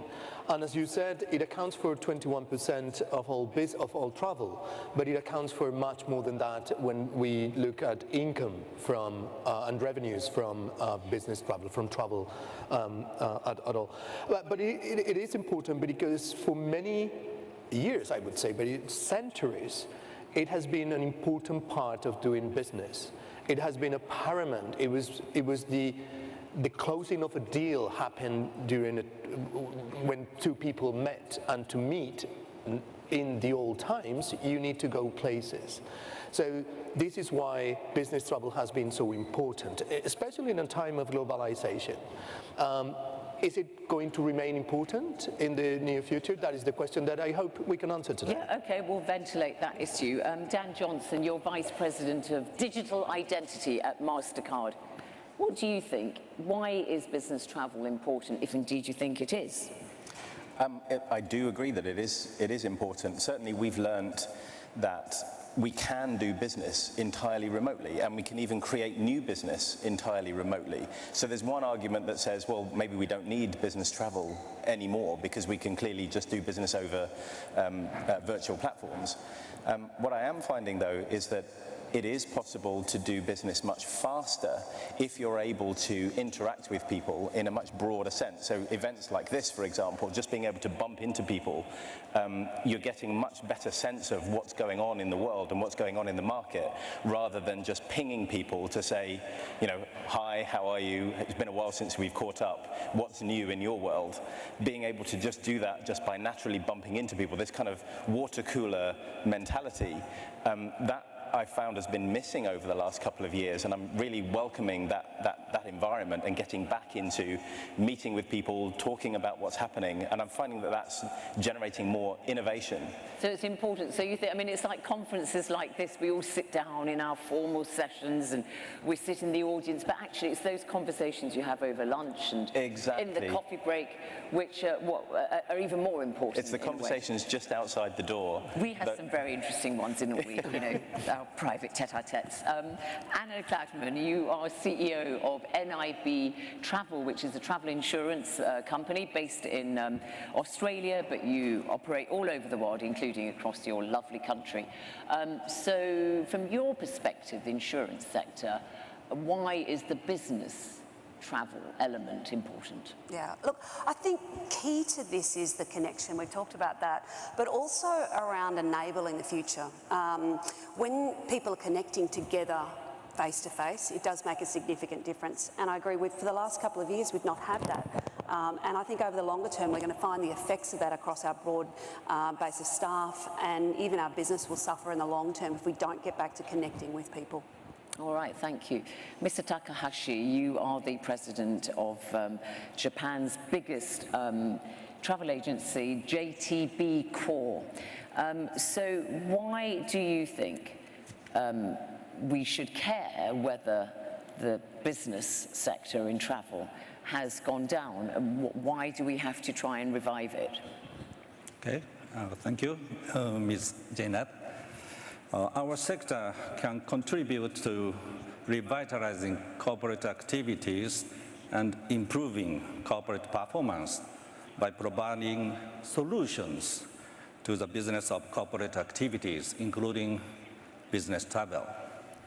Later, I would like to talk more about the framework of business solutions to which the tourism sector can contribute. Thank you. All right, thank you. Carlos Mercado Santiago, Puerto Rico Tourism Company.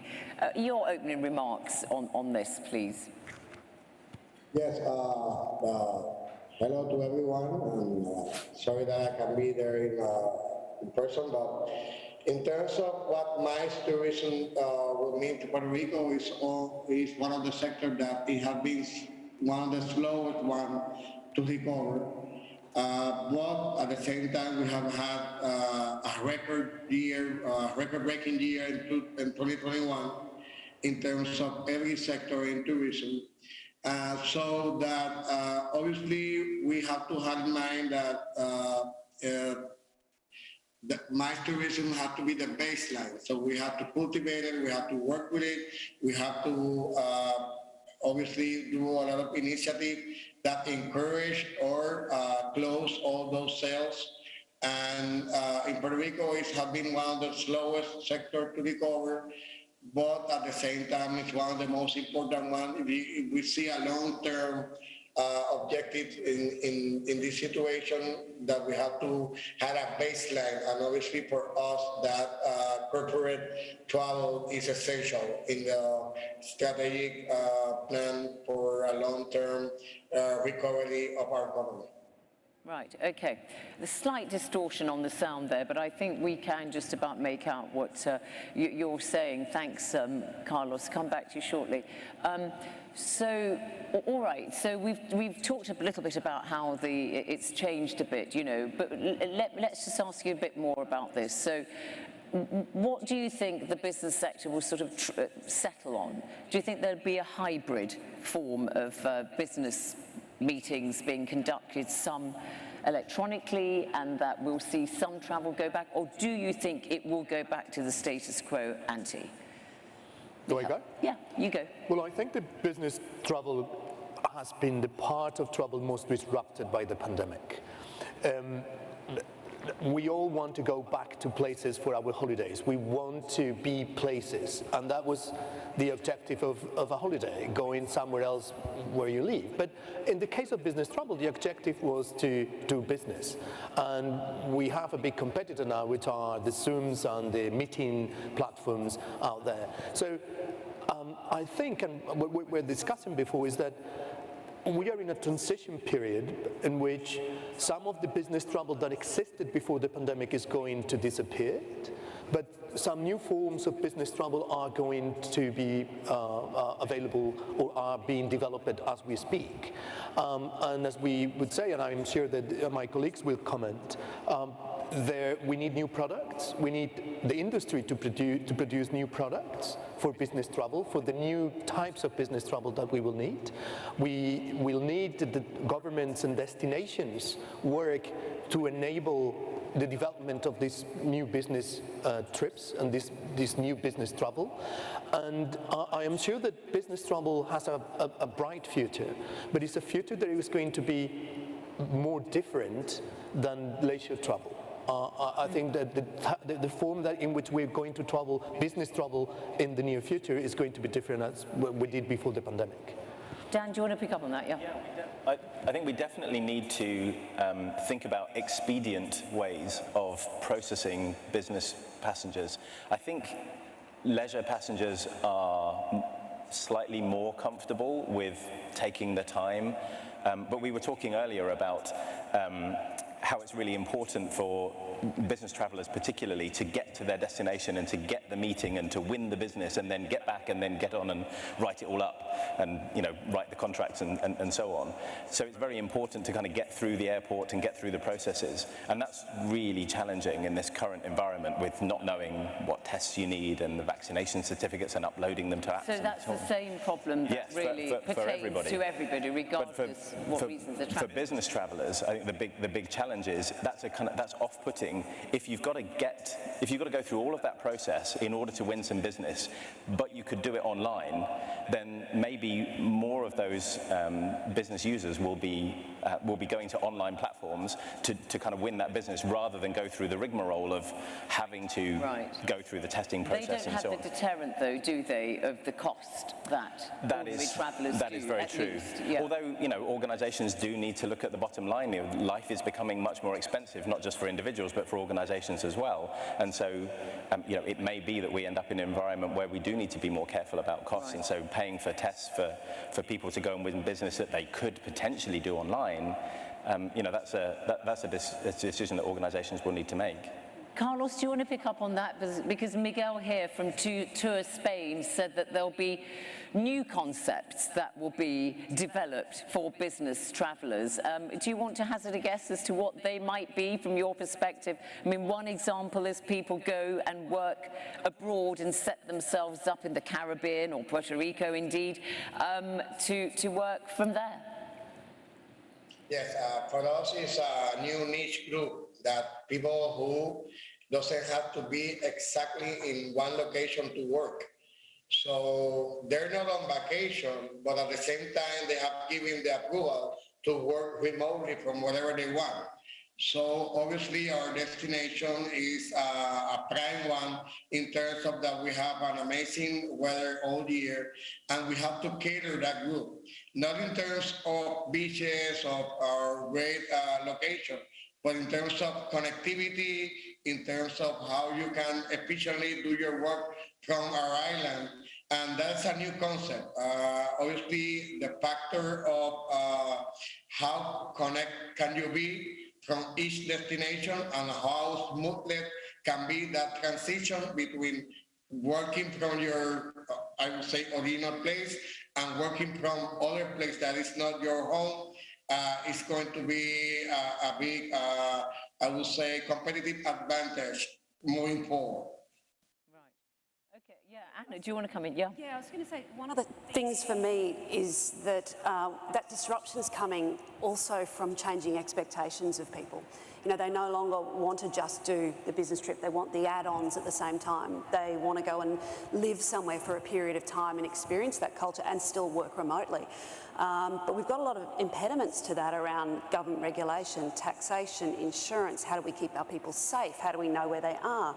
And I think there is a lot of work that needs to happen to catch up to those changing expectations to make sure the products and the rules and the understanding is there around what you can do and how you enable that. So if I were to up sticks and say I want to set up office on Bondi Beach in Sydney, where you come from, yes. Well, time difference, of course, if I was working with Europe, but why couldn't I do that? Is it a bit risky? Well, I think there's a lot of complexity in that decision from your company's perspective around, do you have the appropriate insurance if something happens and you fall over? Are you covered? Who's going to cover that? Do you have the right to work in that location? Taxation? Are you paying tax in the right location that you're working?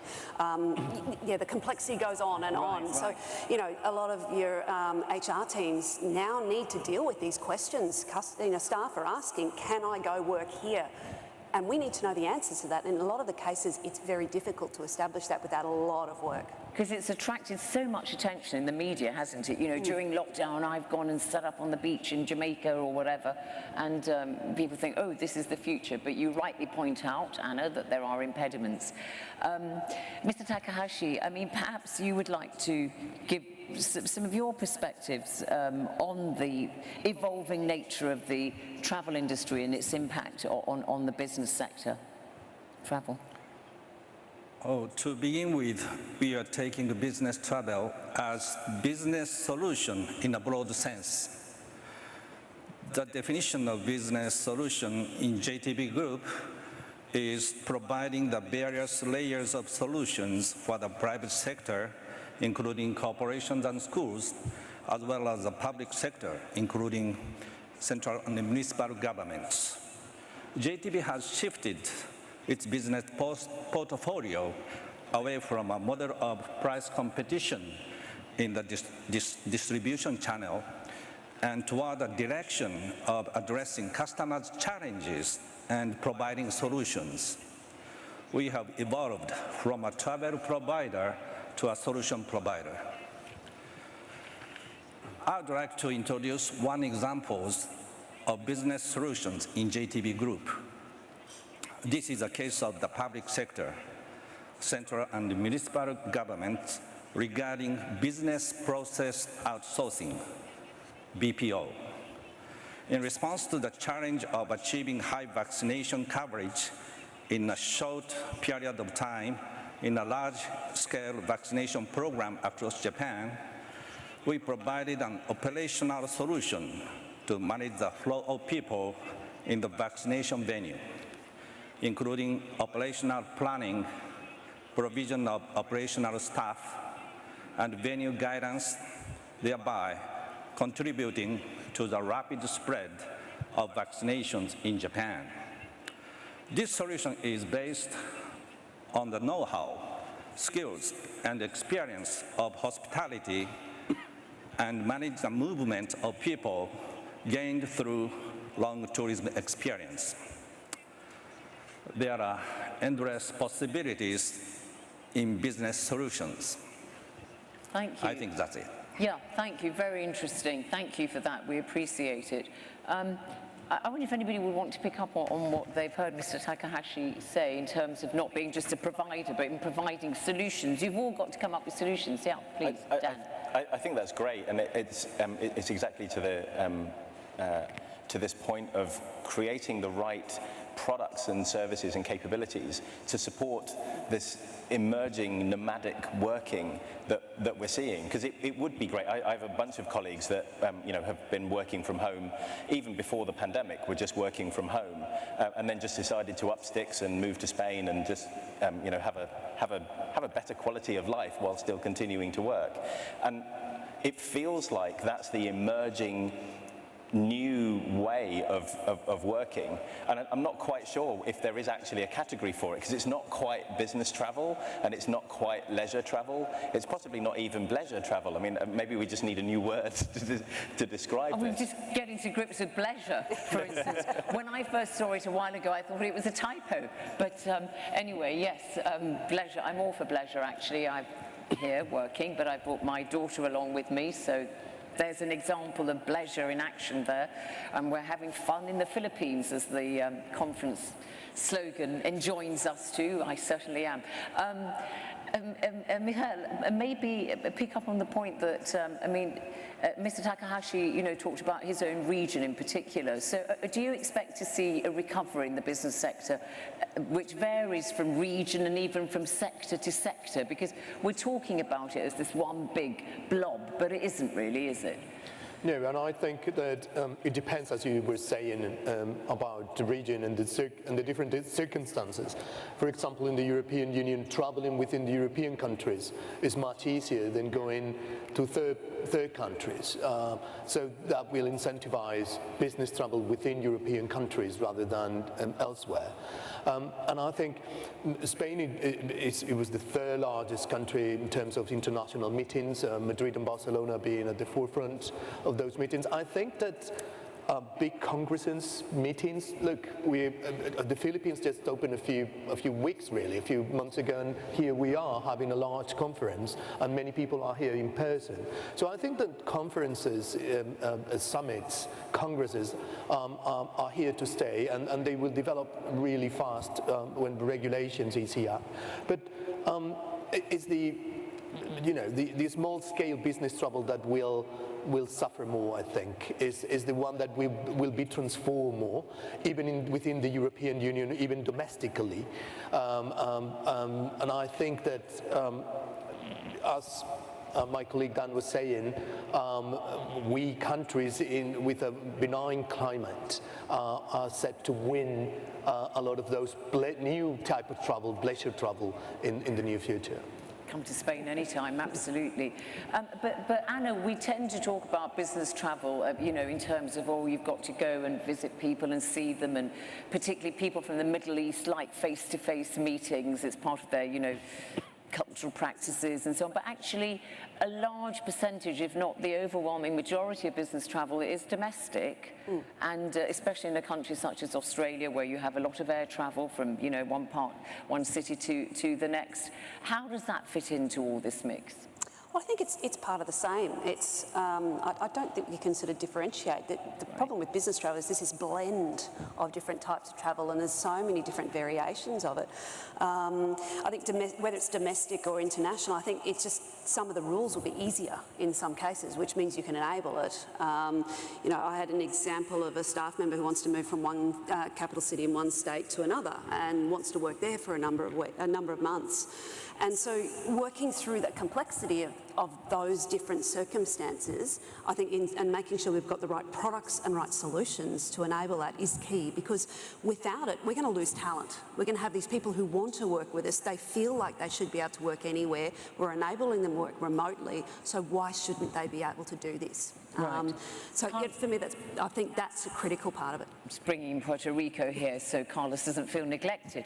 Carlos, I don't know if you want to respond to anything you've heard mentioned from your fellow panelists there about anything in particular, leisure, travel. Go on.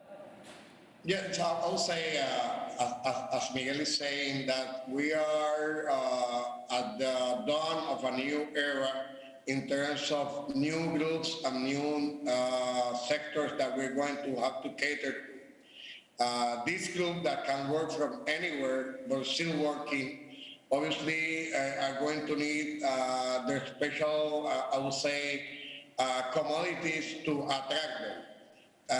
And in terms of that, here in Puerto Rico, as an example, obviously we can offer fine location, exotics, beaches, but if we don't have the right infrastructure, we're going to lose that competitive advantage of other destinations. So this is a new group, it's a new segment, obviously, that we have to see if it's a long-term group that's going to be like that. The corporations are going to, in the next couple of years, give that authorization for everybody to work from home. So it's something very that right now is not firm, but at the same time, something that we can look up to. Those are big segments that we can grow into, and that obviously are going to complement the business travel, the leisure travel, and now we have these people that they're not on vacation, but at the same time they can work from anywhere. So they're going to be spending their days working maybe from 8 to 5, and then going out and experience everything that any destination can offer. So this is a new and excitement time, and this is something that we can look forward to see how it develops. Right, thank you. So, Mr. Takahashi, Carlos there says new and exciting times we're living in. I mean, just give us an idea of some of the factors that you believe may accelerate the development of business travel in the short and medium term. Yes.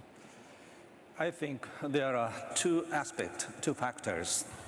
One is hybrid, and another is SDGs and sustainability.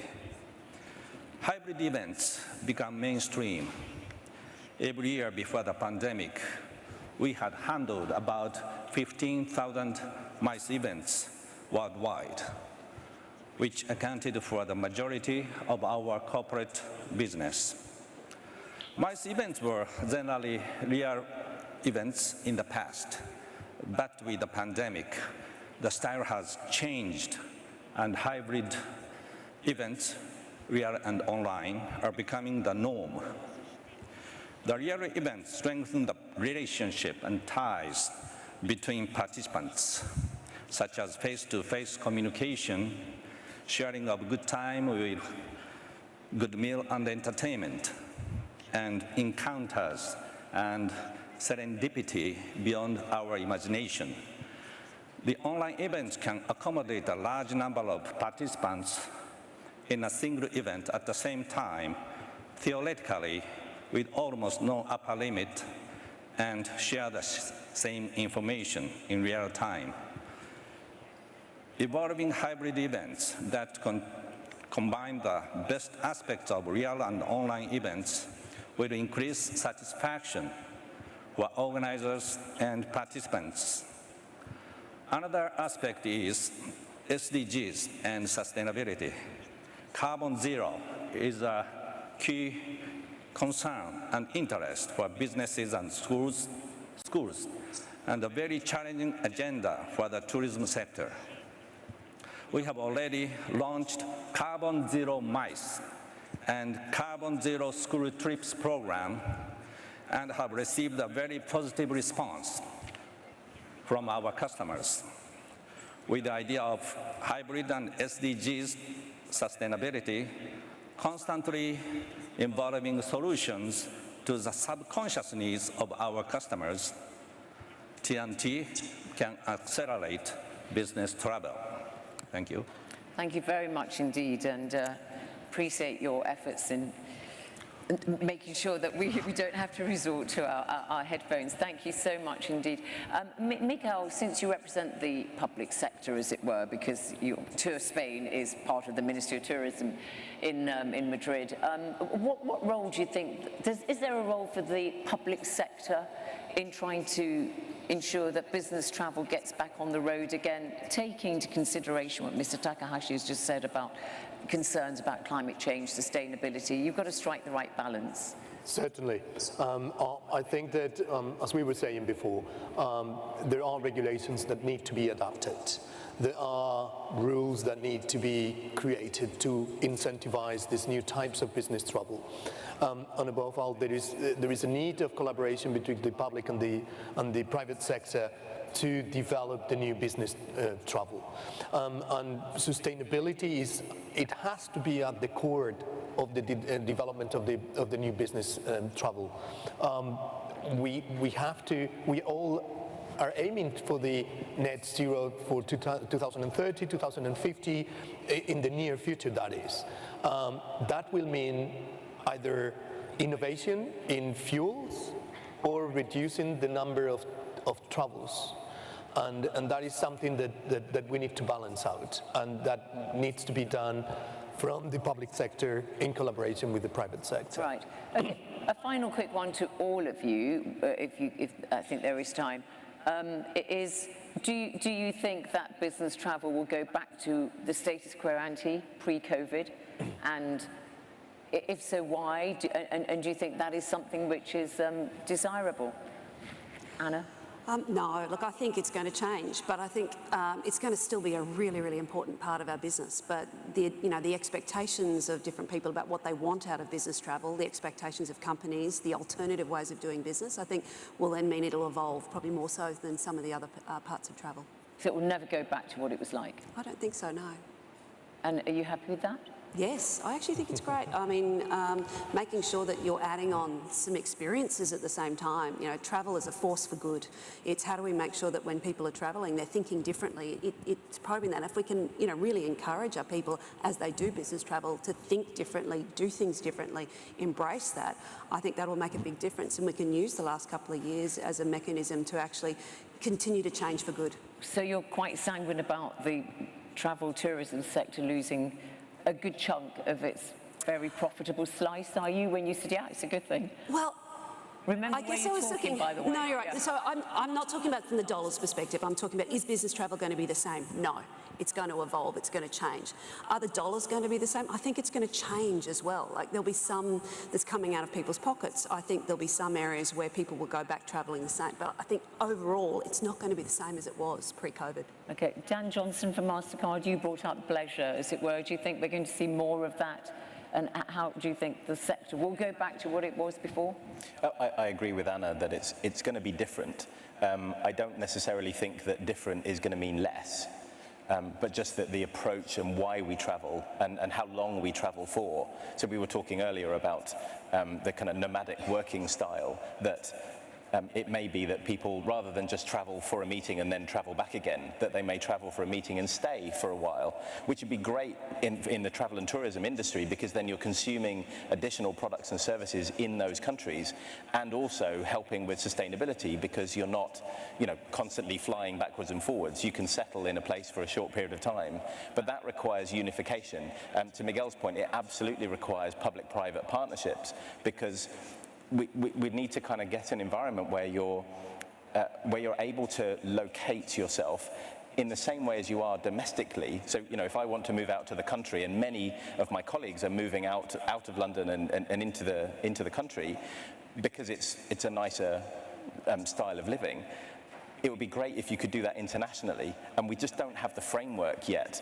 To Anna's point earlier about the insurance and the visas and all these complexities, it'd be great to find a way through that and make it easier for people to live and work wherever they choose.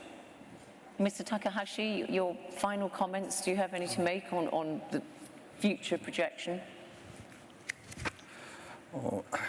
I think there is no doubt that human touch have always been the most important element in business.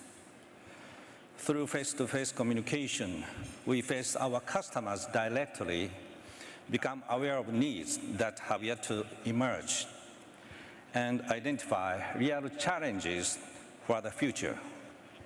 Only human beings can fulfill this role. And to provide the solutions, digital technology is incorporated.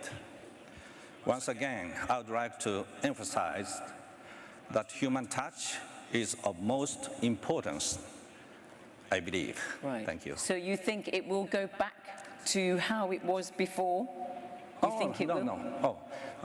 Probably the business travel will change a little after the coronavirus pandemic. It will change a little Yes. after COVID-19. Nobody thinks it's going to be the same.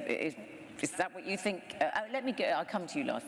Let me go to Carlos in Puerto Rico. What does your crystal ball tell you, Carlos? Well, I think there's going to be three factors that are going to be very important in the next couple of years. First, health and safety. That's something that everybody's going to have in their head before making any decision for where to go. Second, connectivity. That's something that's going to be very important, because right now, if people are going to work from other destinations, they have to assume there's going to be some kind of connectivity that they're going to be rely on. And third, I think most important, the level of disruption that you're going to have from changing from place to place. When you ease that disruptions and you make it a smooth transition from place to another place, you're going to have a lot of people that are going to be moving from destination to destination, not on vacation, working, but at the same time, obviously experience everything that those destinations have to offer. I would say that those are the key ingredients to any successful development in the tourism sector in the years ahead. Thanks, Carlos. And Michael, what can we expect for the future of business travel? Well, I think that the way we work is changing, and so is the way we travel for work and for business. It will evolve. We have shorter working weeks. We can work from wherever. So the way we travel for that work, or for business travel, will change. What I can say is that in destinations such as Spain, and the companies and the private sector will find a way to the one thing that won't change, which is human touch, as Mr. Takahashi was saying. Human touch is irreplaceable. And that is an added value in any type of travel, either leisure travel or business travel. And I think that whatever the working way goes, or the way we work goes, the industry and the destinations will find a way to create a product that satisfies that need for human touch. Right, okay, good. Well, there seems to be consensus. Thank you very much indeed, panel, for the business of travel. It looks like there'll be, it will never go back to what it was, but there might be new things, new vistas opening up. Thank you all very much indeed, and Kathleen next. Thank you.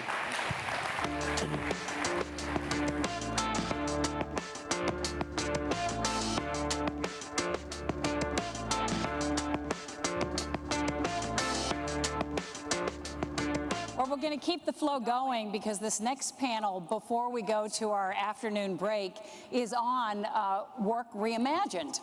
So people, as you just heard, are travel and tourism's most valuable asset. So how will the sector reimagine the future of work? How do we retain and upskill our talent? How do we attract new talent? And then address the shortages, which many companies are seeing right now. Again, we'll allow questions via the app, whether you're in the room here or joining us virtually. And to moderate this panel, I want you all to welcome Chief Executive Officer and founder of Aptimind Partners, Aradhana Kawala.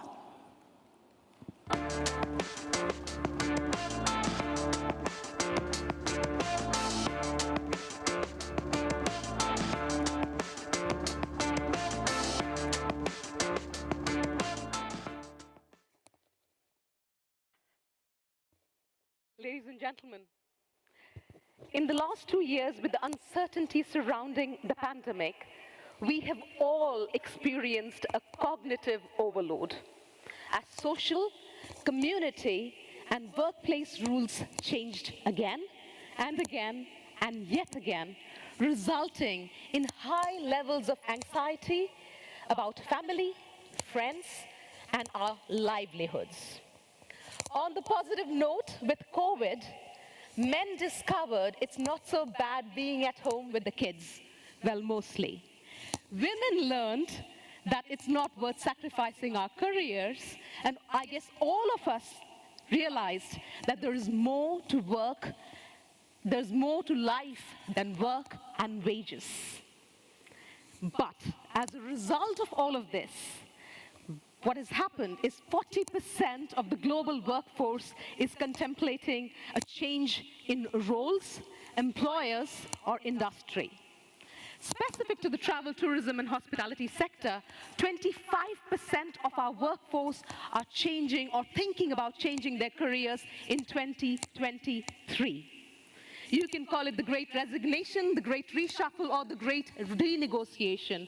But the fact is, a big part of our workforce are considering changing their careers because they're on the lookout for more meaningful work, better wages, more flexibility, and avoidance of burnout. Is this a crisis? A big one. But I think it is also a fantastic opportunity for us as a sector to really reimagine the work so it works better for everyone. Now, to help us navigate this crisis and help us, more importantly, reimagine the future of work, we have a fantastic panel, 4 amazing leaders, really cool folks actually, who are going to help us with this reimagining of the future of work. Starting with JD O'Hara, who's the Chief Executive Officer of Internova Travel Group. JD, if you don't mind joining up on stage. We have Michael Brown, who's the CEO of Travel and Leisure. Nelson Boyce, who's the Managing Director of Travel Google. And finally, look who's back. Gloria Guevara, who is the Chief Special Advisor, Ministry of Tourism of Saudi Arabia. Welcome, please.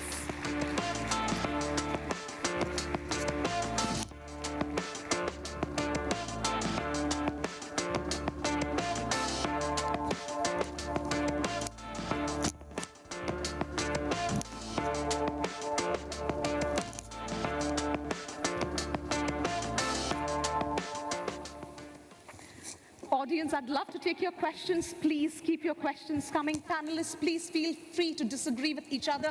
We love to stir up a controversy, so don't be shy. If we can get started, I would love to ask all of you, if you had to pick one permanent change as a result of COVID, which has impacted the workplace and by definition the future of work, what would you pick? One permanent change in the workplace as a result of COVID, which will impact by definition the future of work.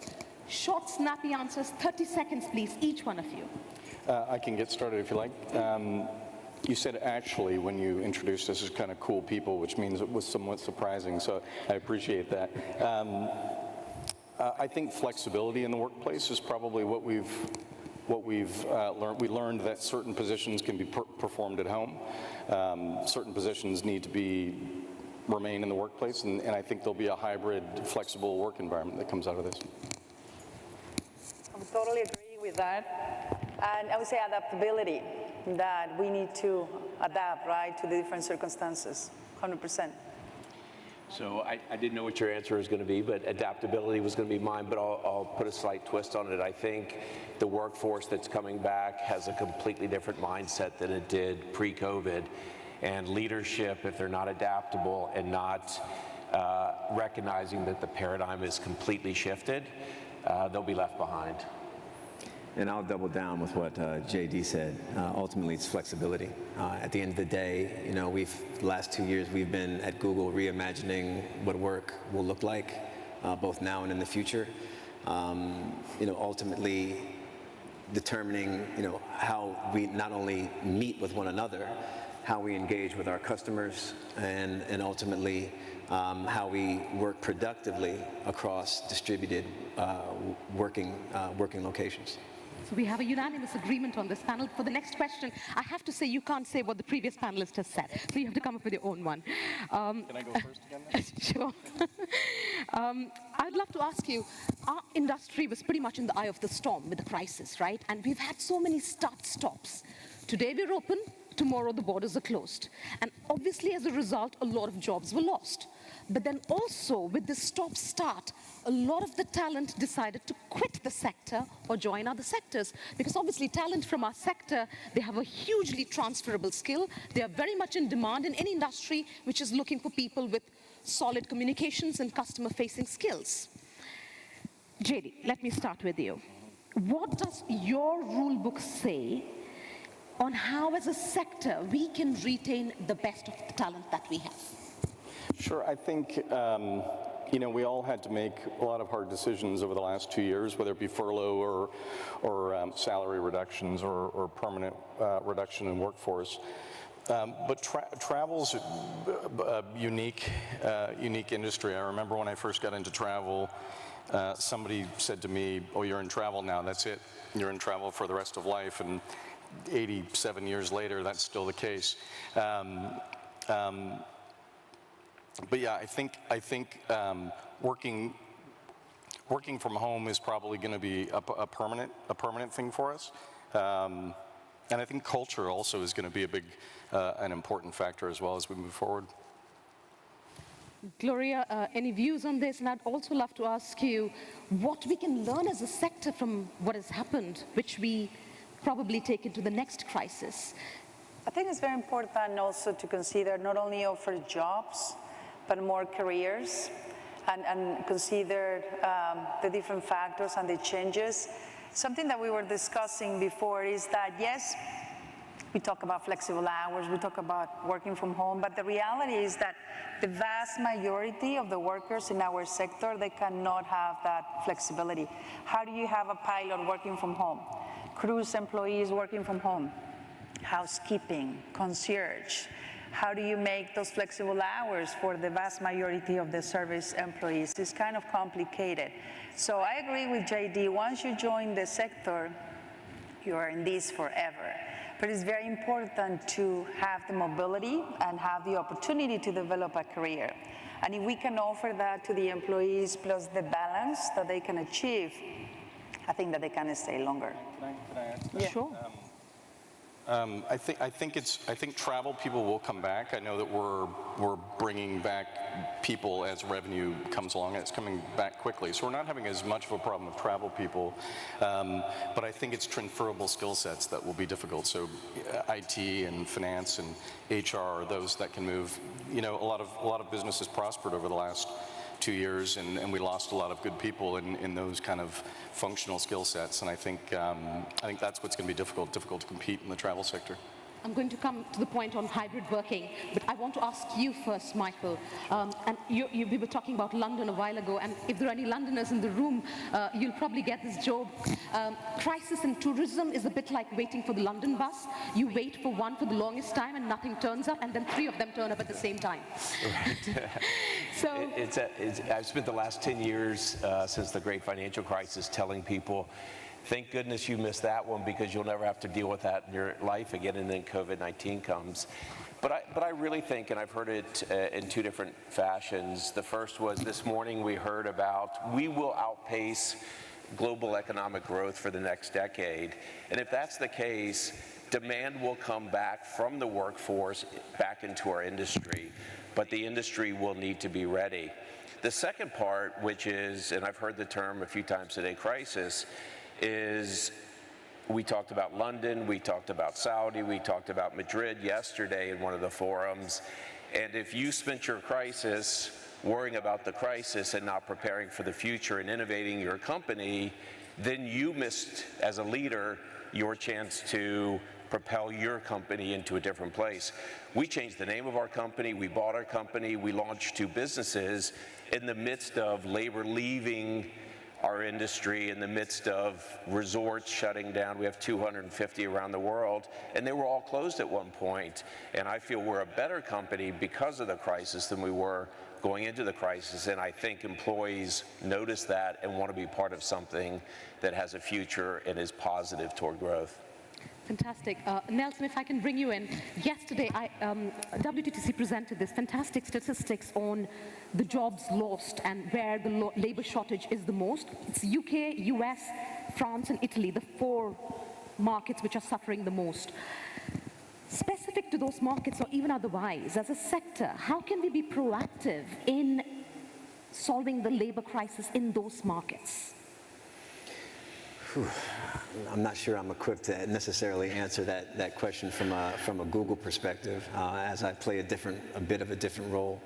But I would certainly say that the labor crisis on some level is probably going to need to be solved by the notion of the skill set. I mean, as Michael talked about, this kind of evolution of how people approach the business.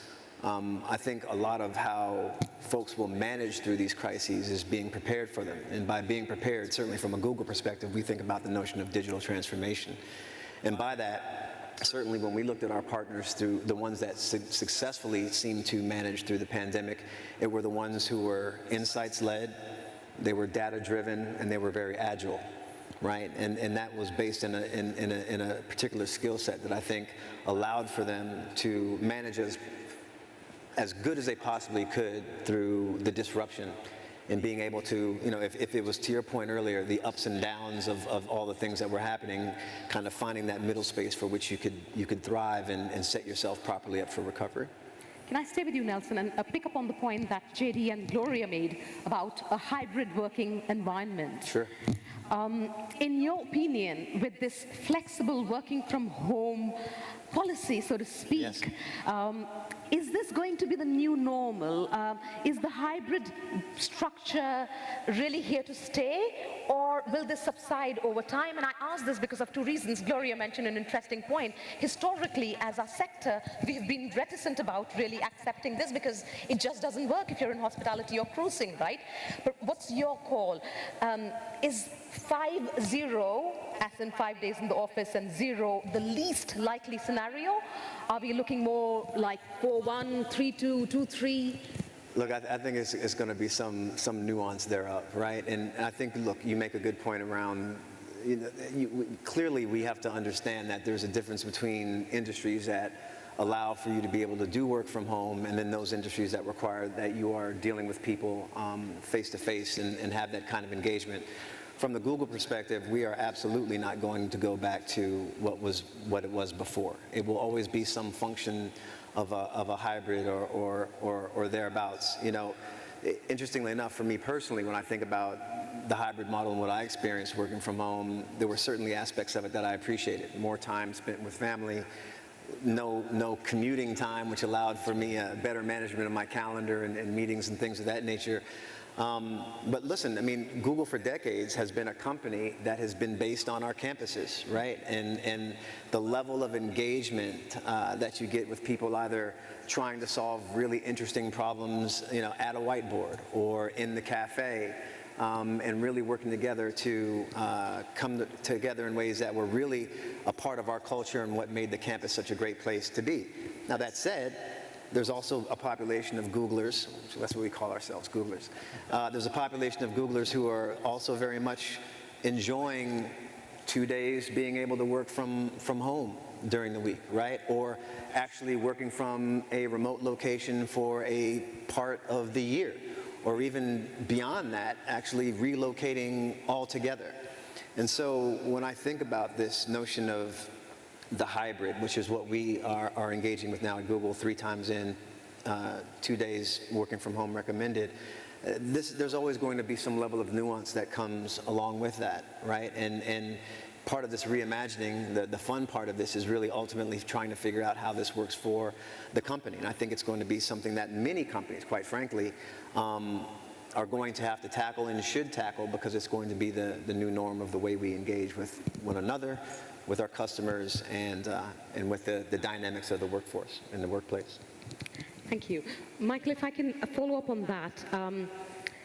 If people are doing, as Nelson is saying, it's going to be a hybrid model, let's say 4-1-3-2, the days that you're going to be in the office, you really need to make it count, because then you need to, that's where you need the interaction, that's where you need the culture to be coming through, especially if you have a new joinee.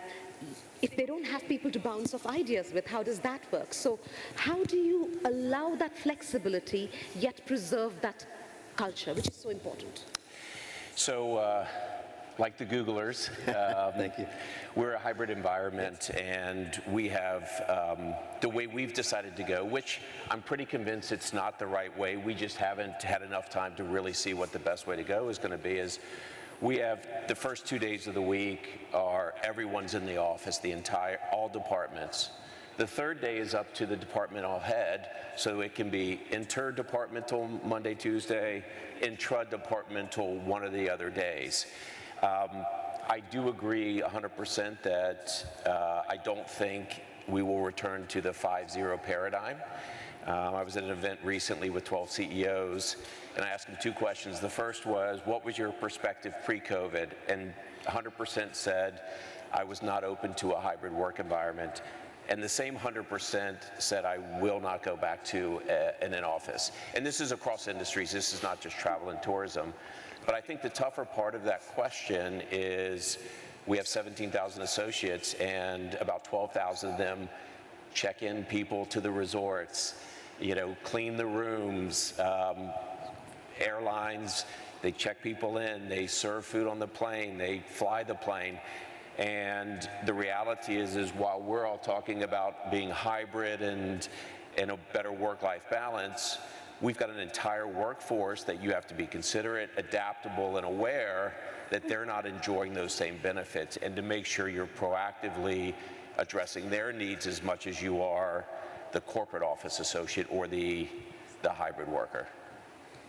Gloria, if I can bring you in. With technology at our disposal, a lot of the problems were solved. Saudi Arabia did the G20 a couple of years ago. It was completely online. It was a remarkable success. I remember speaking at Ministry of Environment, Energy a few rounds, and you hosted the entire G20 along the bylines with the Ministry of Tourism, and it worked wonderful. 2 years on, do you think it's still a sustainable model, or are people zoomed out, or teamed out, or WebExed out? I think we're taking the best of that experience with Zoom and Teams, but we still need the human touch and the interaction. In the case of the G20, you're right. Saudi Arabia was able to show to the world how leaders can talk and interact virtually. But not only that, they foster public and private collaboration, because let's remember that for the first time ever, we had the private sector from tourism, for instance, invited to the ministerial, and it was virtual, but it was a huge success. And not only that, it was included in the declaration. So we fostered not only the virtual environment, but the public and private collaboration. So that was possible. So I believe we need to take the best of those experiences and move forward, fostering that collaboration and enhancing that. And if you allow me, let me just go back to the example that you say about the employees. Before COVID, we had issues with work, with availability and workers. For instance, because of Brexit in the UK.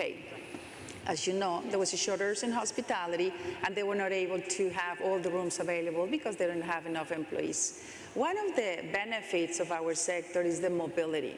This sector allows you to move up and down and also throughout the world. And that's one of the fascinations of, I would say, working for travel and tourism. The challenge is that some countries, they don't have the immigration policies to allow that. And my recommendation for those countries that they have issues right now, be flexible. Have the right immigration policies. I can tell you a lot of countries have worked on that. They are able to import talent while they train their talent. And that helps to leapfrog, and that helps to bring opportunities. So it's not only because of COVID, I would say it's also because you don't have the right policies in place. And we see with the countries that they have that, they are leapfrogging and advancing more. Great. Jerry, if I can come to you, tell us about technology, productivity. Do you feel that you're getting less sparkling ideas on Zoom than you did previously? Is that changing at all? Yeah, or? yeah, I think that Zoom was a wonderful tool for us. I think it allowed us to foster existing relationships. I think it's very difficult to build new ones. I think we're all here for that very reason, that I think the human interaction is necessary. But I think that certainly technology can help us be more efficient at what we do, Zooms, Teams, what have you. So I think it was a wonderful tool. I think it will continue. It feels like, you know, when I hated seeing myself on the screen when it first started, but I don't mind the filters now. But it seems like a regular phone call is almost impolite. And a face-to-face Zoom has now become the new conference call. So I think that will continue, but I think there's no replacing in-person human interaction. I don't know who would want to take this. In the UK, we have the concept of, it's called twats. It's not the bad word. It's Tuesday, Wednesday, and Thursday. So you're not in on a Monday and a Friday. And businesses are now tracking productivity, and they're realizing that Mondays and Fridays are really low, because either you're recovering from a weekend, or you're gearing up for a weekend. Now, you have a millennial workforce. That flexibility is very important for them, but you want to make sure they're being productive. How do you balance that out? I think that's a difficult one, certainly the Wednesday and the Friday. I know that prior to the pandemic, I kind of started working from home on Wednesdays or from somewhere other than the office to get actual work done. I think it depends on the environment, but I think that Mondays and Fridays, certainly I would be guilty of gearing up for a weekend and recovering from the one, so I can't imagine that our people would be any different. So I think middle of the week, and I think there are still going to be jobs, mine probably is still 5 days a week. I think certain jobs that, you know, 7 days? I think, yeah, 8 days, right. I think some will be fully remote. And I think there'll be a combination of some that are 2 or 3 days in the office. But I think middle of the week is probably a dangerous proposition. But the productivity may be slightly down there, but there's also a third shift developing. You can see workflow in the evening has picked up dramatically, and the data supports that. It's no longer productivity's highest before and right after lunch. It's also peaking again once the children have gone to bed or dinner's done, and the data's starting to show that. Nelson, if I can bring you at this point. Sure. One of the things that became extremely important, I think especially during COVID and even after, is worker safety and workplace safety. And there are some people who are really doing a commendable job. What's your experience in terms of how can we keep the workers safe through this crisis and beyond? Sure. And what might be good examples that you've seen which has really worked? Yeah, I mean, certainly for most companies, I would think that the notion of safety and protecting employees is paramount in every organization. So at Google, at its base, we certainly, deferred to, localities, regional kind of statistics and information in regard to, how we thought about what we needed to do in terms of whether or not it was time to go back, not ready to go back, and certainly looked at other kind of health advisory groups to let us know or give us, inference into what it was that we probably needed to do. One of the interesting things that we noticed just in regard to health and safety overall is, Google as the company that we are, we started looking at even our own platforms and our own technologies and how we might be able to utilize those for the benefit of others in regard to health and safety, in regard to the pandemic. So for example, there was a number of things that we began to actually do. With our search product, one of the things that we started to do was look at COVID-19 vaccination search trends. And from that, we were able to start to see the intersectionality between trends and certain queries and so forth that we would ultimately provide to local health authorities so that they'd have a better understanding of the types of interests and questions that were being had by individuals and communities so that they could better certainly speak to those and affect those people in local communities. We had a data set around COVID-19 as well that allowed for folks to be able to understand how far a vaccination site was from them and how difficult it might be to get to that particular point, regardless of whether they were walking, driving, or taking public transportation. Testing, clearly now, and for as long as we can probably imagine, is going to be an important thing. And so from the standpoint of search and maps, we've been able to easily provide and illuminate vaccination sites globally around the world for users and our partners. And then lastly, there's this notion of vaccine equity, right? And the standpoint of how can we help in terms of making sure that everybody gets the same opportunity to be vaccinated, to be healthy. Over the course of the pandemic, we donated 250,000 vaccinations to countries where there was a need for it. We funded a number of different domestic pop-up U.S. vaccination sites, and then provided $250 million in terms of ad grants to companies that were making sure that they were putting out information that was correct information around vaccination and vaccination sites. And so safety as it relates to both in the office and as a function of what we do has been important. Jerry, any quick points on workplace protocols, policies that have been especially useful with worker safety? I think the typical safety protocols in terms of vaccination requirements, testing, et cetera, I think communication really was key for us. I have to commend the WTTC was certainly a fantastic resource for us in keeping us up to speed. The rules change on a daily, if not hourly basis, so keeping up with that. I think I think our supplier partners did a really nice job. So specifically, up until recently, United Airlines had a 100% vaccination requirement for their employees. They recently dropped that. Delta Airlines, I think, imposed a $200 a month penalty to their employees for health benefit increases, and so I think we kind of followed suit. I think we're still even today learning about this, and I think we've done a pretty good job. All in all, the industry has.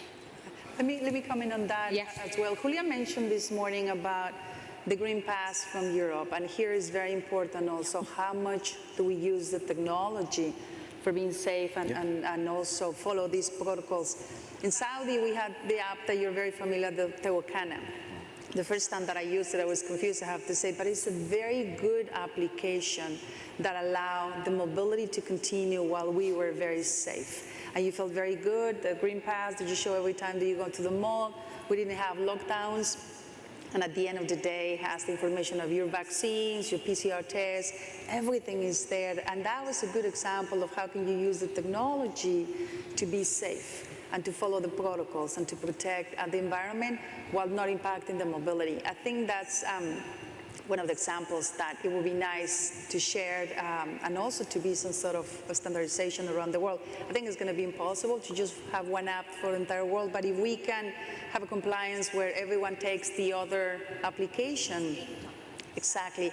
And as I think Craig was saying this morning also, how do we make sure that we make it digital? That is not so complicated because we have so many papers to fill out, so many forms and so many documents that now I'm just afraid because you're more exposed also with so many steps and processes, right? And implications. Michael, if I can bring you in, workplace safety onto workers and worker well-being. Because one of the things that we learned during COVID was it was very isolating for a whole lot of us. And that has had impact on mental well-being more than anything else. And WTTC actually came out with a protocol back in 2021. They were one of the first. Are we going to see more of this? We now have chief happiness officers, well-being liaisons, I don't know, meditation apps. Well, actually, Nelson and I were talking about this before. Let me let him start, and then maybe I can jump on right after that. Sure. Look, well-being has been, I mean, let's be honest, it's been a dreadful 2 years in many ways, right? And it has affected people in every level of the spectrum. You know, and so you need to meet people where they are in regard to that. You know, at Google, it's manifested itself in a number of ways. One, you know, executive management, you know, was giving extended carers leave, right? In many cases, people were taking care of people that they didn't have to take care of before. And the opportunity to make sure that they were available to be able to do that and take care of families, particularly extended families, was very important.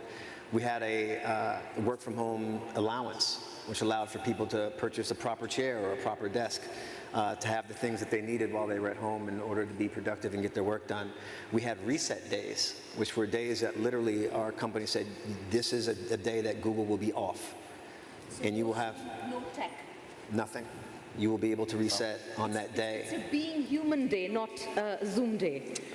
Correct. Well, certainly not Zoom at Google, but generally, yes, reset days. And then lastly, the opportunity to choose where you wanted to work from. You could be any place on the globe and have the opportunity to relocate yourself for a period of time so that you could work. And as you know, as Michael and I were talking earlier, there's so many aspects of diversity, equity, and inclusion that overlap all of this as well. Because for many, the pandemic was just one level of what was going on in people's lives, particularly when you were talking about historically excluded groups. The social climate, particularly in the U.S., was a whole entire another level of anguish and intensity that they had to deal with at the same time. Yes, and that was really our conversation is, you know, if I take it a little broader for a second, you've got Gen Zs and millennials who are definitely a more purpose-driven expectation of a company and are far less brand loyal. I've been with 3 companies, and I've got a 26-year-old data engineer who just left us, who's on to his 3rd company at 26. So secondly, you've got the whole work from home environment, which we've all talked about extensively. But and what we were talking about is really some of the social issues that arose, especially in the U.S. around George Floyd's killing, was really elevated the responsibility of corporations to take a more proactive role in your communities and what I like to say to the broader stakeholder group and not simply shareholders. And the evolution of that throughout COVID comes back to the flexibility and adaptability. Is if leadership is stuck in a paradigm that was pre-COVID and not aware of all that has happened in these last 2 years and not responsive to it, not simply with a social tweet, but actually with real action, the employee, and talking about retention, the employee will choose where they will spend their next 3 years, 5 years, 7 years, and a lot has to do with things that aren't necessarily technically the job that they have today, but more related to the purpose and the direction of where corporations going. Look, we're all here talking about bringing the jobs back and how do we make sure our best talent remains in our sector, right? But it's very critical to realize or accept that the next generation of jobs need a different set of skills. And we perhaps need to talk about upskilling or retraining or reskilling our workforce with what is called the 21st century skills.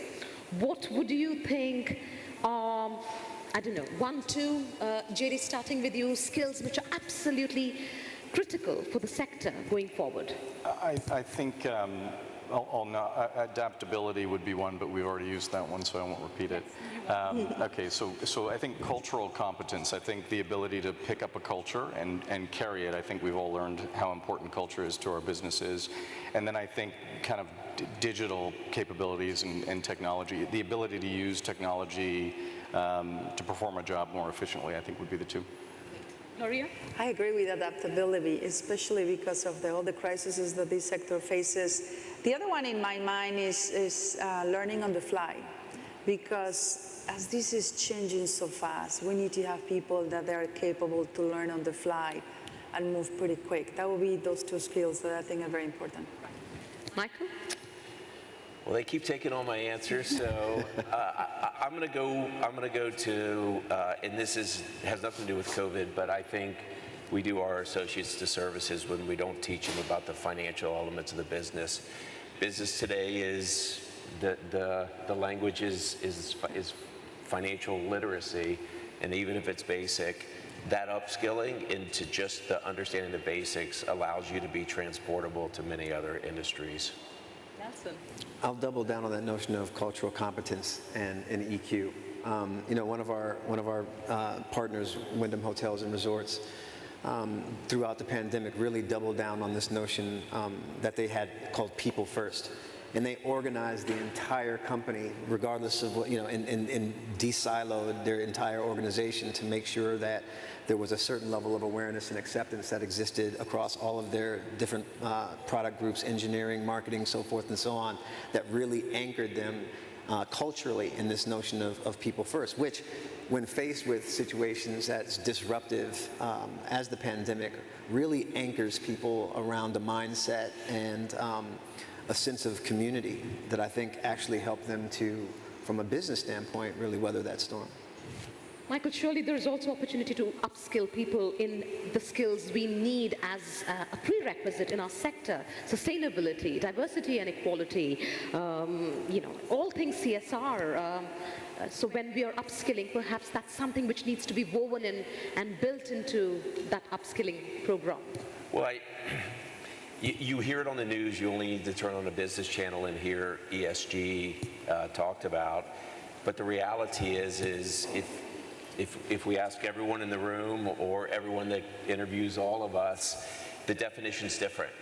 And it is a clearly evolving field that corporations are chasing for the right reasons.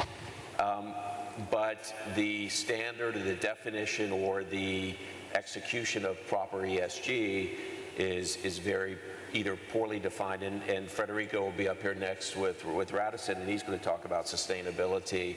And it's just nice that he's working with WTTC to create a very programmatic and consistent messaging around it. But what I would say is, we talk about diversity and inclusion. I think one of the trends we're going to start to see is a more broad perspective on ESG in the workplace, because diversity and inclusion is part of it, but it's environmental sustainability, it's governance, it is the communities we live in, and broad-based prosperity, and all of that. I think you're going to see more corporations adopting ESG roles as opposed to individual elements, and there's a lot of upskilling in that area in all levels. Thank you. I want to get to our last question, but a quick one first, and this is a tricky one. A lot of the people who leave our sectors are not leaving the jobs, they're leaving the bosses. As leaders on stage, I would love each one of you to speak of one thing that I think as leaders we need to be more cognizant of, we need to be better at. Either with treating our workforce, our talent, and how to look at people as more human and less as their job description? I think Very quickly, yes, all please. 4 of you. So I think we need to look at what are considered benefits, and I think again we've talked about this hybrid, flexible working environment. So I think that is largely seen to be a benefit, and I think we just need to listen to the employees and consider a work-life balance more seriously. Yeah, I totally agree. And I would add, this is about people at the end of the day, and you say very well. I think we need to show that we care, and they truly care, right? Is by recognizing their work, recognizing what they do, caring about their families, their well-being, having a balance, having the right tools, the right training. Is truly caring for that employee, what in my mind makes the difference for them to stay or not. Fantastic. Michael? I would say authentic leadership, not sort of the hierarchical paradigm, but authentic leadership, approachable leadership. And candidly, the best ideas always come from the people who are doing the work, and an ability to let those ideas be the driver of how a company evolves. Nelson? I'm going to double down on Michael and extend the notion of authenticity to include as pillars of that the notion of vulnerability and transparency. As a leader, as a really good leader, I think having those two, that the ability to connect with your people in a way that shows a little bit more of who you are, that in many ways you are going through the same trials and tribulations that the people who work with you are going through as well, really engenders a notion of trust and psychological safety. Fantastic. We've got literally 2 minutes. Last question. And I'm going to take this audience question and include it, so your question will be answered. What I would love to do is, when you hear the phrase work reimagined, I would love each of you to tell me what first comes to mind. In what ways has work been reimagined? And what does work of the future or workplace of the future look like to you? And what I would love to do is go around the table, well, get short, snappy answers, and we'll keep it a bit like a merry-go-round, because WTTC is also about advocacy and generating new ideas. So 5 of us on stage, I'm going to pitch in. We need at least 10 ideas, so 2 ideas each. We'll start with 1. It's a bit like a live auction fundraise, going once, going twice, going thrice, and it's gone. So Nelson, let me start with you. Right. An idea. Yeah, I'm going to just go back to flexibility again. Look, I think the reality of the hybrid workplace is this notion of trying to get parity and equity between those who are in the workspace and those who are working from home. And I think one of the things that we would want to work on or continue to work on at Google is the evolution of our video product, such that we are reaching a better level of communication parity and equity between those who work from home and those that are in the office space. It's the 1 point. You have to keep another 1 ready. We're coming back to ask you the same question. Michael, you. So I'm going to say, I'm not sure what Work Reimagined is going to be, but I know the people in the business will tell us what it is. So Reimagined Work is actually letting them tell us what the future is going to be. Fantastic. I totally agree with that. I would call it bottom-up. Right. The best ideas, the best recommendations, most of the times are bottom-up. So we need to have a channel to capture that and then implement the best ones. I'm not sure that it necessarily involves travel, but any corporation, I think, is going to have. I think commercial real estate footprints will shrink, and I think corporations need to invest in their people with the savings there. So I think people that used to come into the office every day but didn't travel may be working from home, but will start traveling, and I think we'll see a little bit more of that. I'm going to make a point about workplace, because that was one of the questions. Historically, we were tethered to our desks because we were wired. Now we're completely mobile, so you could be doing whatever you want with a device in hand. Nelson, your last point on work reimagined, what it might look like. It could be work, it could be the workplace. It's all the above. That's my answer. It is not either. It is not an or. It is an and. Okay, Michael. A maskless WTTC summit. In Puerto Rico in June, God willing, inshallah, as they say. See everyone in Saudi, so that would be wonderful to have everyone there.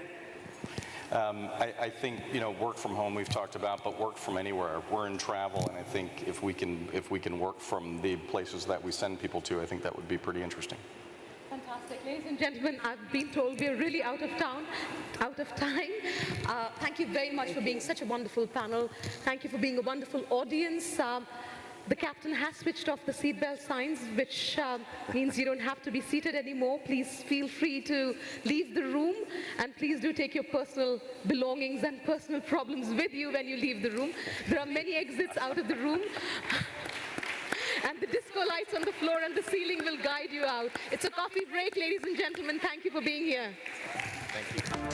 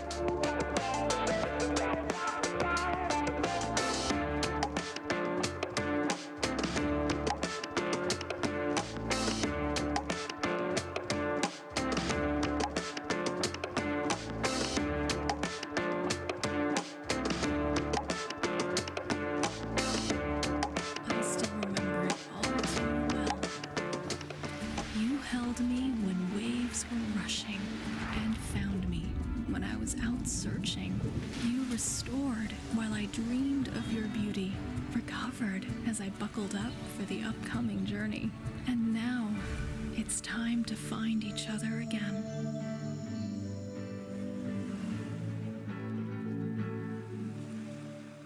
It's been fun with you. Come and see treasures yet unseen. Listen to tales untold. Fall in love with flavors from the past. Share memories you'll never forget.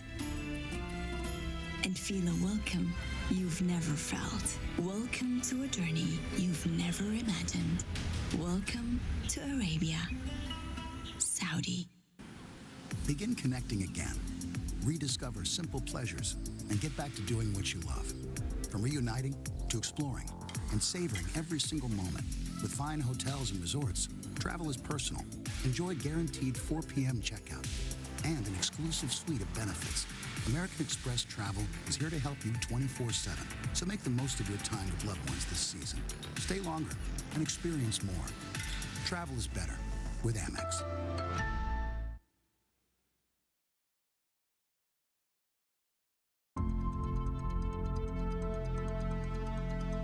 There was no choice. There had to be immediate medical intervention.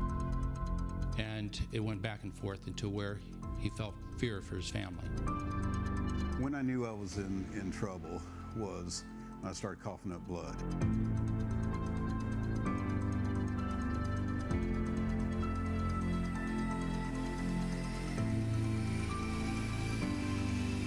I don't think we could do what we do without Global Rescue. Well, what I would tell a company that does not have a service provider such as Global Rescue is that they're not truly valuing their employees. Having Global Rescue helps us all sleep better at night.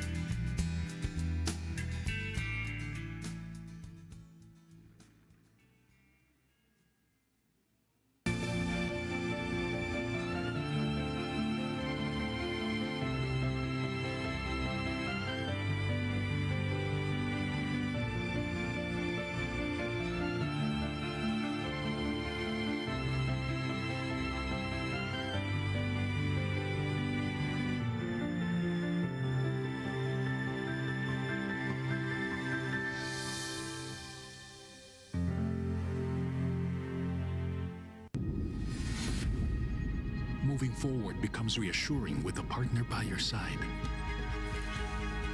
One that teaches you to trust. One that has been with you from the start. Through it all, whether you're thriving or still striving. A partner that pushes you to carry on and go the distance despite it all. Together, there are no boundaries, only possibilities. Together, we can go further.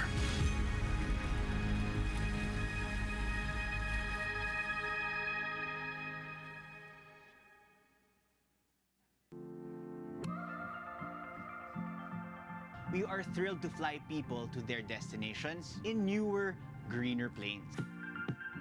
We are ready to fly more passengers and give them a safer and better cabin experience. The design aesthetics were very meaningful because Cebu Pacific thought long and hard on how the design would come out, representative of who we are as Cebu Pacific.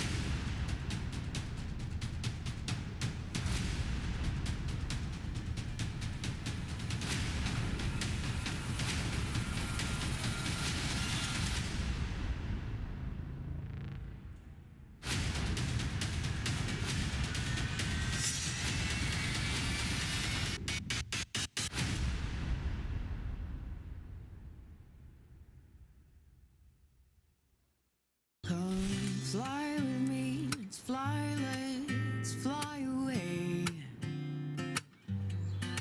to the sand and sea, just you and me, that's where I want to be. Come fly with me, let's take off in Mabuhay. Welcome on board Philippine Airlines. The Philippines is now open for you. So I'm coming home to you.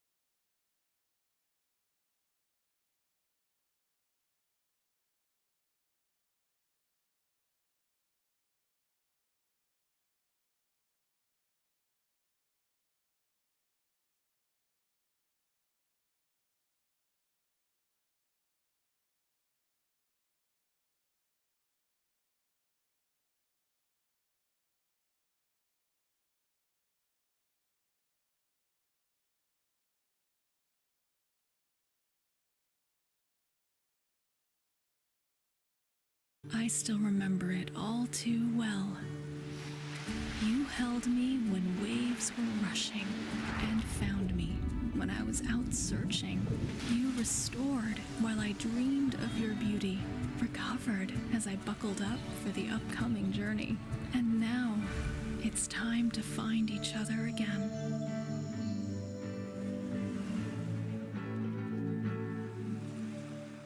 It's been fun with you. Come and see treasures yet unseen. Listen to tales untold. Fall in love with flavors from the past. Share memories you'll never forget. And feel a welcome you've never felt. Welcome to a journey you've never imagined. Welcome to Arabia, Saudi. Begin connecting again. Rediscover simple pleasures and get back to doing what you love. From reuniting to exploring and savoring every single moment. With fine hotels and resorts, travel is personal. Enjoy guaranteed 4 p.m. checkout and an exclusive suite of benefits. American Express Travel is here to help you 24/7. So make the most of your time with loved ones this season. Stay longer and experience more. Travel is better with Amex.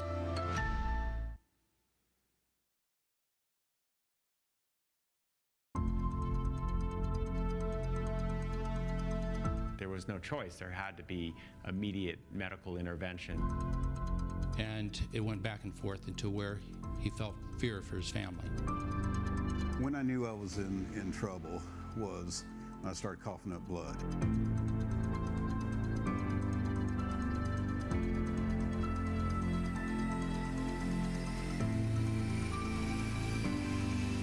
I don't think we could do what we do without Global Rescue. Well, what I would tell a company that does not have a service provider such as Global Rescue is that they're not truly valuing their employees.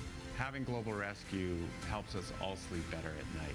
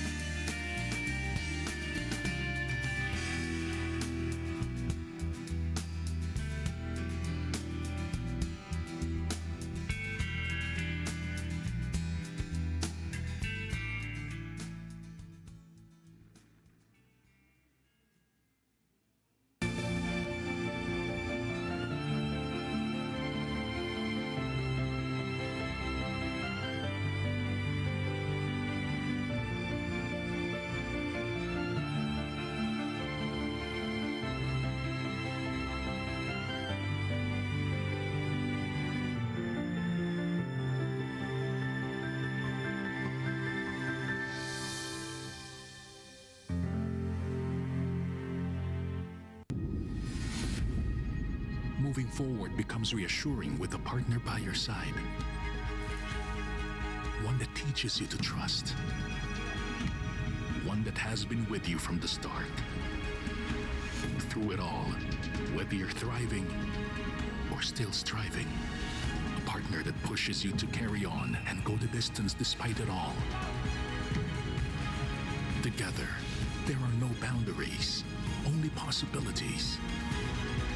Together, we can go further.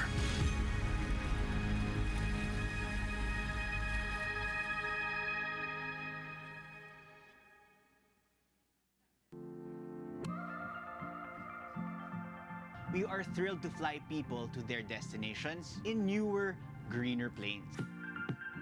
We are ready to fly more passengers and give them a safer and better cabin experience. The design aesthetics were very meaningful because Cebu Pacific thought long and hard on how the design would come out, representative of who we are as Cebu Pacific.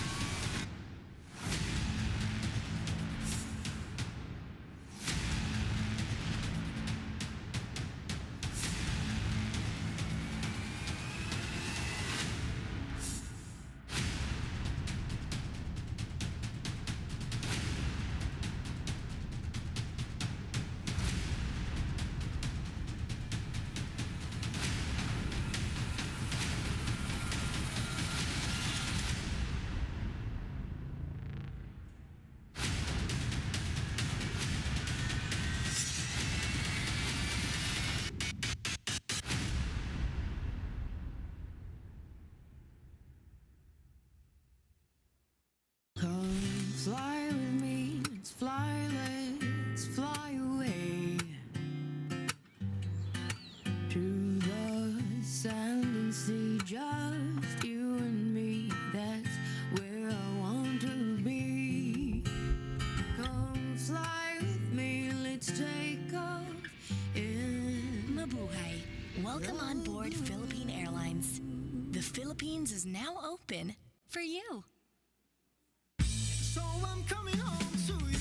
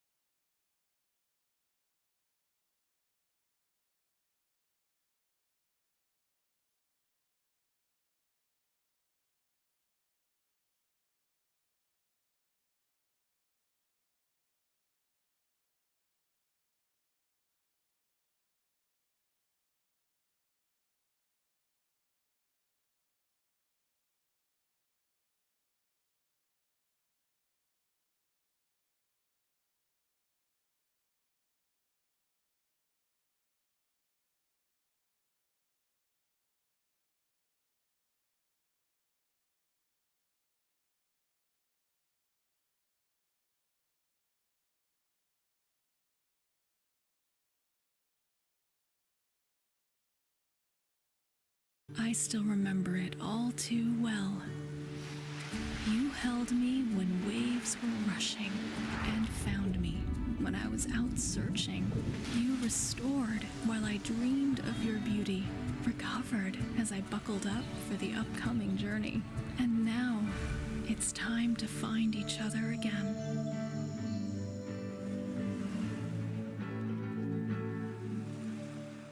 It's been fun with you. Come and see treasures yet unseen. Listen to tales untold. Fall in love with flavors from the past. Share memories you'll never forget. And feel a welcome you've never felt. Welcome to a journey you've never imagined. Welcome to Arabia, Saudi. Begin connecting again. Rediscover simple pleasures and get back to doing what you love. From reuniting to exploring and savoring every single moment. With fine hotels and resorts, travel is personal.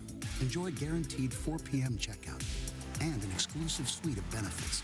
American Express Travel is here to help you 24/7. So make the most of your time with loved ones this season. Stay longer and experience more.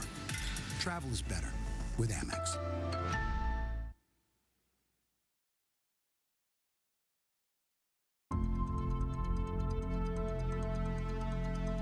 There was no choice. There had to be immediate medical intervention.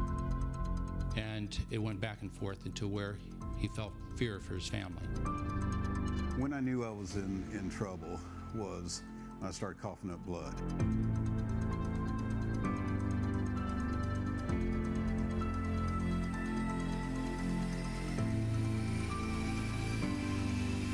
I don't think we could do what we do without Global Rescue. Well, what I would tell a company that does not have a service provider such as Global Rescue is that they're not truly valuing their employees. Having Global Rescue helps us all sleep better at night.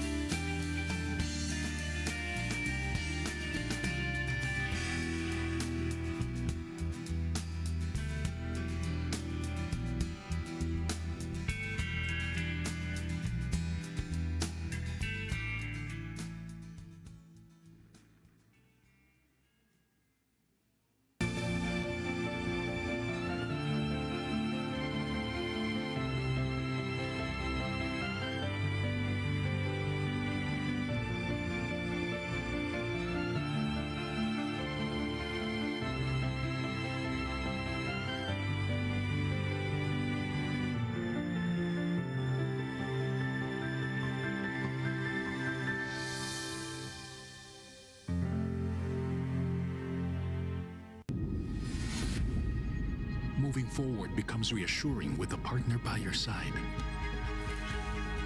One that teaches you to trust. One that has been with you from the start.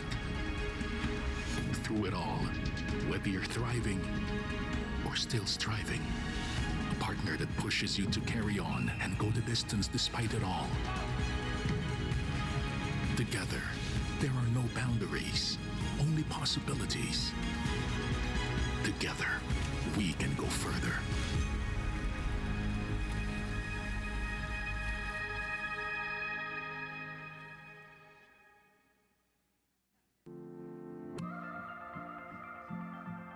We are thrilled to fly people to their destinations in newer, greener planes. We are ready to fly more passengers and give them a safer and better cabin experience. The design aesthetics were very meaningful because Cebu Pacific thought long and hard on how the design would come out, representative of who we are as Cebu Pacific.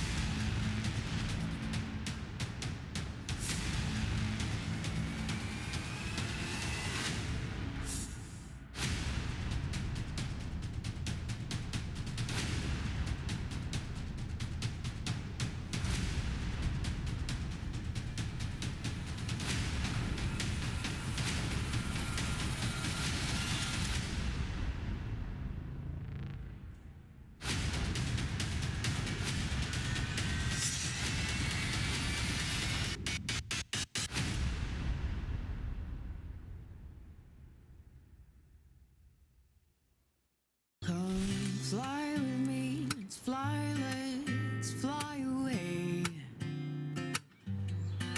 to the sand and sea, just you and me, that's where I want to be. Come fly with me, let's take off in the Mabuhay. Welcome on board Philippine Airlines. The Philippines is now open for you. So I'm coming home to you.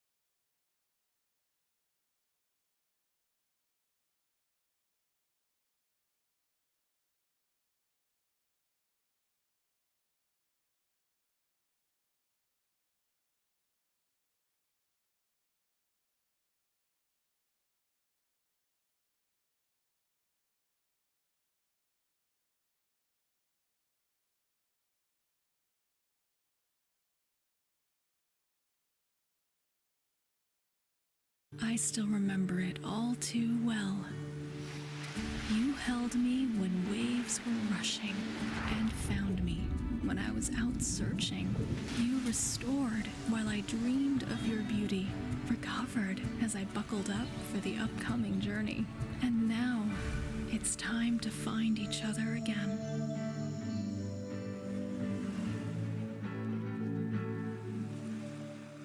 It's been fun with you.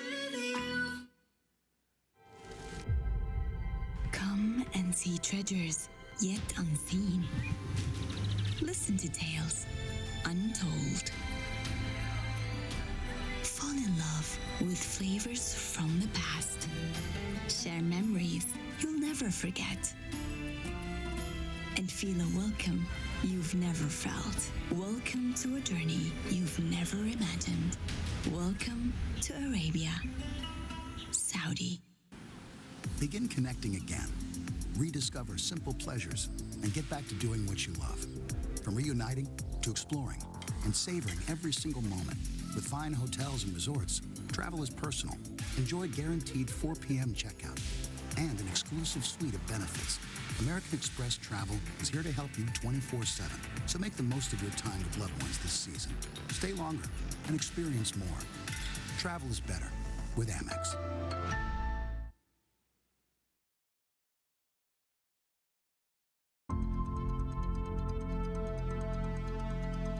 There was no choice. There had to be immediate medical intervention.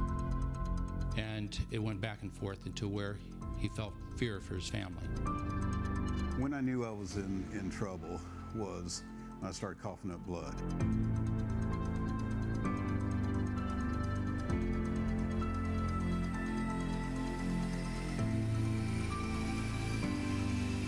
I don't think we could do what we do without Global Rescue. Well, what I would tell a company that does not have a service provider such as Global Rescue is that they're not truly valuing their employees. Having Global Rescue helps us all sleep better at night.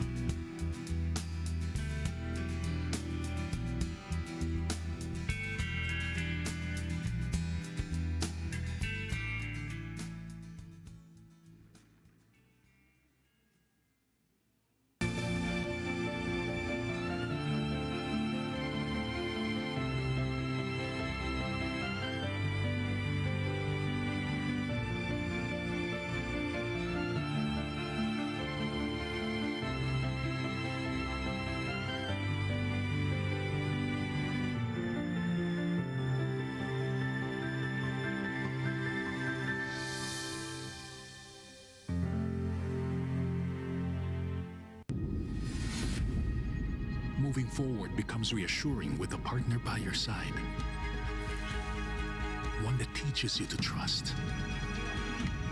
One that has been with you from the start. Through it all, whether you're thriving or still striving. A partner that pushes you to carry on and go the distance despite it all. Together, there are no boundaries, only possibilities. Together, we can go further.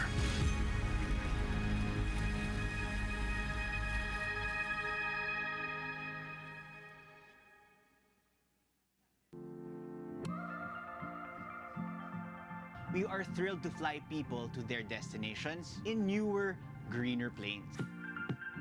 We are ready to fly more passengers and give them a safer and better cabin experience. The design aesthetics were very meaningful because Cebu Pacific thought long and hard on how the design would come out, representative of who we are as Cebu Pacific.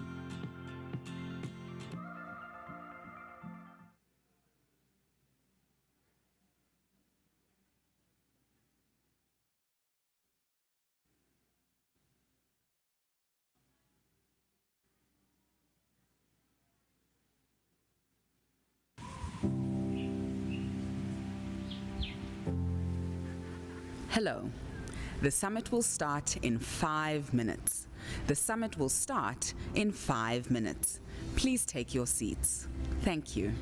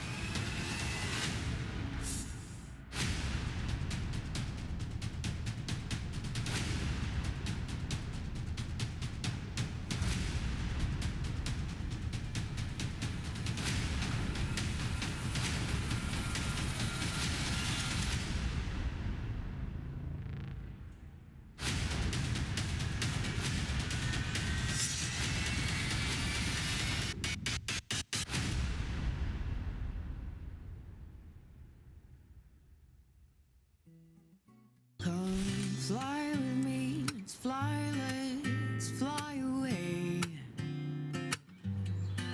to the sand and sea, just you and me, that's where I want to be. Come fly with me, let's take off in Mabuhay. Welcome on board Philippine Airlines. The Philippines is now open for you. So I'm coming home to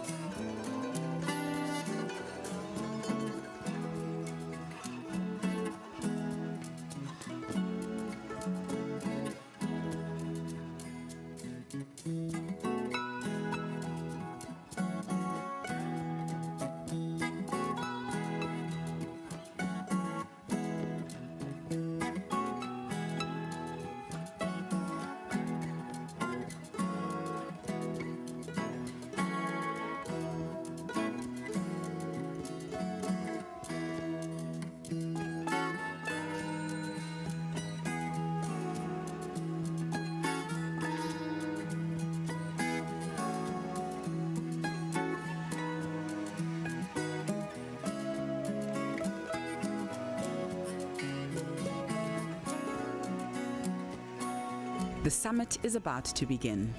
The summit is about to begin. Please take your seats. Thank you.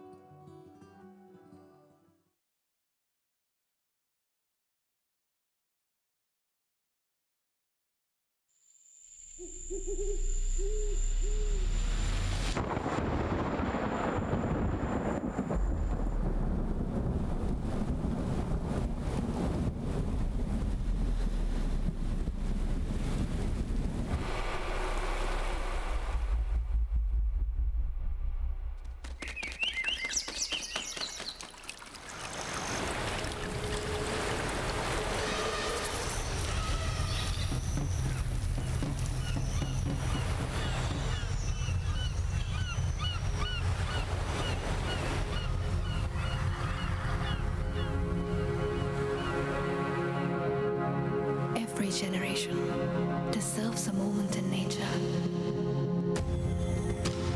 While we come from many places, live, work, and play in diverse environments, we must all have a shared destination to create a better world for future generations. By protecting and prioritizing our planet and our people. And for those who are beginning this journey, every path to this destination must start with a single step.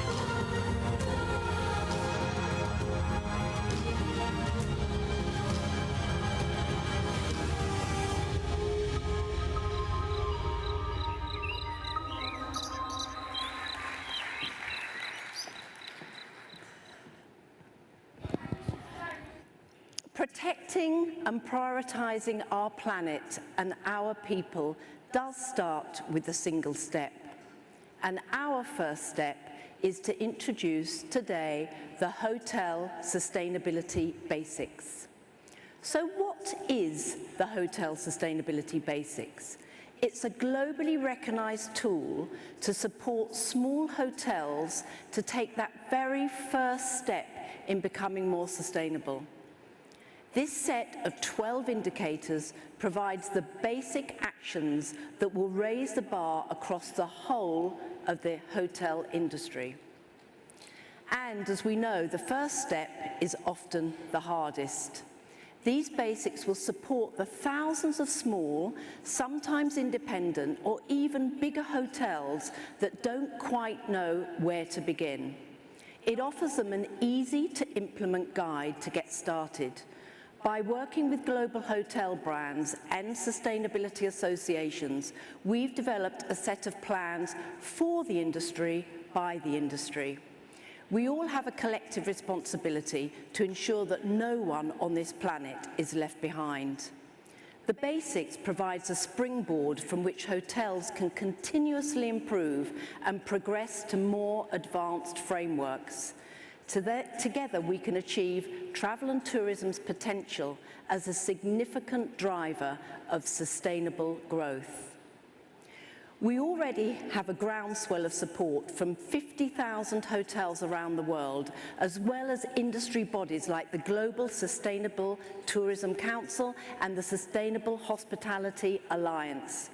There are several of these supporters here with us today. Thank you so much for your collaboration and work. And may I say, we also have with us the driving force behind this initiative, Federico Gonzalez, the Chief Executive Officer and President of the Radisson Hotel Group. Federico, please join us on the stage.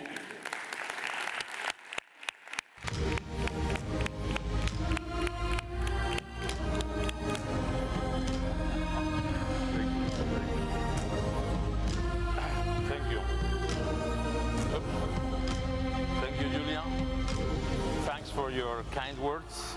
Thanks, Minister of Tourism, for inviting me today. Good afternoon, everyone. Thanks first for recognizing part of the work I have done, but actually it's not my work. It's the work of all my team, and actually the work of many of the people in WTTC that welcome this idea very soon. As you know, we are all moving towards net zero by 2050.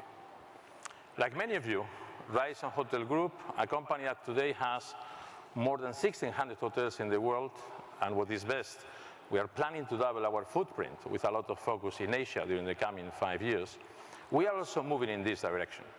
We have committed to net zero, we are setting science-based targets, and we are supporting all the industry efforts that we see around.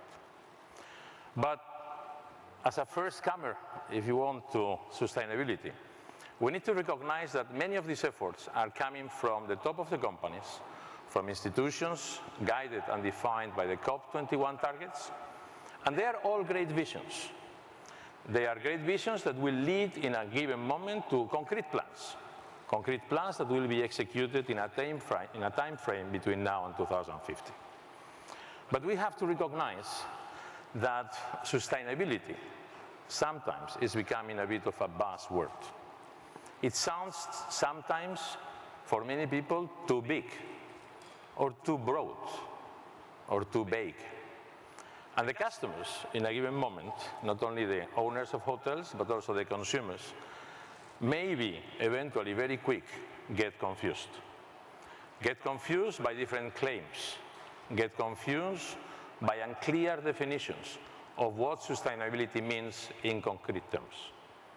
So one day, and this is the true story, listening to some hotel owners, we realized that many of them were asking for help.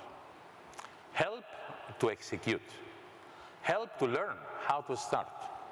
Help to communicate to their consumers that they were aiming to be more sustainable, and to communicate to them exactly what they were doing in the hotels to be able to claim that they were sustainable. As one of them said, when we claim about sustainability, it's like asking someone to reduce the speed and to go at a lower speed than 100 kilometers per hour while they don't have any speedometer. So it's very complex to ask someone to start the journey of sustainability when they don't even measure, or they don't know exactly what to measure beyond what is the price or the cost of the electricity. So at that moment we thought, what if we could come with a concrete list of criteria agreed by all the experts that would be common to all the hotels in the world? And no matter if you want to go beyond, that everybody has the first 12 steps well defined and very concrete. We also said, what if we would then communicate them in a way that the hotel owners and that the consumers could recognize that this hotel is sustainable at a basic level. And of course there will be more advanced levels, but at least I know that this hotel is making a concrete effort. And then we thought about the success that WTTC had with the safe travel guidelines. Those days in the pandemic, when each hotel company was defining the different standards of what safe meant, WTTC had the leadership to define a common set of standards of what safe meant. And that enabled many destinations, many hotels, to say we are safe, safe travel. And the consumers could go to those destinations understanding, supported by WTTC, this is a safe place. It enabled the change. Were there more measures to be taken? Of course, welcome.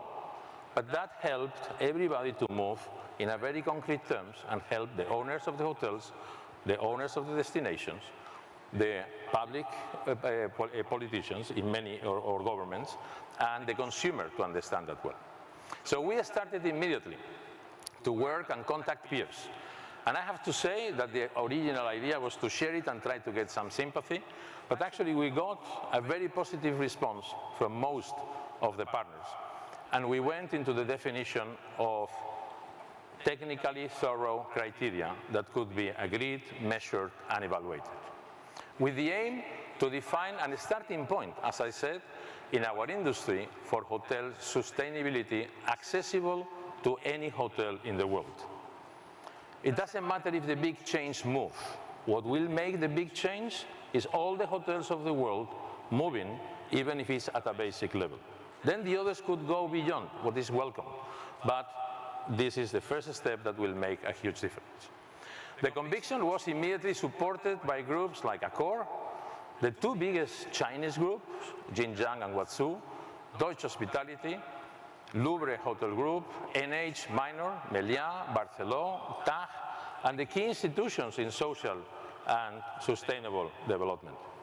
And that actually would not have continued if Julia and all the WTTC team would not have got the leadership to make this happen. And I have to, before we finish, I would ask you all a round of applause to that small team that is making the world change. Please, I wrote.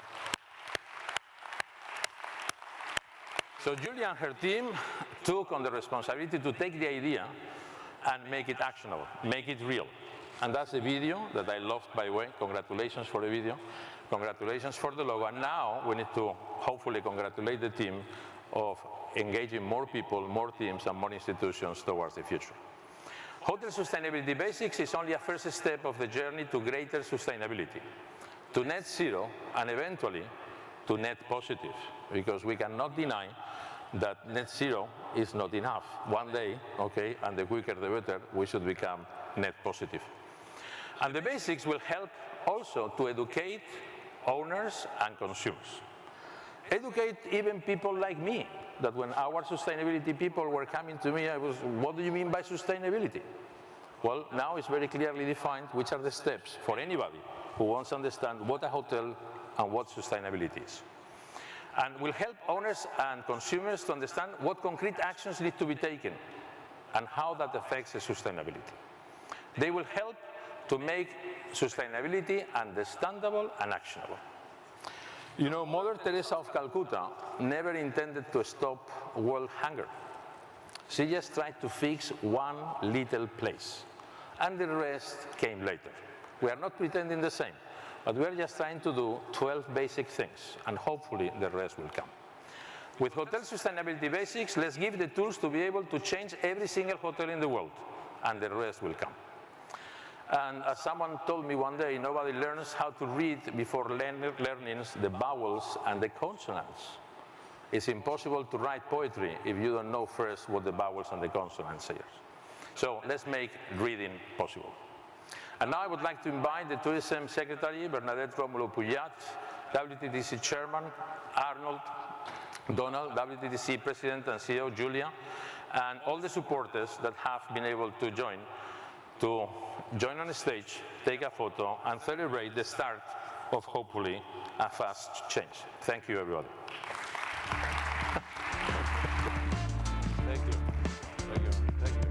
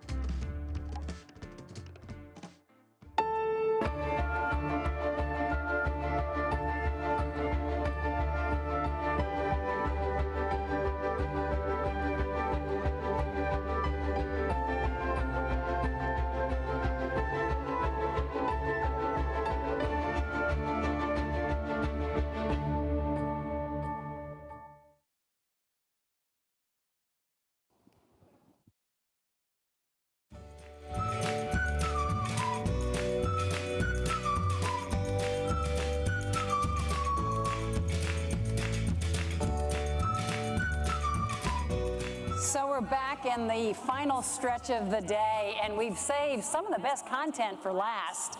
Everything that we've done today has been so terrific, really digging into issues, but we have a little bit of fun for you to look forward to before we head out tonight for our big gala dinner. So we've heard from so many of the panelists that COVID-19 reinforced the need to find balance, more balance in our work life, and also to rethink our priorities, figuring out that balance between family and leisure and work, and also where we travel.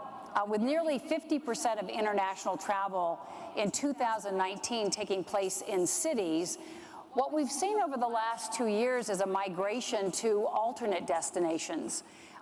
Traveling within your own country and discovering things that you'd never known were there before. Secondary destinations, tertiary destinations, and even rural destinations that weren't on the travel map before. So what can we do to make sure that those destinations are ready for the rise in travelers that we can anticipate? How can destinations actually deepen their engagement with the local communities to make sure that they capitalize on all the opportunities and that there's benefit to those local communities? WTTC has just launched a new report. It's called Destination 2030. It looks at these destination readiness metrics, the indicators, and that's what our panelists are going to be talking about.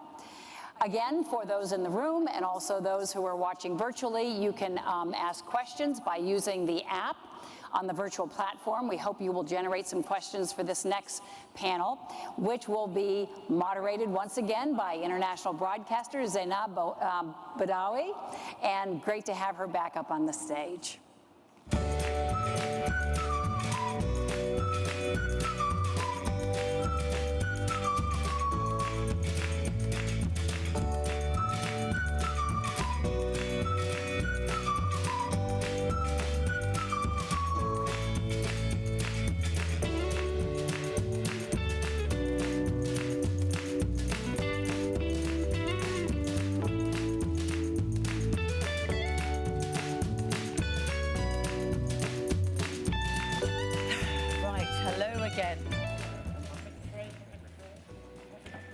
Secretary Bernadette, Chairman Arnold, and President CEO Julia, and everybody else. It's wonderful to be with you. Now we know where we are sitting. That's me.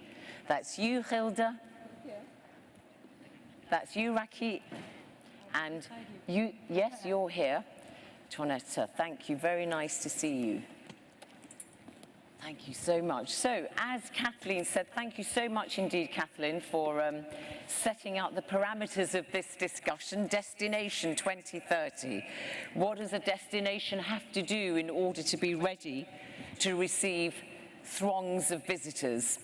That's what we're going to be looking at in this one. So let me start with you straight away. Hilda Perez Alvarado, you are the global CEO of JLL Hotels and Hospitality, which basically means you do everything in terms of investment for the hospitality sector. So just a small job you have there, really. In terms of priorities that any destination should try to emphasize if it wants to attract tourists and visitors, domestic ones too, just very quickly outline for us what you think they need to do.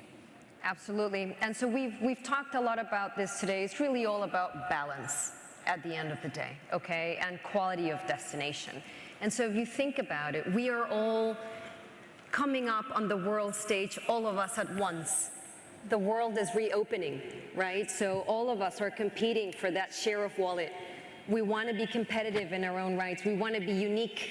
We want to be remembered. We want to make sure that the tourist is coming back. We want to make sure that the citizens who live, or the residents who live in that town, are happy to welcome the tourists. It's all of these currents that we're thinking about at once. And so what we've done in conjunction with the WTTC is actually help destinations figure out where they are in the spectrum and what steps they need to take in order to be competitive. Right. Okay. And, you know, from a sustainable way, and that we can talk about sustainability we'll talk about down the road. some things in a moment. But it's so get your competitiveness. facts straight first. Get your data. Get your, Where are you? What do you need to go? Right. Where do you need to be? Where do you want to go? Yeah, don't operate in an information vacuum. Exactly. Okay, Raki Phillips, you are the CEO of Ras Al Khaimah Development Tourism Authority, and that's one of the Gulf states I've not visited. I look forward to that pleasure. What are you doing in terms of trying to attract people from Dubai and Abu Dhabi? And I know you're all one family, but there's a bit of sibling rivalry going on there, isn't there? Well, Zainab, I think I need to do a better job to attract you to come over since you haven't been yet. Yeah, absolutely. So Ras Al Khaimah, for those that don't know, is the northernmost emirate in the UAE. We like to consider ourselves as the nature destination. We're 45 minutes outside of Dubai International Airport, one of the busiest airports in the world, and it is a great destination. I don't know if there's sibling rivalry, but as I think I mentioned to Hilda yesterday when we met, we complement a destination like Dubai. There is only one Dubai in the world, and for us as Ras Al Khaimah, it's important for us to focus on the element that makes us unique and different, nature-driven, very much focused on a different type of tourism offering that complements the destination. We're very blessed to be in the UAE. For those that aren't familiar, I mean, the UAE is an oil-rich country, but 12% of the country's GDP comes from tourism. 750,000 people are employed in the industry. And it's so important that we focus on bringing things back. And the UAE is the most recovered nation in the world. We went into lockdown for 6 weeks and then reopened and never shut down again. So I'm very blessed to be working in such a place, and hopefully other countries can look at us and see that as an example. We can also learn from other destinations. That wasn't an answer, that was a plug. Just a little, I mean, that's why we're here. Yeah, it's all part of the deal. Yes, very good. Thank you very much indeed for that. We'll come back to you on, drilling down a little bit more. Maria Antonieta Velasco Alones, you are CEO of the Philippines Tourism Promotions Board. Hi. So you like to say that you offer everything in terms of a destination. Yeah? So just... Yeah. That's the goal, is it? Just be everything to everybody. Well, actually, the brand positioning of the Philippines has always been, it's more fun here.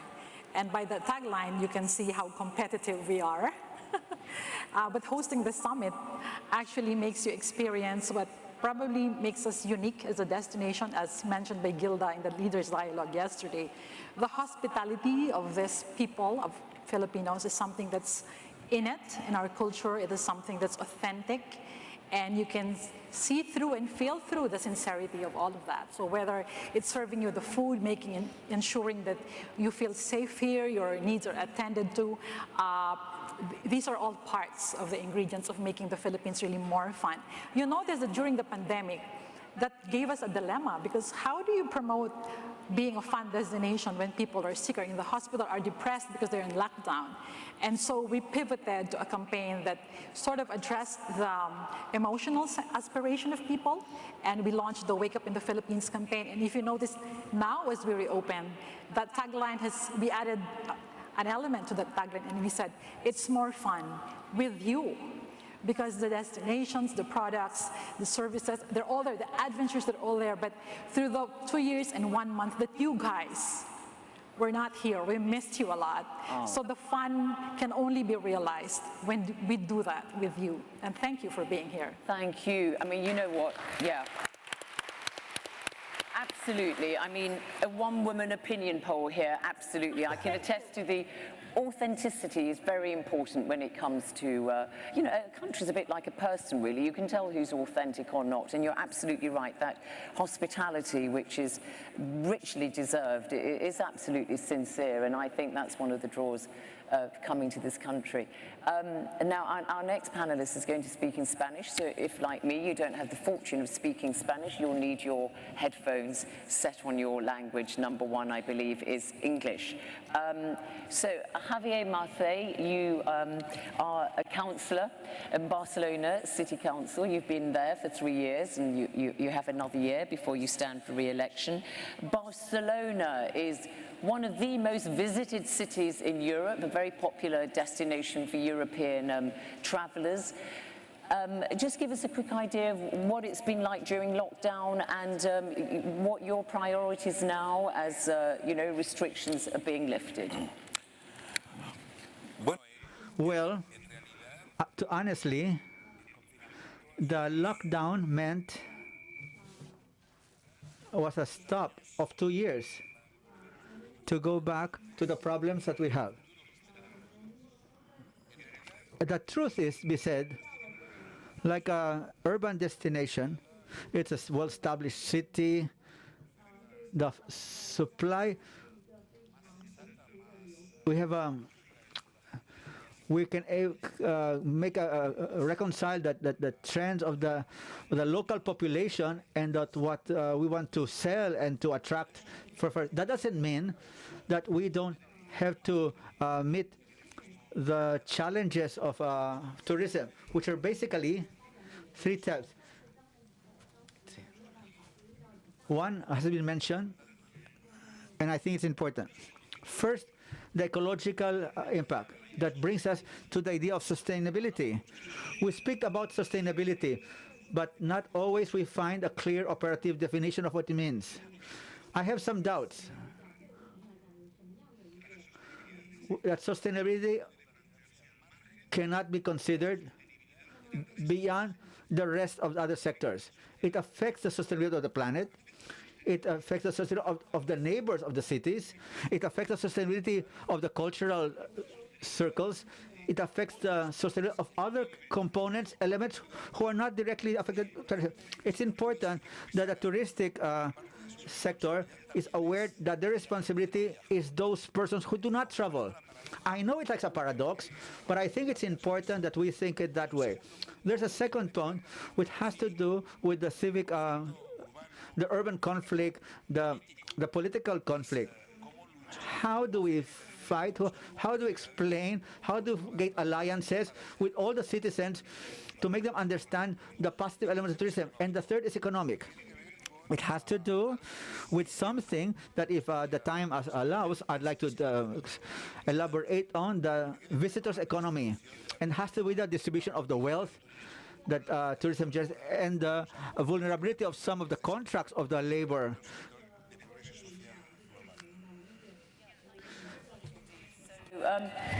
Yeah, some challenges there for destinations. Who wants to pick up on what Xavier just said? I am pronouncing it right, by the way. I have got this straight from the horse's mouth that it's the Catalan pronunciation, which is Xavier. So, Xavier raises a very valid point there, that when we're talking about increasing tourism, you've got to make sure that the resident communities are not seeing their lives disrupted. I mean, I think in the case of Barcelona, it's a very popular stopover for cruise ships, isn't it? And you can just see, isn't that right, Xavier? Like thousands of people suddenly descending on the local amenities and, and so on. So you've got to make sure that it works for the communities as well as the environment. No, absolutely. And if I may, Zainab, all the issues that Xavier is raising are what we're looking at as part of this diagnostic, okay? We need to move beyond the fact that we think that tourism is just a leisure vacation tourist who's traveling from abroad into our destination, okay? It's the people who live there. It's a domestic tourist, which, by the way, became essential in the last 2 years. We relied on them. Some cities attract business visitors, others leisure, others group, MICE, etc. It's the entirety of the ecosystem.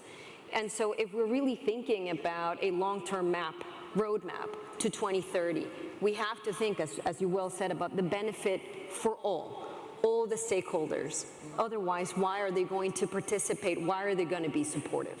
Donetta, I know that Secretary Bernadette has made a great deal of this particular issue, and I know it's been talked about throughout this global summit, sustainability and so on, and we have one question here that's come in about how destinations are going to embrace climate initiatives such as the Glasgow COP26 declaration. I mean, do you want to add to what Hilda said from your perspective? Well, certainly, and if I may add to what Secretary Bernadette Romulo-Puyat has mentioned about the decisions which our government, the public sector with private businesses have done, these are difficult political decisions, including, for example, a concrete example would be the closure of Boracay Island. That's our gem in the country. And President Duterte made a difficult decision 30 years late. Previous presidents before him knew the problem in that island but did not act on the problem. It took this president with private sector to close the island for some time. So it was 2 steps retreat, but now 6 steps forward. That's why some of you are going to that paradise which we have reclaimed because private sector and government work together. So the way forward for sustainability is really one of convergence. The communities, we have indigenous peoples in the island that had to understand the need for sanitation and the need for sewage pipes to be built underground, and they didn't know that. It's not part of how they grew up with. So these difficult decisions have to be made. It's a governance imperative that destinations have to make. So if you have good political leaders on the ground, that's a plus. If you have a supportive private sector that's willing to set aside the bottom line in the meantime in order to embrace the long-term vision for the destination, that's another plus. So, and as I mentioned, convergence is the way to go. Raki, Phillips, you want to, yeah. Yeah, so to Xavier's point, sustainability is a wonderful thing, and focusing on the environment is a priority. 61% of travelers look for responsible tourism, so their decision to travel is reliant on places that are focused on sustainability. But there's other elements to sustainability other than the environment: cultural sustainability, economic sustainability. To the point that you were mentioning, it's so important that the actions that create sustainability also benefit the community. Yes, we have to do everything that's right for the environment, and many presidents and many leaders have been late to get on the table, but we have to look at it in a way that would benefit the culture, so that the community can benefit out of it, so that they're embraced in it, they believe in it. And Can I just ask, how easy is it to do that? Because you raised the very valid issue of cultural sensibilities, and in particularly more conservative parts of the world, where, perhaps, tourists from different parts of the world who have different cultural sensibilities. So when those two things, rub up, how easy or how difficult is it to reconcile? So to your point, Zainab, there are people that, I'll tell you a funny story. When I first dated my wife, who's Swiss, her niece was 4 years old, and I was visiting her, and she taught me how to recycle, because I didn't know as a grown man. Now I'm a lot better at it. So at 4, this kid knew how to recycle, and I think culturally, that's where people get to learn how to do it. But if the community knows the right way to process things, the visitors will have to respect that and move forward. So I think, to your point, when you take the closure of Boracay and the enhancements that were done in the on the island, that was embraced by the local community, so that visitors, when they come, they respect the storyline that it goes through. So I think it's imperative to be able to communicate, to be able to do it. But at governments, an authority like us that collects the tourism tax, is a government entity, to reinvest into the community to help and support, to keep the economic prosperity is very important. And one of the points that I would add, by the way, and we were discussing it previously on the future of work and others, what's missing a lot of the time in terms of communication? We don't explain the why. We say the what, and we say the how, but we do not explain the why. When the community understands why you're doing something, when the visitor understands why you're doing something, when the employees or the employer understands why you're doing something, when the governments can communicate why you're doing something, you're gonna get everybody rowing in the same direction. It's not just why they're doing something, is to what extent will it redound to their benefit. Exactly. Right. They have to see a benefit in it, and that usually means in economic terms. 100%. Okay. Xavier, you want to come in, because you raised this issue of economic benefits, and there's got to be a more equitable distribution.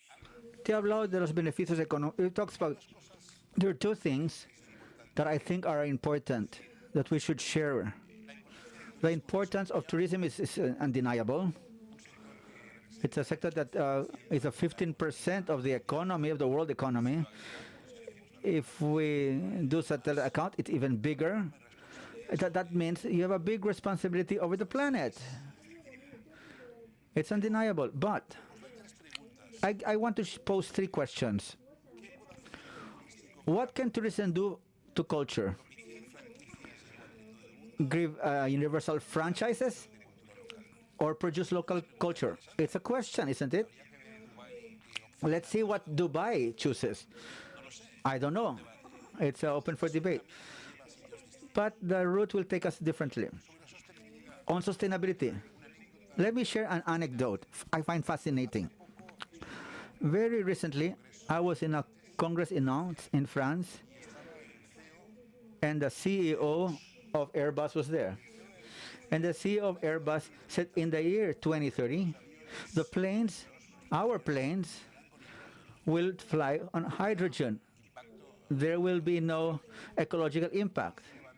And someone, young guy, chap in the audience, so then the problem of the pollution is that no, it will still be a plane. I don't know if I can convey the message. That affects the being an accomplice. It will still be in the sense that there will be a perception of world transformation that has to do with tourism. And I don't say it in a critical, negative way. I say of getting involved. That has to do with how to establish the difference between promoting the differences or be diffused that to make us all the same. And I think that's very important. And I think that it is a responsibility of tourism to promote the differences. Views there. I'm going to incorporate some of the questions we're getting both remotely and also from the floor here. One for you, Toinette and Raki. What are the great lessons you have learned from local communities about sustainability and preserving their destinations? It relates to what Xavier was saying. Yeah, Toinette. Yeah. Well, at a very personal level, this is an important lesson for me because I came to the Tourism Promotions Board on the day that the first COVID positive foreign visitor was confirmed by our Department of Health. And so my dilemma was like, how do you promote the country with COVID, not knowing that 2 weeks later we would have the lockdown? We used the pandemic pause to go around and carry conversations with an AITA leader, indigenous peoples communities. 2 weeks ago, I was in Basilan, which in the 90s was a battleground, a war zone. And you know what I've learned? The most important lesson for me, personally, was really learning how to listen. Mm-hmm. We would go there thinking that we knew what sustainability was and what needed to be done and the ways by which to improve these things. And then spending time to listen to the elderly and appreciating, like, I bought a piece of cloth from one of the weavers and I just wrapped it around my waist. When the mayor came, she said, that's the correct way to wear that. So I thought, I bought the cloth, thinking I will bring it back to Manila and make it into a blouse. So I asked, why do you say that, Mayor? Do people wear this differently? Yes, but that's the correct way to wear it. So I asked, what do you mean it's the correct way?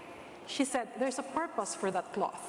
We women, sometimes we wear tight-fitting jeans or body-hugging clothes, and that piece of cloth, we call it tapis, is supposed to be worn around the waist for modesty. Oh, really? Because in their culture, that is a value that they continue. Were you wearing tight jeans? No, I was wearing a long dress even. But I wanted to, just double wear it for modesty. accent. Yeah. I think after your delicious food, I'm going to need more material to put around my waist, frankly. I should get you one. Yeah, fine, thank But see, listening to our elders, to the communities, is something. Listening is important. Yeah. So learning from them. Raki, you've had time to think now because I said the question was for you, Antoinette. So what's the great lesson you've learned from your local community? Yeah, I don't have a fashion faux pas like you do, but no, I mean, I think the most important thing, you've touched on it, is really communication. And COVID, if it taught us anything, it's how to communicate with people that might know more than you, but also might know less than you. Mm-hmm. It was very simple during COVID as we were trying to figure out things out with the health experts, with the police force and everything. I remember there was a day where the chief of police called me up and said, no entertainment at the hotels. And so I had to go as you do in the Arabian tradition and have coffee and tea with him and chit-chat and dates. And I say, Chief of Police, why do you want to eliminate entertainment at the hotels? He's like, because it's the spread of COVID. I said, yeah, but if we've got an entertainer who's on a stage that's 12 meters away, that's done the PCR test before going on stage, they're not interacting with the guests, and every single tourist of ours does a PCR to get on a plane, does a PCR upon arrival, why would we eliminate entertainment? And then after 5 coffees later, he said, you're absolutely right. So I think part of it is really talking to the community and communicating the logical sense of why things are done. And I think sometimes what happens, and governments do this, is they impose rules or impose restrictions or impose things that impact without understanding the ramifications that come Maybe with you it. gave him a mellow roast of coffee and it made him more mellow. That's probably what it is. So, yeah. All right. We've got a lot of questions on sustainability, and I'm slightly conscious that we've had a lot of discussion at the Global Summit about sustainability. So unless you're burning to answer one of these, what is one important sustainability area all destinations should address? Slight skepticism here as destinations attract visitors post-COVID. How will they do so from a sustainability perspective? Would there really be change? Maybe some skepticism there. Just a rapid fire from anybody who wants to address either of those. No? Well, okay, if you want to go ahead. Just very quickly. Yeah. If there's one area all destinations must really address, and all of us as stakeholders, that's really the area of capacity building. Because capacities are disparate. When I go around, when we have conversations with hotels, destinations, and you talk about sustainability, but the next question is how. And so I'm grateful that we launched the Sustainability Basics today, this afternoon, because hopefully those 12 indicators will help provide a framework. But then not everything that counts can be counted. And again, that's an area that I hope the Sustainability Committee will also look into. I'm sure Gilda will agree with that. And I think we need to build capacities. Through the pandemic, we handheld private sector, we handheld small, medium enterprises on how to shift to digital, etc. And I think that's important. In the previous session on Work Reimagined, reskilling the individual workers in the sector is part of the overall building of or enhancing of capacities. All right, thank you. Gilda, Kathleen, in her introduction to this session, said about, people craving unknown destinations and that kind of, exploratory nature of travel, which is very important. So when a destination or when a country is thinking of developing a destination, not a city, because we know that 50% of travel is destined for cities. Right. What are the factors that have to be taken into consideration when you want to make a new offering of a new destination? I think we have to approach it, actually, it's quite simple, it's very basic. These new destinations or ecosystems are very fragile. And so we cannot rush and open that floodgate and let all of this mass tourism come in. We have to be very delicate. In Saudi Arabia, for example, they're developing or reopening or establishing a destination called Al-Ula. Yeah. It's magical. It's magical. Centuries-old archaeological site, isn't it? Yes. It's beautiful, and it's been there for a long time, and it's been very well preserved. And now they're balancing, how do we, develop this as a destination? It's so unique, we want to share it with the world, but let's do it in a responsible way. That's the right way of doing things. It's not about quantity, it's quality. And the people who are going there, they have to abide by the rules that this is, a world treasure that we got to protect. So it's all about policy, it's about planning, it's, again, from a sustainability perspective, making sure that that destination will exist 15, 20, 30, 50 years down the road. So it's doing the right thing from the very beginning. So Xavier, Barcelona is obviously an established destination, but in terms of the point that Hilda raises about the importance of preservation of heritage as being a very important factor in all this, how do you approach the preservation of your heritage buildings in Barcelona? Well, the best way to ensure the sustainability is that the visitor behaves as close as he is to the citizen. If they behave like us, it's better. When I have to change everything my left to welcome a tourist, that doesn't make sense. But of course, the heritage has an iconic place. Obviously, so that cities like Barcelona, it's my city. I have a concentration of heritage in the heart of the city, which is very important. That we would the Gaudi universe, and that concentration of edifices leads to a massification of tourists that flow and traffic, that something that you mentioned earlier. What do I do in 6 hours? Well, I'm going to see that destination. If I slip out and I go for one day, well, I go to that same place. So, there's a clear relationship between the behavior of the citizen and what the tourists see. If a local museum, for example, the National Museum or the Museum of Modern Art, have 80% occupancy of local people, which is the desired amount, we only leave 20% for the tourists, right? But if the local people do not go to that museum, maybe it will be the supply, the demand will be met by the tourists. When you have that conflict, there's a poor cultural policy. It's a debate. Who are winning the war? The cultural advocates or the tourism advocates? In any case, sustainability, and I've said it before, is a circular balance between a series of sustainability. And the tourism cannot be run independent from the sustainability of the planet, ecological, the cultural, the scientific, the sports, the economic.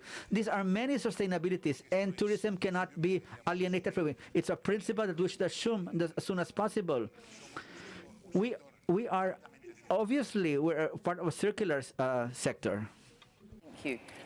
Yeah, well, again, some issues raised there about the potential clash between, preserving culture and heritage. We've seen it very acutely in the city of Venice, of course.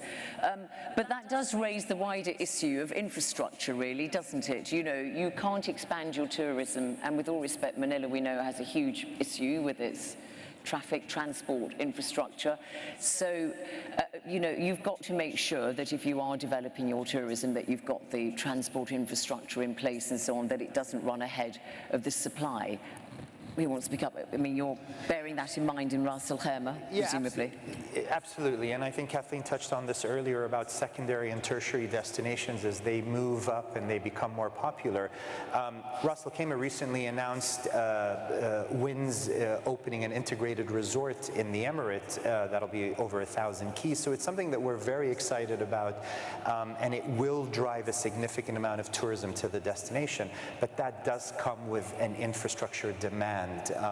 And that's where we as a community have been able to sit down and talk to the chief of transport, public works, municipality, our airport. What is our plan for the next 5 to 10 years with our airport? Do we focus on low-cost carriers, charters, private aviation, the entrance, landscaping? I mean, all of that are elements that we take into consideration as a destination pivots to become something bigger or to host something like the expo that was hosted recently in Dubai. All of those are factors that are taken into consideration. All right. Which is why the roadmap is required. You need to know where you're going to go, right? Because planning is very complicated, and it requires you being synchronized, coordinated with all the stakeholders. So to your point, you're thinking about your positioning, price point, who you're attracting, who do you need to work with, what type of infrastructure to develop. These are very big investments, very big investments, and you got to get it right from day one. What Hilda's saying is, I need to call her to hire JLL to help me. And WTTC. I'm glad to have sort of been the broker of this, the middlewoman. Zainab, we'll give you a free stay at the destination. Thank you very much. I've got plenty of witnesses, by the way, here. You know what I mean? Okay, good. Look, we've got some questions here. So in the last sort of remaining 10 minutes or so, we'll just do rapid fire with some of these questions, and you can just indicate if you want to answer which one. As health and safety have become basic expectations, how should destinations adapt? Who wants to take that one? Okay, I can take it. Well, not too long. Yeah, maybe 3 A's. One is that there should always be awareness. People, the destinations have to be at pace with developments, with new policies, with what new protocols are emerging and in place. The second A is acceptance. They need to accept immediately, because if you continue to be in denial, the longer it takes for you to be able to adapt. And the third A would also be, as Julia mentioned, you need to do this agilely. Okay. You need to be faster. If the changes happen 2-3 steps ahead, then you need to be 10 steps ahead of that change. Hilda, why don't you take this one? There can be costs associated with being more sustainable. Who should pay these costs? Or should they be paid by both the public and private sectors? I love this question. I think great. they did it for me. I'm from Costa Rica. You know what the cost is if you do nothing? That is very costly. So when we think about sustainability, we need to think about the benefit. And it's a long-term investment. We're all invested in this, okay? So we cannot be thinking, okay, wow, this is gonna cost me X millions of bucks right now or whatever it is.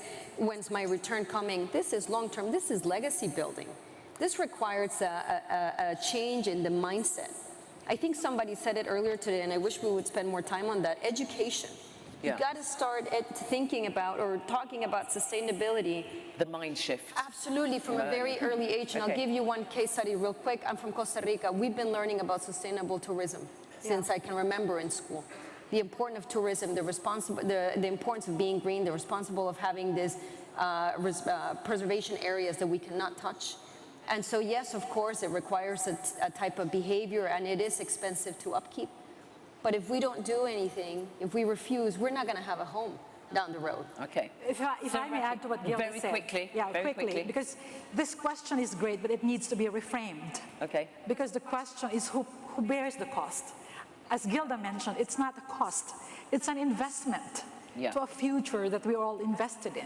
All right. So, Raki, I will come to you in just one. Is there a government, apart from Costa Rica, with great sustainable tourism policies that others can learn from? Yes, there's 3 countries that we looked at, Costa Rica being one of them, Panama and Slovenia. Those are 3 countries that have been able to really become carbon negative and have taken sustainability as part of their ethos, to the point that you were saying, you're taught at a young age, and it's something that you've also taken care of indigenous people, so there's an impact.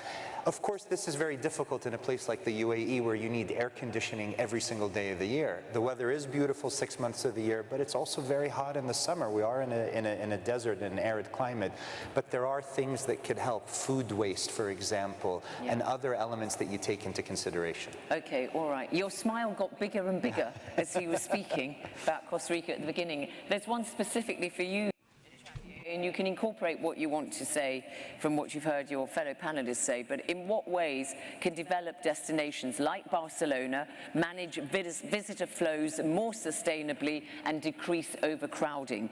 You set it down as a challenge, so what's the answer? May I say a comment prior to this?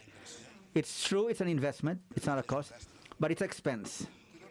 And I want to remind there are 2 models in the world relative to public service. The European model, unfortunately not universal, implies safety, health, and universal health care.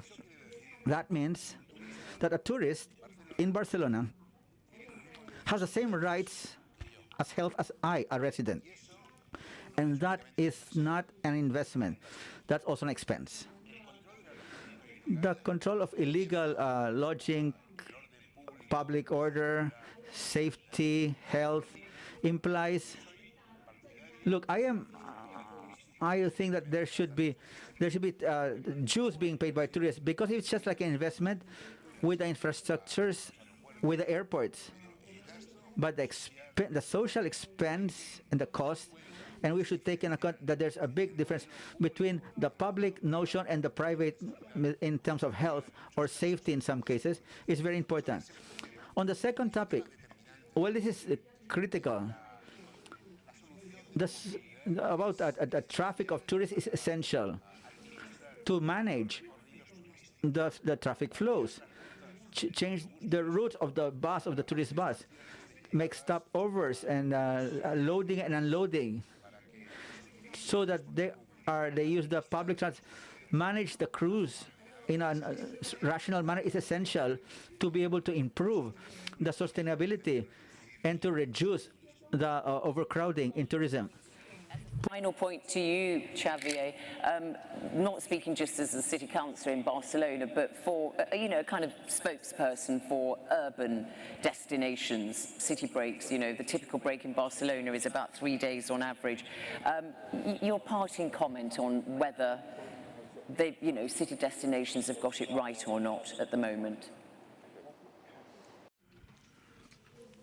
Well, I get the impression that there is a debate between the holiday tourism and the urban tourism, which is not well settled.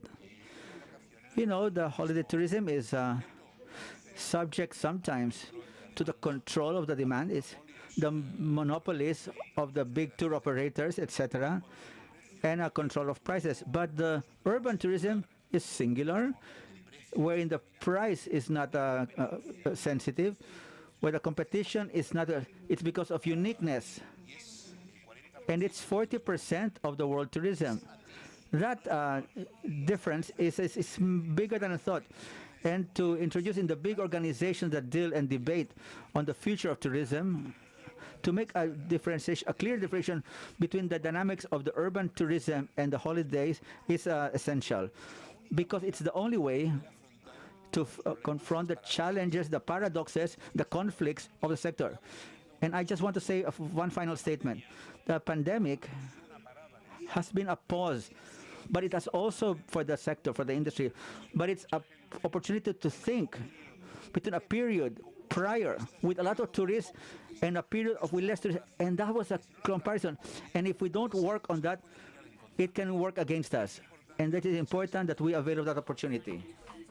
Destination 2030. Final comment.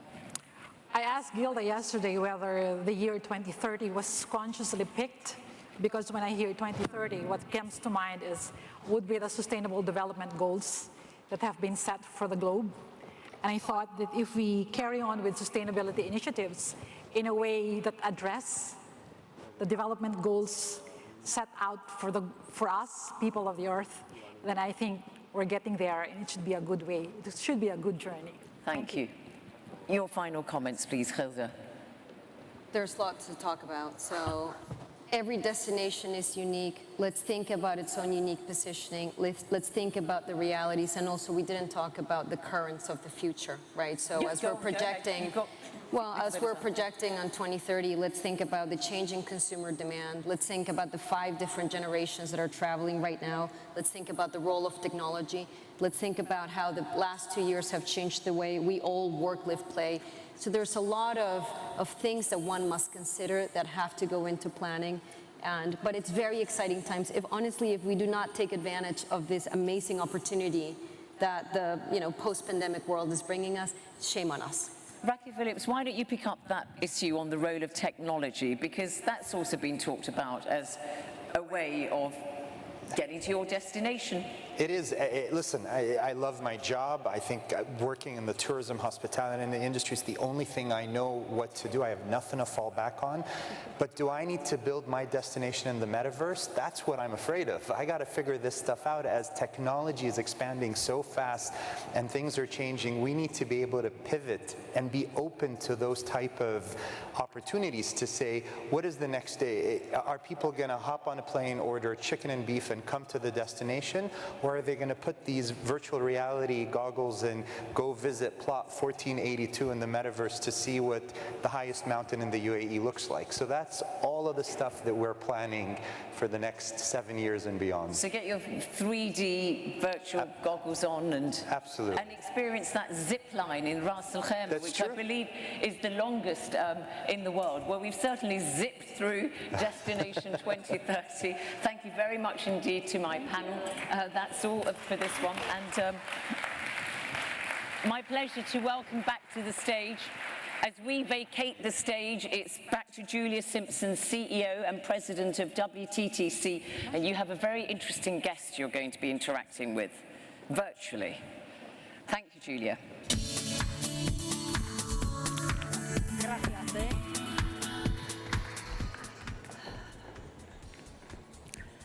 Bear Grylls needs little introduction, save to say he is probably the most recognizable face of adventure on the planet. He is a former Special Forces soldier who went on to become one of the youngest ever climbers of Mount Everest, despite breaking his back in a free-fall accident only months earlier. From Everest, he has gone on to host more extreme adventure TV shows across more global networks than anywhere else in history.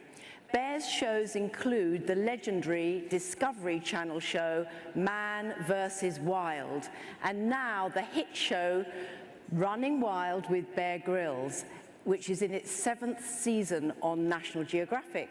His Running Wild guests have included President Obama, Will Ferrell, Ben Stiller, and my favorite, my big heartthrob favorite, can I just say, Roger Federer, the tennis player.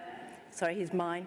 Julia Roberts, Prime Minister Modi of India, and many other stars. He also hosts the Emmy-nominated interactive network series, You vs. Wild, where its viewers get to decide on what adventure Bear goes on. They send him off into horrific situations. This was one of the most viewed Netflix shows of the year, and now has been made into an interactive movie version as well. It's scary. He's a family man, a #1 best-selling author who's sold over 20 million books. He is the honorary colonel to the British Royal Marine Commandos and the first ever chief ambassador to 57 million young scouts worldwide. So he doesn't really do very much, you know. Anyway, check out this video.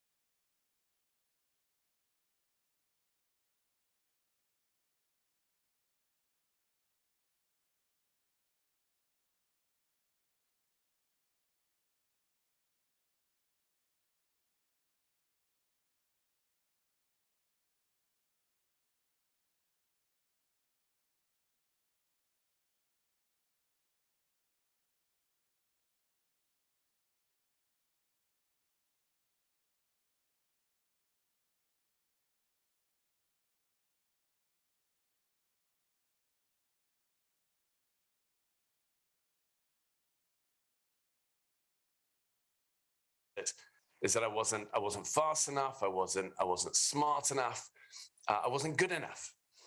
And that truth was hard, you know, and people often don't know that I failed SAS selection first time. You know, we all tend to, you know, kind of gloss over our failures, you know, in our resumes. But the truth is my failures far outweigh the successes in my life. If I look back, really, it's, you know, it's not just once or twice, many times over, the failed expeditions, the failed projects, you know, those near-death moments, you know, that definitely still come to me in the night sometimes. But here's the thing, those failures are what have made me. You know, it's those failures that have built that kind of quiet resilience inside. They've forced me to adapt. They've forced me to get stronger, inside as well as out. And as a young soldier, I was determined that I was going to retry for the SAS, to go through that notorious selection process once more. And, you know, I just remember such a big part of me dreaded it, you know, in the night. I just go, oh, it's the blisters that I knew were going to come, the unknown, that deep fatigue, you know, day after day, night after night, week after week, you know. But I reapplied. I went through that whole process once more. And this time, by the end, all those months later, from those 90 new recruits, only 4 of us were still standing. But here's the point. Out of the 4 of us that were standing at the end, 3 of us had failed at our first attempt, but then we got it second time. In other words, without that first failure, you know, without having gone through that, there would be no eventual success. And, you know, for me, the message is always simple. You know, you gotta, you know, all of us, we've got to learn to embrace those failures. Don't run from them. You know, look at them. Just know the role. You know, look at them like essential markers that we've got to pass. You know, pass along. They're like doorways. You've got to go through them if you're going to reach your dreams. So that's the first thing. Understanding that key role of failure. You got to fail. You got to keep failing until we eventually get there. The second word, and I think this word truly shapes all of us. You know, in some way, it has a touch, but it's this: fear. Because, you know, as you guys know, life is scary. You know, it really is. And whoever we are, we're going to face battles. You know, maybe it's battles of just confidence. Maybe it's battle of nerves. Maybe it's battle where we have to face some real giants, you know, some giants that, you know, whether it's illness or family stuff, work stuff, and those giants can be really frightening. But here's the thing, it's a universal truth that whoever we are, you know, life is gonna test us. It's gonna test us physically, it's gonna test us mentally, emotionally. But how we react to that testing determines everything. And I look at fear, and, you know, here's what I've learned about it. I've learned that life doesn't always just reward the brilliant people. You know, if you look at it, life doesn't always reward the talented people. Life actually doesn't really care about things like your exam results or what you look like or your titles after your name. You know, life luckily is different. You know, life rewards the dogged. Life rewards the determined, those who can somehow walk towards those fears, despite the giants that are always going to be there, you know, close by on our back. And for me, after 3 years in the military, you know, after I passed that selection course, I had a moment that changed my life forever. It was a routine parachuting jump in Africa. It was getting dark. I'm free falling past 4,000 feet. Check that altimeter, it's time to pull. I deploy, look up, check that canopy is open, but instantly can see that something is very wrong. And then I'm just struggling to control this thing. I'm falling way too fast. In a heartbeat, then I'm too low to be able to use that reserve. And all I can do is embrace for impact. And then, bam, my world goes silent. And I remember the African hospital, and I'm alive, but I can't move. And then just doctors and this kind of whirlwind of pain, and I'm told that my back is shattered in 3 different places. And then this blurred kind of journey home, months in rehabilitation back in the UK, many night terrors. For me, always about falling, always out of control. And it might make you wonder, sort of knowing the story, it might make you wonder if I've ever jumped again, jumped out of planes again. And the answer to that is all the time, all the time. Part of my life, a choice, conscious choice to embrace the difficult stuff, and don't get me wrong, I dread it. I really do. I dread the nights before. Then that roar of the wind when the helicopter door opens, for me, terrible in here. But I know the answers to my fears. I've got to face them. I've got to resist that urge to run. I've got to use them. I've got to become friends with them. And I've got to know that when we edge towards the scary stuff, those fears often melt away. And I tell myself the whole time, don't run from the difficult, move forward towards those fears, because really it's a fear in all of our lives that can give us that little bit of that edge. So we've dealt with the failures. We're figuring out a way through the fears. But the third word is important. It's about how we turn those things, those failures and those fears, how we turn them into power. And that's where this third word, the fire, comes in. It's about that fire, inside here, the ability to keep moving forward against the odds, to hang on, to endure beyond what most people, beyond that point where most people are going to just quit. And it always raises the question, how? How do we all want that? But how do we access that fire inside of us? Because as you guys know, life, our fire in life sometimes get hidden, and sometimes that fire is barely there. Sometimes it's just an ember. But here's what I've learned is the fire is always there, and the fire can change everything in our lives. And if I look back to one time, I want to take you to a moment high up on Mount Everest. And when I was on that peak, the mountain claimed 4 climbers' lives whilst we were up there. 2 died of the cold, and 2 fell. And it's what mountains do. These high mountains, they kick the hell out of you. They ask that question, what are you made of? What are you made of when the chips are down? And I'll never forget the final hours on Everest. We were at 28,000 feet. I'd been climbing for over 55 days. It's minus 40 degrees. I see the dark ice face of the final 2,000 feet of the peak kind of looming above. And I'm terrified, truly. I know that the next 24 hours is going to change my life, one way or the other. But I also know that after so long now at high altitude that I'm weak, really, genuinely weak now, and also mentally, I think, struggling. And I just remember being in this chest deep powder snow, up here in the steep couloir, and this thing is just like never ending and keeps sliding back with every step. And I remember slipping at one point and just coming to a stop 10 feet under, and just having a moment where I think I really am no longer sure deep down if I can do this. I really don't think I can go on. And this voice just keeps telling me this, and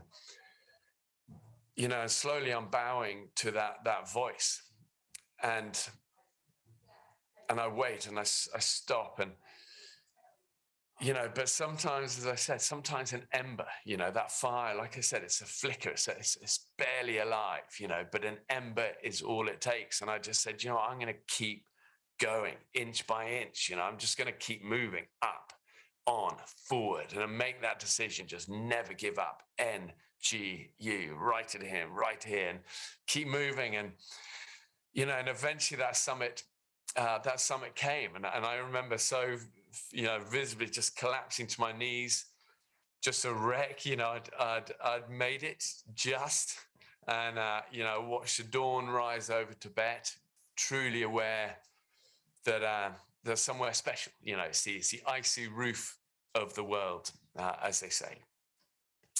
But even though it's the icy roof of the world, the truth is, you know, for me, it wasn't ice, it was fire that got me there. And I look at life and so many things, and it's that fire inside that's been my most valuable weapon. You know, if people say, you know, it's not talent, it's not skills, it's not knowledge, but it's resilience, you know. And for you guys, if all you take from this talk, these ramblings, these stories, you know the power of unrelenting, unwavering resilience in your life, because truly it is the storms of life that actually make us strong. And as you guys know, with all dark nights, you know, we all have them, but sometimes you just got to hang on in there. You got to be dogged, you got to hang on in there, you got to know the dawn will always come. The light, as we know, the light always wins. And when it comes to fire in nature, always all powerful.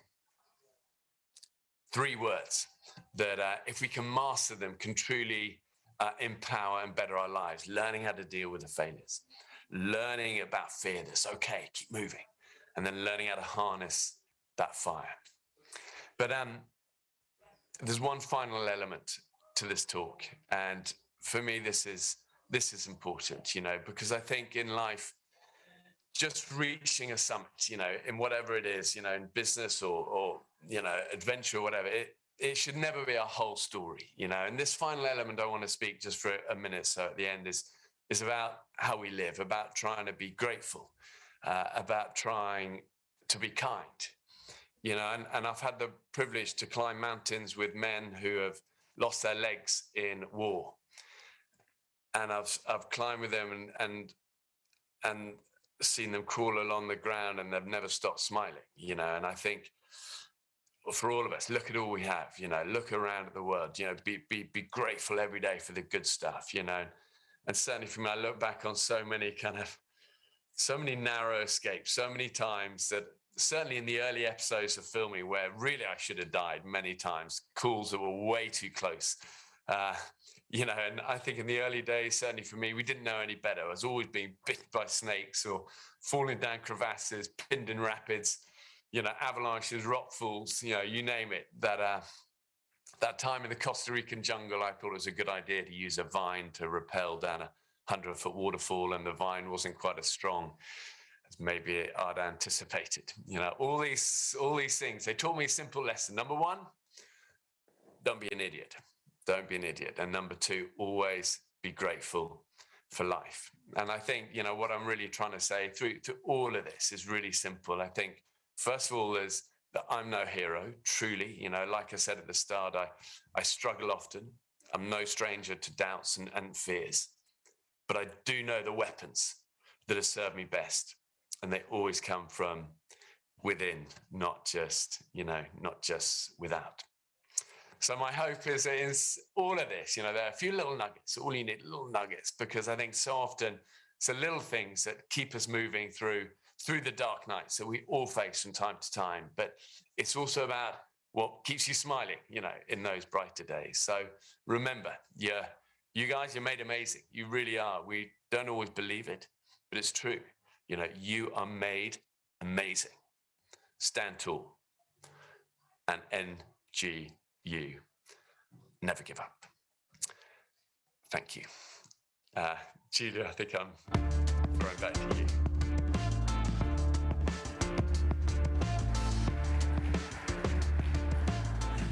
Oh, Bear, thank you very much for that. It is amazing. And, you know, I'm a great follower of Irish literature, and there's a Irish playwright called Samuel Beckett, who was also a resistance fighter, as you probably know, in the Second World War in France. But his phrase was, fail again better. And I always say that to my team, doesn't matter if you fail again, we'll fail again better. So thank you for sharing that with us. Obviously, we're here gathered together with the great and the good of travel and tourism. And what we're looking to do is to really try and build a more sustainable and inclusive future in travel and tourism. What 3 things would you suggest we should prioritize from your perspective as a real globetrotter?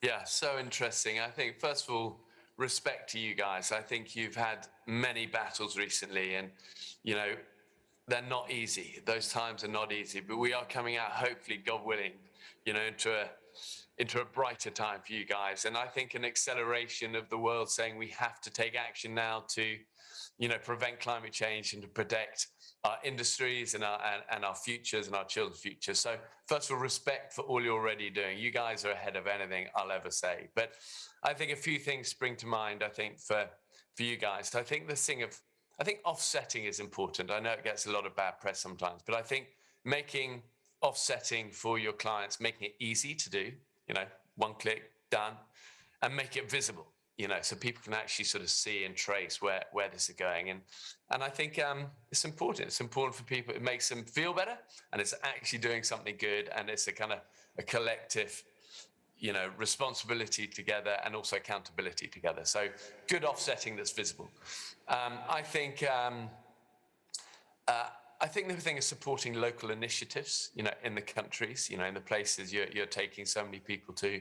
People like to visit amazing local projects and see local initiatives, and they're in holiday mode and they want to support, they want to be inspired. And as you guys know, you go visit some of these places, people are doing simple but incredible, beautiful, inspiring things. So champion those. And then I think thirdly is make sure the local operators you're using share your values. You know, you're living it. You're trying to be sustainable. You're trying to do something good. Build a team around you. Use people who share those values. Otherwise, it kind of undermines if you're championing it and yet you're sending people to places where it doesn't. So really try and you know, make sure you use local operators that share your values. Does that make sense? Yeah, absolutely. I thought that was fantastic. Very, very simple, very practical points. And one thing that when I watch you, I'm always amazed at is the way you really kind of connect with nature and respect nature as you come across it and use it as a guide to your survival. What lessons can you share about building mutually beneficial relationships with the local communities and working with nature? You just gave us one idea. Yeah, I think, first of all, we're all a work in progress. None of us get this always right. I think I've learned a lot of these lessons through the door of failure by getting things wrong. But I think what I've learned, simple things, you know, leave places better than you arrive. You know, it sounds simple, but it's great. You know, people remember, especially as a film crew, you go somewhere, you know, they remember how you leave them. You know, support local things, support local projects, hire locals. You know, we do that a ton, and they're always the best. You know, because they know the area so well, and they feel proud to kind of be showing you the area. So I think those things are key. Leaving places better off, supporting locals, supporting local projects, being rigorous with simple things like rubbish and plastic. You know, it's easy to, you know, it's like parenting, isn't it? Example, example, example. Do your best to try and, you know, be rigorous about, you know, not minimizing the amount of plastic used and not leaving trash around. So I think those are the things us as a team try and do. Don't always get right, but try to do. Thank you. Obviously, you've just been everywhere in the world, so this is going to be a really, really tough question, the third question to you. But which destination has stayed with you and why? Well, I think it's always, for me, it's always about the communities. It's always about the people. You know, the world is full of amazing places, no doubt. Amazing mountains, sunsets, oceans, you know. But the things that really stay in here are always the people. And, you know, we've been so privileged and lucky to work with incredible Indigenous people all over the world. I mean, I think probably to our most recent one, we work as a very small production, you know, Running Wild, we're a group of sort of 8 really, so super small, but we did a huge production with 1,000 crew and volunteers and competitors recently for Amazon for a show that we did called The World's Toughest Race. You know, and when you go with 1,000 people for, you know, 2 months, it's a big footprint. And I think we did this show in Fiji. It was it was a sort of big project to put together, but they were amazing. We could not have done that with incredible support from all levels, from government level down to incredible volunteers and locals all through the country. And, you know, those friendships endure to this day.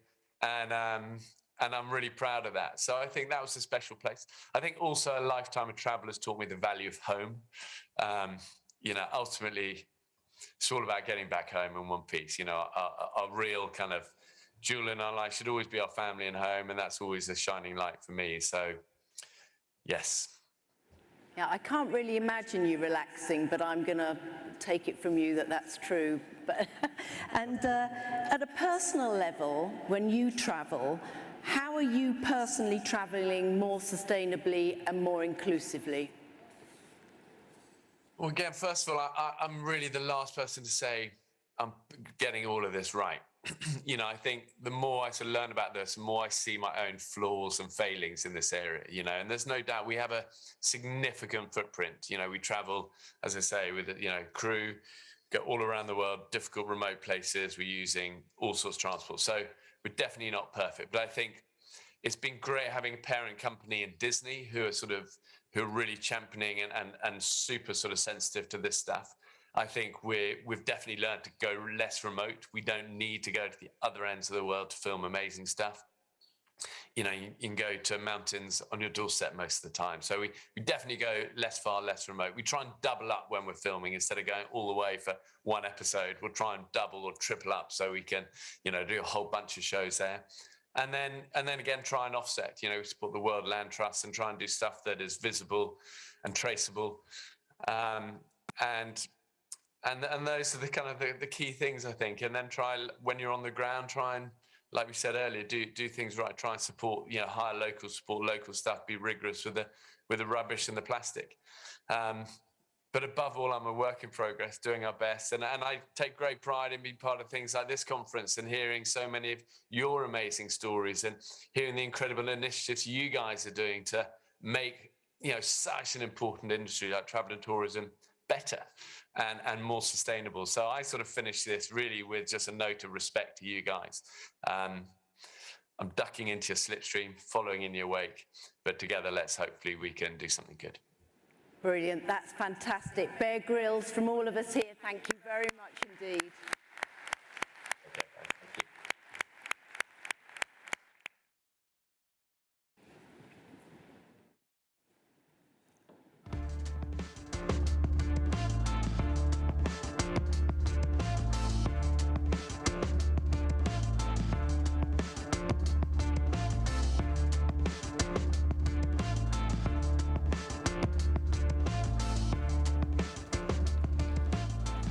So falling out of airplanes, climbing Mount Everest, it makes a lot of the travel that we do, I think, feel small.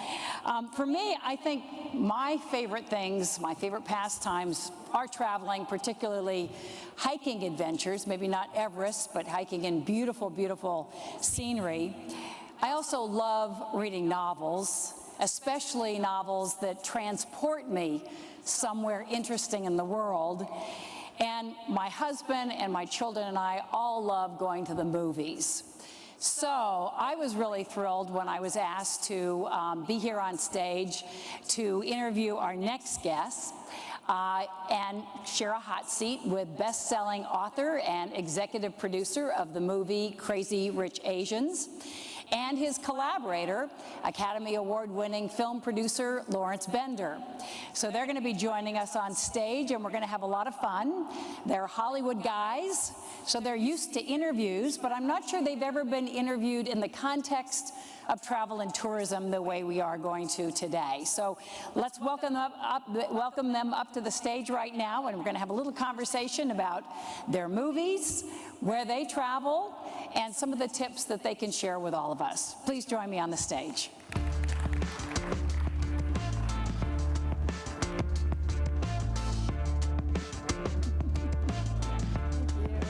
Great to see you without the mask. Welcome up this way.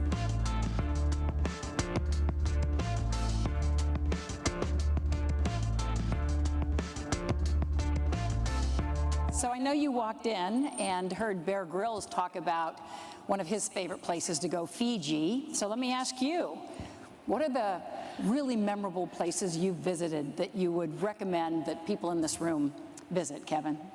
Wow, that's a. I know you're a globetrotter, right? Yeah. so it's hard to winnow down, but then if somebody said, oh gosh, what was one of the best trips you ever took? Philippines, first of all. You know, it's a place I always That's come the back right to. answer. Yeah. That's the right answer. And tell us why. You know, it's a country with so many amazing locations and cultures and flavors. And of course, the people are amazing. So you clearly have been here before. How many times? This is my 4th trip. Wow. So it's always a pleasure to be back, and it's always surprising what happens. I never know what will happen when I get to the Philippines, but it's always a grand adventure. That sounds great. How about you, Lawrence? You know, I've traveled so much, probably like most people. I don't know if I have a favorite place. It's usually the last place I've been. So I was just in Saudi Arabia. I flipped over. I've never been to Saudi Arabia. Before that, I was in Cairo. Before that, I was in. Wherever I go, I seem to just connect. And this gentleman here brought me here, and I'm excited to explore. That's great. Well, as I was flying here, I had a chance to watch Crazy Rich Asians on my flight from Tokyo. I love sort of seeing movies about areas of the world I'm going to, reading books before I make the trip, while I'm on the trip, and then after I get home to extend the vacation. And I have to say, I'm dying to go to Singapore. So tell us a little bit about making that film. I know you grew up at an early age in Singapore, and what made you want to write a book about the society there and share that with the world? Yes, I was born in Singapore, and I grew up there till I was 11 years old, and at age 11 I moved to Houston, Texas, and have spent the rest of my life, you know, living in the States. And I realized really early on that going into bookstores, you never saw novels about contemporary Asia. There were historical novels about Shanghai back in the 1920s or ancient China, but you never saw books that told the stories of what was happening in Asia right now. And you know, I had the opportunity through my teen years and college years to pay visits to different parts of Asia, Thailand, Hong Kong, Japan, and the Asia I saw wasn't being written about at all. Contemporary Asia in a decade where the whole region was booming like never before. It was getting crazy rich. And so I just wanted to do that. I wanted to show the world the Asia that I knew. And then, of course, through the movies, you're able to share not only the Asia you saw in Singapore, but also the people and the actors that are featured in that film. Tell us why that was such an important thing for you, and then I want Lawrence to add on to that, because really for global audiences, we haven't seen that many films where the entire cast are prominent Asian actors. It was only the 3rd Hollywood movie since the beginning of Hollywood to have an all-Asian cast, which is kind of a crime, wouldn't you say? And the last movie before Crazy Rich Asians came out in 2018 was The Joy Luck Club, back in 25 years before that. So it was such an important movie, I think, for the global Asian community to really showcase themselves. You know, I'll never forget what a man said to me at one of my book signings a few months after the movie came out. He was probably a guy in his 40s, and he brought his 2 sort of preteen daughters up to the table. And he started talking, and he started sobbing right in front of me, you know, this grown man. And he said, this was the first movie I could take my daughters too, where I could really be proud of what we were seeing up on the screen. Yeah. And for that, it blew my mind to see how the movie could affect people around the world and affect, someone like him and his family. And also change Hollywood, right? And also change Hollywood. I mean, it's, incremental, but I think it's really, it kind of broke a dam. Yeah. Well, Lawrence, you've changed Hollywood with a lot of the films you've produced. Quentin Tarantino's films, which are always break the mold kind of films. Why was Crazy Rich Asians so appealing to you? Oh, I mean, it was just a good movie, I just like good movies, and it was original and different, and it showed a whole culture and a world that I hadn't seen before. And I think it really related. It crossed over, as we say, into all different groups. But I also shot in Asia. I shot a movie, Anne and the King, in Malaysia. We scouted northern Borneo. We scouted Thailand. I shot Kill Bill in mainly Beijing. I shot a little bit in Shanghai. We shot Kill Bill also in Tokyo before coming to Mexico. And we called it the world tour. We shot in Beijing, Tokyo, Mexico, and then in Los Angeles area. That was an incredible experience shooting in China. This was in 2002. And we had Japanese, we had Mandarin speaking, Cantonese speaking, and English speaking. So we had translators in every direction, and culturally extremely different ways of working. So you had language barrier, different way of working. And by our first day of shooting, it was an incredible experience. And we didn't want to leave China. It was really an amazing thing. So for us, it was shooting in that part of Asia. It just was a great learning experience.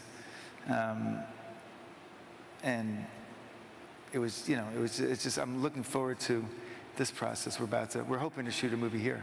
Because you are going to do your second and third book as movies, right? Don't you have your other novels are in development, yes, right? Yes, they are in development. They're on track to be made into movies. So give us a sneak peek where you're thinking of filming them and sort of what the timeline looks like. I mean, that's a state secret. I can't say anything about the sequels that are in development. But over the pandemic, I actually collaborated on a original screenplay. So the first screenplay that I've personally written, and it's a story that we hope to, bring to audiences around the world, and that's how I partnered with him. Yeah, and your second and third novels are also at stages of development, right? Exactly. Yeah. A lot to do. Crazy Rich Asians 2, and I have another novel called Sex and Vanity, which was my most recent novel from 2020. That's being made by Sony Pictures. So there's a lot of movies going on. Yeah, that's great. Well, I think destinations are dying to have films come and be made there. First of all, the revenue and the jobs, and they all compete for this, but also the way they can showcase the destination and drive travel to that place going forward. So what is your advice to countries? We have ministers of tourism here. We have hotel companies that would love to have your crew move in. What's your advice on snagging that kind of business? Well, one of the reasons why we're here is we want to make a movie here. Kevin wrote a script. It's like a love letter to the Philippines. And I did make a movie that takes place in the Philippines some years ago when we shot in Australia, because the rebate was helpful, and the shooting, everything about the way it was shot. So we really want to shoot this here. And in order to do that, the things that pull filmmakers and financiers is exactly what you said, which is either a tax rebate or a film incentive. And that goes into our finance, the way we look at financing a movie. So of course what it does is when we come into an area to shoot, we hire local people, we bring in people, we rent, we go to hotels, we rent cars, we take lumber, we build, we rent, it's a local economy that we all of a sudden just create. All of a sudden we have 150, 250 people who are employing, they pay taxes, they buy food, other people are employed, they pay taxes. So it's a net positive for the economy. And the government, ultimately, who pays out these incentives, ends up getting the money back. So all in all, and then you have the movie stars that show up on set and are talking about how great it is to shoot on location. So it's a really, it's a great way to promote your local, wherever you are. And we're hoping that happens here because we really want to come and shoot this movie here. Yeah, I learned on the way here that Apocalypse Now was shot in the Philippines, which was news to me. So in some ways, you can really showcase the destination. In other ways, they don't necessarily get the credit for the destination. Do you hope to bring sort of attention and a spotlight on places like the Philippines when you are kind of planning a film? Do you think that's a good thing to do?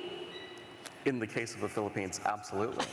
But that's what I've always tried to do with my books and with my book-to-movie adaptations and my original scripts and TV projects. For me, it's about showcasing cultures. For me, it's telling stories that are authentic to the place and to really celebrate these places. And we did that with Crazy Rich Asians quite effectively, I think. It boosted tourism exponentially for the country. And like he said, the actors came and they shot in Singapore and they shot in Malaysia. And for many of them, these Asians from around the world, it was their first time in Singapore. Yeah. Their first time discovering it, sort of like tourists. And they amplified that on their social media networks. So it just really created this giant bubble of love. For the places where we were shooting. Right. Is there a way that you have to manage sort of in your storytelling, managing the stereotypes versus the way places really are?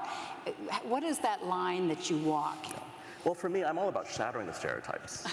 So, my books are really intentional in that way. I want to show the reality of the places, sometimes the unvarnished truth of the place. But I think the more you know and the more places are demystified and the more cultures and people are demystified, the more we all connect, the more universal the stories become. I mean, today in Hollywood, authenticity is key, right, in every way. So no one is looking for stereotypes anymore. And what's great is that, of course, everyone knows about Netflix. We all watch Netflix. But if in France they have Lupin, right, which is a very specific story, and everyone around the world watches it. In Spain, you have Money Heist, which is a really specific story. There's nothing stereotypical at all.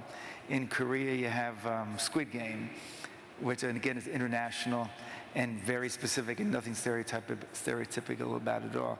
So the TV shows and the movies that seem to be doing well and internationally are getting recognized actually are very specific to the local culture wherever it is that they're showcasing. WTTC talks a lot about managing the footprint of travel so that travel is sustainable, particularly when you're going into pristine areas with indigenous cultures that you tread very lightly. That's a challenge when you've got a huge movie crew. And you're bringing a lot of people and resources and equipment in. How do you, Lawrence, how do you manage the footprint? What is your strategy for that? And has that changed in the time that you've been in the movie business? It's definitely changed. As we were just hearing just in the last session there, Bear is just, sounds like that's really important to him, but it's important to all of us. Pretty much every studio now, probably, I have to say, since around the time I made An Inconvenient Truth, since around that time, the studios have become more and more aware of not just our footprint, but our carbon footprint, how we leave a place, as he mentioned, offsets, carbon offsets. So when for instance, the last movie I shot in Santa Fe, Mexico, we had a person, and of course this is Netflix, mandated, we had a person's sole job was go to walk around all the offices and explain to each person in each department how they're going to recycle, what their plan was, laying everything out. So it really, it's something that And if you don't do it, you're called out on it. So it's important for multiple reasons. You mentioned An Inconvenient Truth, and Lawrence was the producer of An Inconvenient Truth, which was the powerful documentary by Al Gore about climate change and what was really happening. And I have to share with you a story about this because I was working as a local television anchor in Washington, D.C., and I got a call from the CEO of Marriott International, Bill Marriott, who wanted to talk to me about coming into the travel industry and working as head of global communications for the company. And I sort of resisted, but finally he convinced me to come interview. And I said, you know, I've been a journalist all these years. I've got a lot of credibility in my brand, and I'm not sure I want to do public relations or PR for a big hotel company. And he said, oh, no, you won't just do PR. You can do social responsibility. You can do, you know, whatever you think is going to be good for the company. And I asked him, well, what are you doing in terms of your green strategy? And he said, green strategy? What's a green strategy? And I said, you know, your environmental strategy. And he said, well, we are really good at conserving energy in our company. And I said, well, what's your climate change strategy? And he said, well, I don't think we have a climate change strategy, but would you like to be in charge of it? And I said, I'm going to give you a DVD that is in my current issue of New Yorker magazine that was given out for free, and I want you to watch that movie and tell me what you think. And so I get a call 2 days later. I watched the movie, and I want to be part of it. That is the power of movies. And I'm sure you've heard other stories like that, both of you, in the kind of films you do. You talked about the power of a family saying, we're seeing people like us on the screen. For you, with Inconvenient Truth, it must have been very different than the kind of reaction you'd gotten from other projects. It was an incredible experience, and I sort of like I left the film business for a year after that because I went around with the movie and doing all kinds of different things. Like I ended up helping Walmart start their first sustainability day. Then I actually brought Al Gore, and I brought a guy named Jim Ball, who was a evangelical who was very much interested in climate change, though. And I brought them to Fayetteville, where the headquarters of Walmart was, and they had this massive, and that took a lot. But I spent a lot of time with different organizations helping to promote climate change. And then, of course, as the oil companies started coming out with why carbon dioxide is good for you campaign, and then trying to fool the consumer. And they did a really good job. But, you know, in that movie, we had there was a low, medium, high in terms of where the world would be basically today. Where it was the International Governmental Panel on Climate Change, the IPCC report. And so we're way worse than the worst case scenario back then now. And another report came out just recently, and it's even worse. California is in a 1,200-year drought. It's not been this bad in 1,200 years. We can go on and on and on, and everything we're talking about and doing about tourism is going to be in the tanks if we don't take care of this issue. So, not to depress everybody. No, and this is a group that totally believes that, launched commitments even today to try to go carbon positive, not just carbon neutral, but carbon positive in the future. So films like that do start the conversation. I mean, that was like almost 20 years ago, right? Yeah, 2006. Yeah. It's hard to believe. Yeah. And more to do. Yeah. When you think about sort of your next projects and the kind of things you want to work on, clearly there's a desire to make change in the world that you've been able to express and achieve in your books and now your movies. What are the things that you're burning to do going forward? Well, I'm burning to travel more, actually. This is my first trip in more than 2 years outside of the US. Yeah. But yeah, it's really looking, for me, travel is intrinsic to inspiring me to write. And for me, it's looking for new inspiration and looking to connect with people and to tell new stories. From here, are you going to do some travel around the Philippines? A little bit. Yeah. More ideas, more percolation. Yeah, I'm sort of showing him Scouting. some of my favorite locations. Yeah. And, hoping he falls in love. Great, great. And for you, burning projects that, that you're itching to do. So I'm an ex-ballet dancer from many years ago. And the one thing I really want to do is a musical. I have never done a musical. And so that's something that's burning in me. I won't quit until I do a musical. But other than that, I tend to like to do two basic different types of movies. One is just like kick-ass cool movies with great filmmakers and having no social relevance at all, just really fun things that just turn you on when you go watch a movie. And the other is movies that have some kind of social relevance. So I'm about to shoot a movie in Tunisia about a little boy from Gaza and a little boy, a Jewish kid from the settlements, and they surf in the Med. And of course they hate each other in the beginning, and then they kind of they learn to love each other. So I'm about to shoot that. And you know, there's a lineup of things that I have coming up the road, but I love movies that have some kind of social relevance, and I love movies also that have, you know, just cool stuff. Yeah. You know, our industry is changing a lot as it becomes more digital. There's, you know, been concern about business travel evolving because people have gotten used through the pandemic to Zoom and other ways to do business. Are there things that worry you about your business, or things that actually make you excited about your business at this moment in history? Writing novels, but also making movies. Well, I spend a lot of time worrying about bookshops and local bookshops around the world. So wherever I go, I always try to seek out the local bookshops and in any way I can, you know, help to really amplify them. How do you feel about your books not just being read, but listened to? Love that too. Yeah. You know, and it's my books are in 40 languages around the world right now. So it's pretty incredible to hear them in different languages and to see them in different languages. Yeah, and how about in Hollywood for you? Well, obviously everything's changed dramatically with the streamers. And the good news is, like, I have a movie on Netflix now called The Harder They Fall.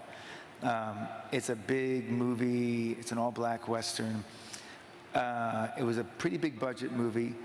It would have never been made if it was just if the streamers didn't exist, it probably would not have been made, because the budget analysis would probably not have worked. So on one hand, a lot of things are getting made that would not get made before. On the other hand, you know, Crazy Rich Asians was a big Warner Brother box office release, made massive amounts of money. The box office was huge.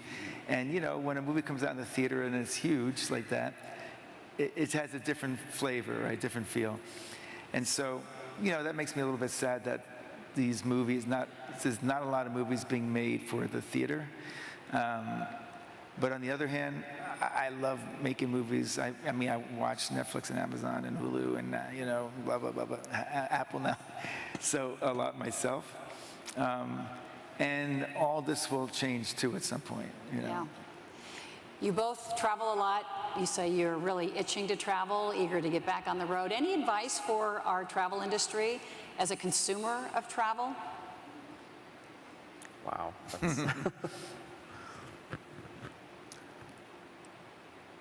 Well, read his books, and you'll see what's fun to go see. You just what? I said read his books, and you'll see what's fun to go see, right? Go to Capri, read his book first. And it's not as easy, you know, there are a lot of, you know, there's red tape in travel right now, but that's something that this industry is working very hard to minimize. I have 3 things I do when I travel. I'm either traveling for work, so it's either a film festival, or, you know, Cannes or Cairo or Berlin, or I'm shooting a movie in a different country, which can be all over the place. So that's one thing. One is just pleasure, and it's kind of like cliche. It's either St. Bart's, Saint-Tropez, or Capri or whatever. And the other is taking my boy surfing. So I have like 3 different pods of how I travel, and they're all really different. one of the best hotels or the best someone's nice boat, where the other is like a really nice little hole-in-the-wall place where my boy is, and we're surfing in some small little town in Mexico or Costa Rica or something. And your travel is speaking about the books, promoting the movies. What other kind of travel? You know, I really try to seek out new places that inspire me. And for me, I guess it's about getting used to the new ways of travel. And I'm still, this is, like I said, this is my first trip out of the country. And really, this is one of my first unmasked experiences ever. So I wonder what's really going to change now that we're all stepping out into the world again, and what it will take to make us all feel safe. So it's going to be interesting to see what's possible. Well, I think you're lucky to be in the Philippines, because the welcome mat is definitely out here, and they're so pleased to have us. If you could see some of the singers and dancers and performers that we've seen on the stage throughout the day, you'd see all the talent also here in the Philippines that you're going to be taking advantage of. Thank you so much to both of you for joining us today, for flying from Los Angeles to be here. And thank you to everyone who's been joining us today here in the auditorium, the ballroom in Manila, or wherever you're joining us virtually. We want to just remind you that there's some great photos to capture what happened today, some of the wonderful performances, wonderful speakers, and you can see all of those photos on the social wall on the WTTC app. For those of you who are here in the Philippines, please join us tonight for the gala dinner, which will celebrate Filipino culture and also give us a chance to relax. I hope you guys will join us. It's going to be a lot of fun, I think. And also, we're going to be leaving this area tonight very soon. The departures will be taking place between 6:30 and 7 from all of the official hotels to get to the venue. So you'll have a quick turnaround from here as you get ready. The dress code is business casual, cocktail attire, wear your summit badges. And tomorrow we've got a great program. We're going to have a keynote from a woman who began changing or cleaning up on Bali's beaches at the age of 12. That was back in 2013. She's a young woman now and runs an organization supporting young people all over the world as they try to bring change in their communities. We're going to also hear from Filipino activists and trustees of something called the Musunga Geo Reserve.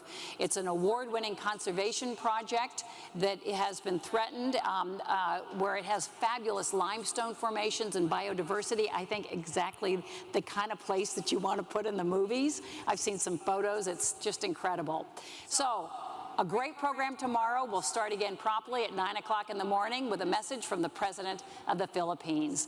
Thanks for joining us. Enjoy your evening. I'll see you at the party. Thank you.